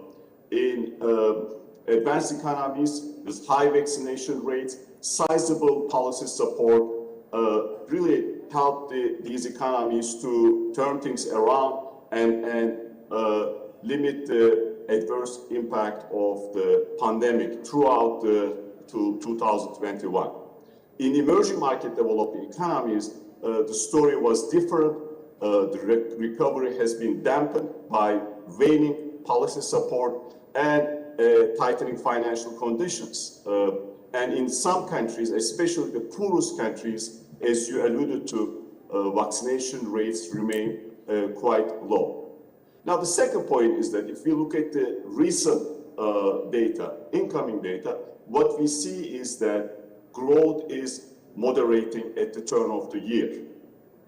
So the COVID numbers, unfortunately, are increasing again with the new Omicron variant. Prior to that, there was a very serious resurgence already in Europe driven by Delta. Advanced economies and a growing number of emerging market developing economies vaccinated a large share of their populations. But despite this extensive vaccine coverage, some European countries, as we saw recently, have been forced to reintroduce strict lockdown measures to basically mitigate the pressure on their health systems. And vaccine coverage remains highly uneven around the world and stubbornly limited in low-income countries. We think that recovery will continue into 2022, but the growth is going to be lower. Going from 2022 to 2023, the slowdown will continue. We will see diminished policy support, and of course, we will continue struggle with supply bottlenecks. I think in the near term, as much as we will see growth, we will see at the same time a steady slowdown after this year's very high growth number. There are significant risks down the road. One risk is, of course, now we see with Omicron the spread of the pandemic. With that, global community has an important role to play to overcome this vaccine inequality across countries. In addition, the continued supply bottlenecks could lead to additional disruptions to trade and contribute to further inflation pressures. And that will, of course, push central bankers to a corner, and we need to be very careful about the possible mistakes down the road when it comes to central bank communication and the associated financial stress. The financial stress is something we are paying attention, obviously, in an environment of very high debt levels. But let me stop there, Sanjeev. Thank you. Thank you, Dr. Kose. There are two things which you spoke about, which I would like to pick up and dwell and ask you to dwell a bit more on it. First is the supply chain disruptions. Given the complex mesh of existing global supply chains and the criticality for nations' economic activities, how do you see the structure evolving in the new normal scenario? And the second question, Dr. Kose, is again picking up from where you left, is inflation is raising its head in many parts of the world. And although there are some country-specific reasons, but this is also linked to the supply chain issues. And with the resurgence in COVID and discovery of the new variant, this disruptions could get exacerbated. So in this scenario, how do you see the supply chain disruptions and what could be the global play? And the second is the inflation and its impact. These are the issues we are basically thinking about every single day and closely monitoring. Sorry, Sanjeev. Global value chains, the supply chains, they were broadly resilient in the early phase of the pandemic. But severe strains emerged in 2021. On the one hand, you had this very sharp surge in demand for tradable goods that hasn't been matched by a similar increase in supply due to pandemic-related factory and port shutdowns, weather-induced logistical bottlenecks, and of course an acute shortage of semiconductors and shipping containers. So at the end of the day, you have a demand-supply imbalance, and that shows itself by this unprecedented lengthening of suppliers' delivery times. And I think the members of this audience are very much aware of these challenges. When we look at the latest data, we see a little bit of a moderation, but it's highly likely that these supply bottlenecks will continue throughout the year, the next year. Hopefully, late next year, in the third and the fourth quarter, we will see moderation of these bottlenecks. If they persist for a longer period, shortages of these key inputs, such as semiconductors and computer chips, could severely affect the production of downstream products, while disruptions in ports and limited shipping capacity could delay international transportation further. And I think we will all feel, whether we are producers or consumers, the effects of these disruptions. That brings me to the issue of course, inflation. And there, numbers are obviously quite worrying. At the global level, when you look at the median inflation, it reached 4.6% this year. Last year, when the pandemic started, it was around 1.2%. So it's about 3.5 percentage points increase in a very short time period. And again, the demand and supply mismatch played a significant role in this sharp increase in inflation. Rising food and energy prices have also pushed the headline inflation numbers we see to decade highs across many countries. In emerging developing economies, food, energy, and core inflation all contributed to rising inflation this year. This is in contrast to last year. We saw a little bit of inflation in food prices. In advanced economies, supply disruptions played an important role in the increase in inflation. Now, we are expecting inflation to stay elevated for the foreseeable future, but at the same time, as supply disruptions basically moderate and the policy support is being withdrawn in the third and fourth quarter of next year and beyond, we also expect inflation to come down at the global level. Now, the issue is that when the inflation starts going down, at what level it will settle. So prior to the pandemic, in advanced economies, we saw inflation being around 2%. In emerging developing economies, inflation was around 4%. Now, with the latest numbers, of course, we are going through a new transitional phase. And we need to basically see how labor markets are going to react, especially in advanced economies. And the reaction of labor markets, tightness of labor markets, will determine ultimately where the inflation is going to settle. With the idea that we are going to basically overcome the supply disruption problem over the next 6 to 12 months as much as we could. Now, when you look around the world, you see a number of emerging market economies already started increasing the interest rates because of pressures on prices. That's a significant policy shift, given that we are still going through the recovery. And with the latest Fed announcement, a new tightening cycle in advanced economies is underway. So on one side, you have, of course, inflationary pressures, and that comes with the new tightening cycle.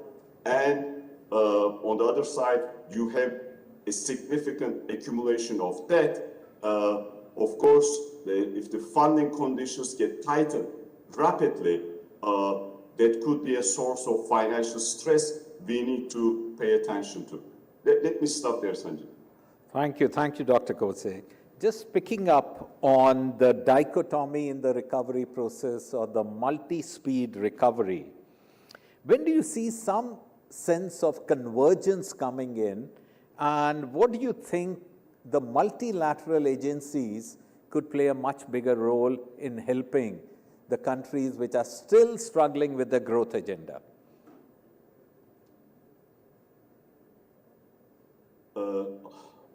So we started with this observation, and I would like to convey these optimistic messages. I know that you are going to have dinner soon. Prior to the dinner, the recovery so far has been unusually uneven. So on the one hand, you have this very high growth number in 2021. On the other hand, you see basically the best of times for advanced economies. They are really recovering fast, vaccinating their populations. And on the other hand, for developing economies, especially the most unfortunate ones, the poorest countries, you see they are having a rather difficult time, and they are unable to provide the type of vaccination distribution necessary to their societies. And with the vaccine inequality that comes, the inequality, of course, the growth rates and inequality of the recovery, this unevenness observation. We think that advanced economies will pretty much go back to their pre-crisis level output, almost all of them, in 2022.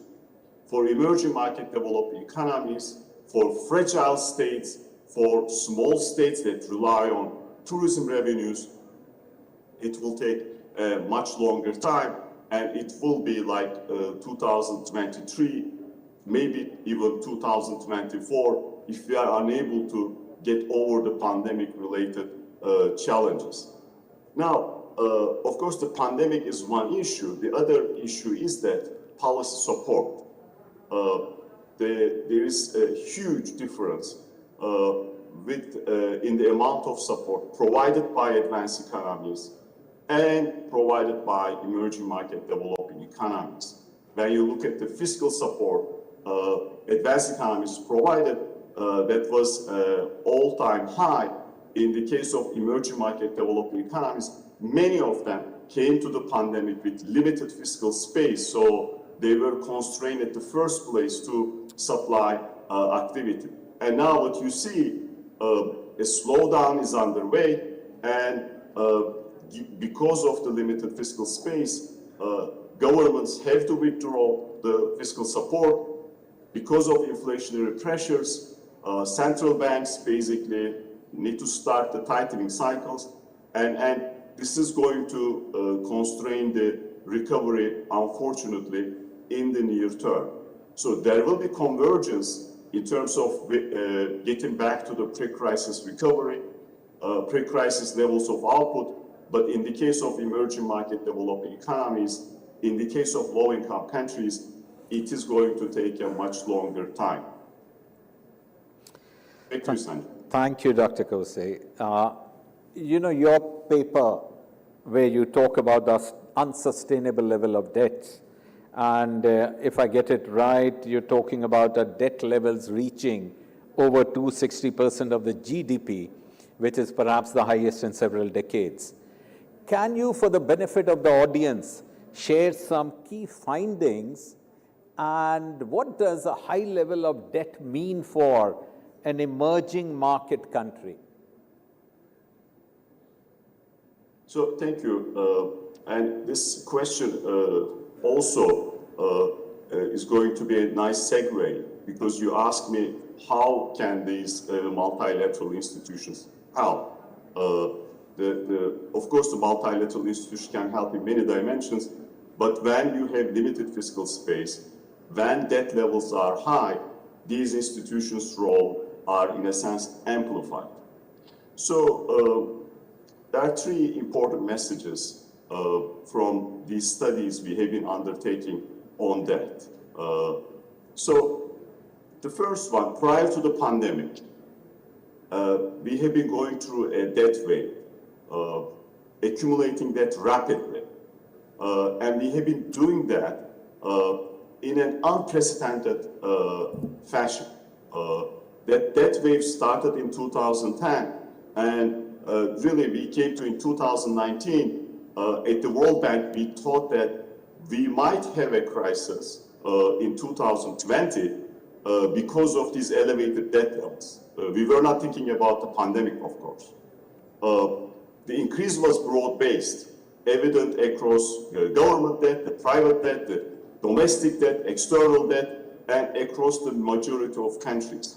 When you look at emerging market developing economies, total debt went over 200% of GDP in 2020. Now, the second observation is that, of course, during the pandemic, it was necessary to provide the fiscal support, and it was necessary to have this debt finance spending. But at the same time, the pandemic has magnified the risk associated with debt. In the face of extraordinary fiscal support measures, what happened is that fiscal rules risk being eroded in many emerging developing economies. Many governments have heavily encouraged credit extension and eased regulatory policies. While these policies prevented a credit crunch, during the 2020 recession, we know that the liabilities of the private sector could eventually migrate onto public balance sheets. Once global interest rates begin to rise from historical low levels we had during the past decade, we might see solvency problems. We should be getting ready. Of course, for those countries which get into debt distress, achieving a successful resolution appears to be more difficult now than it has been in the past. Specifically, when we think about these debt restructurings, they are more complicated because you have a more fragmented creditor base, and in most cases, a lack of transparency in debt reporting. In the past, when we delayed the resolution of that, on the government side as well as on the private side, we ended up seeing weaker growth, output growth and investment growth, and of course, we ended up seeing even larger financial stress episodes down the road. So what should global community do at this point? The most important thing is that at the national level, policymakers need to improve the frameworks to make that sustainable, whether that's public debt or private debt. In the case of private debt, it's going to be critical to improve private debt resolution, corporate bankruptcy proceedings. In the case of public debt, it is going to be critical to have medium-term plans. And at the end of the day, governments have to allocate resources for health, for education, for infrastructure, but they need to do that within the context of a medium-term plan. There is nothing wrong with spending as long as spending is smart, spending is done within a context of revenue accumulation, and that revenue accumulation has to take place over the medium term. Multilateral institutions, for example, the World Bank, we have been very active in the context of debt accumulation, rapid debt accumulation, in the context of efficiency of public expenditures, in the context of the need to raise, of course, the revenues and getting out of a kind of, in a sense, a fiscal trap that could be there for governments if they do not improve their fiscal positions quickly. We provide financing, especially those countries that are in need, but most importantly, we are the trusted advisors to help governments to shape their medium-term plans. Back to you, Sanjay. Dr. Kose, we could be conversing the whole evening, but I'm very conscious of your time. Before we sign off, just a last question. You said that there's no harm in spending so long as it is spending smart. What do you think should be the glide path for India's fiscal deficit? Now, when we look around emerging market economies and look to the 2020s, India has many advantages. Really, among the big emerging market economies, India is the only one that can deliver steady growth at a very high rate when we look at the potential growth numbers. When I say high rate, I mean above 6%, around 7%, in some years, maybe 8%. India has that type of potential. What is necessary, of course, assuming that global environment is friendly, and we learned how important that global environment being friendly last year, you might be doing exactly the right thing But if there is a pandemic, or if there is a very serious tightening cycle, the monetary policy tightening cycle, you will get affected. This has nothing to do what policymakers are doing ex ante. There should be a near-term and a long-term focus to the policy strategy. In the near term, there needs to be a focus, of course, on supporting the economy and minimizing the risks of hysteresis on longer-term impacts of the pandemic.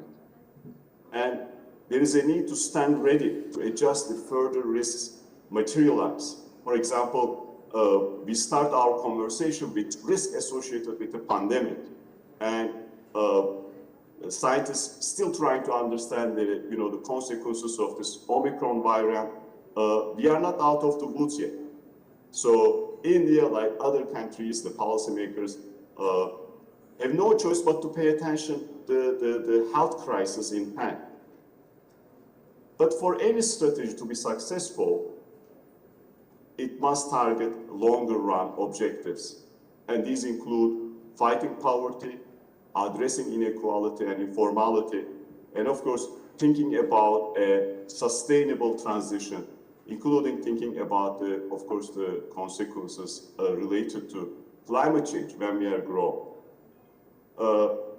When I think about fiscal policy, there is need to continue to provide support to the most vulnerable in the society and those who face the greatest impact from the pandemic, while managing risks from elevated debt levels as well as contingent liabilities. This means improving social delivery and having clear list of priorities in terms of supporting for low-skilled domestic migrants and urban workers.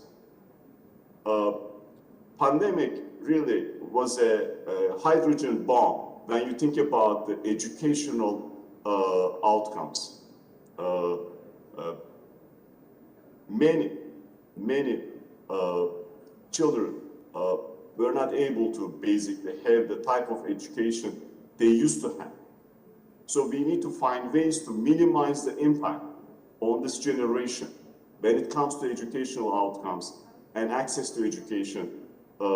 This was an issue prior to the pandemic. It became now even a bigger issue because these types of losses in education have long-term consequences when we think about the human capital accumulation. In the case of India, of course, the share of the working age population going to increase. You would like to bring the educated, talented people into the workforce that will require investing in quality education, that will require basically covering the ground lost by the pandemic. Let me briefly talk about the issue of poverty and inequality. India has made incredible progress in decreasing poverty. Unfortunately, like many other countries and around the world, that progress got a hit because of the pandemic. Now, addressing the issue of poverty and addressing the issue of inequality requires ultimately finding ways to improve the access to opportunity, equality of opportunity that comes with providing quality healthcare, providing quality education, and of course, improving infrastructure and technology. At the end of the day, India has incredible potential. We saw that potential. We saw how India delivered very high growth numbers. But we think that that potential is there. There is still significant need in investment infrastructure, investment in education, investment in health, and whenever you have the potential to invest, you have potential to grow. So that will be there. It has to be managed. But on one hand, we should worry about accumulating debt, but on the other hand, as long as we have the confidence in an economy producing growth, managing the debt load, there are good reasons to basically finance projects. And of course, India has an incredibly vibrant private sector. The pro-growth policies can facilitate that vibrancy getting into new heights. So all in all, let me conclude with a simple message. Yes, we had an incredibly difficult 2 years in the global economy. India had its own share of difficulties and sorrows, but I would like to be optimistic going forward, and in the context of India, we are quite optimistic. That's why we are there, and we will continue supporting India in any way, shape or form we can do. Thank you. Thank you so much, Dr. Kose. On that note, on behalf of everyone in India, we wish you a wonderful and happy holiday and festive season, a great new year, and namaskar from India. Thank you, thank you. Best wishes for the holidays and wonderful new year. Hope to see you soon in person. Thank you. So that was a brilliant conversation with Dr. N. Kose and conducted by Mr. Sanjeev Mehta. Ladies and gentlemen, it's a wrap now. We conclude the day, and we request you to join us tomorrow at 10 a.m. for the concurrent sessions. Good night, stay safe, and namaskar.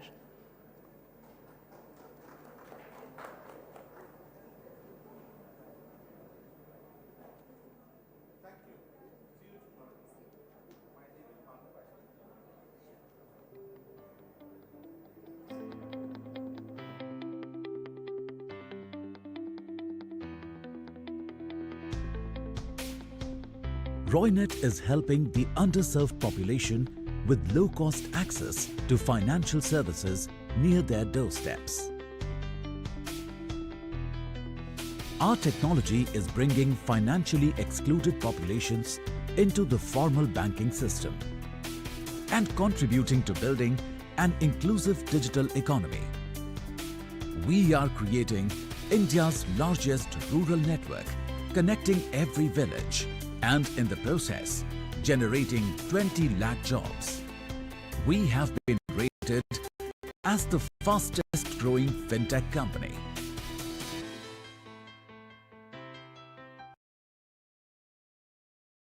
Hindustan Unilever is India's largest FMCG company and also India's #1 employer of choice across industries. India's rich potential has encouraged us to not just build India's biggest brands, but brands with purpose and innovation. Brands that cut across categories for Indians in every part of the country. The new India is inspiring us to reimagine Hindustan Unilever and create India's most intelligent, tech-powered and purpose-led FMCG company, powered by data, technology and analytics. We are creating water potential of trillions of litres and also creating a circular economy for plastic. We are strengthening our healthcare infrastructure and are even going beyond to enable women entrepreneurs and empower communities. This is how we are creating a truly future-fit Hindustan Unilever for the new India.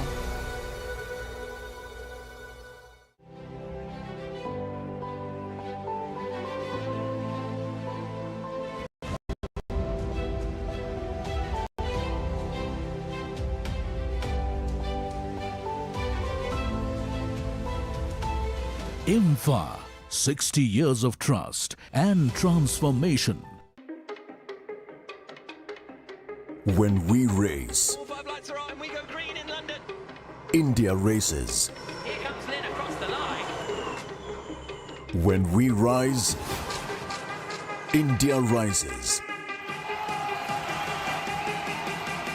Our victory is India's victory. Mahindra Racing is Team India.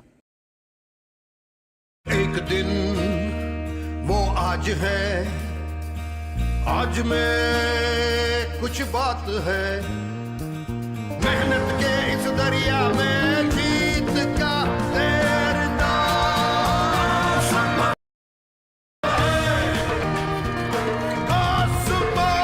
को छूना संभव है। जुड़िए ऐसे ही हजारों SMBs और entrepreneurs से।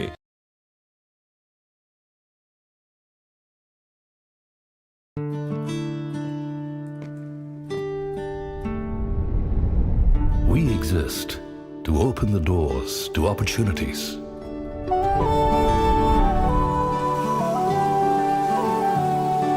Legacy. Propelling us to a world of new possibilities. To take the road less traveled. We strive to be a beacon of certainty in an increasingly complex world.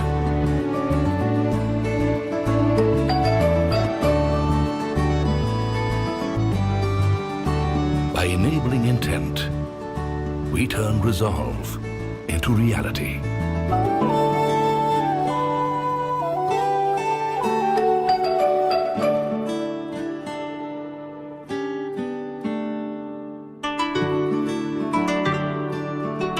And by becoming the wind beneath the wings of new ambitions, we give flight to a million dreams.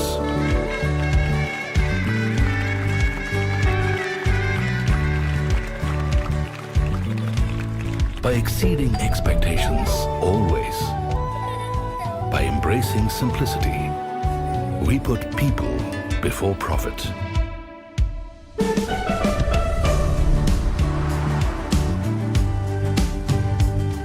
Ours is a journey filled with stories of shared success and growing together.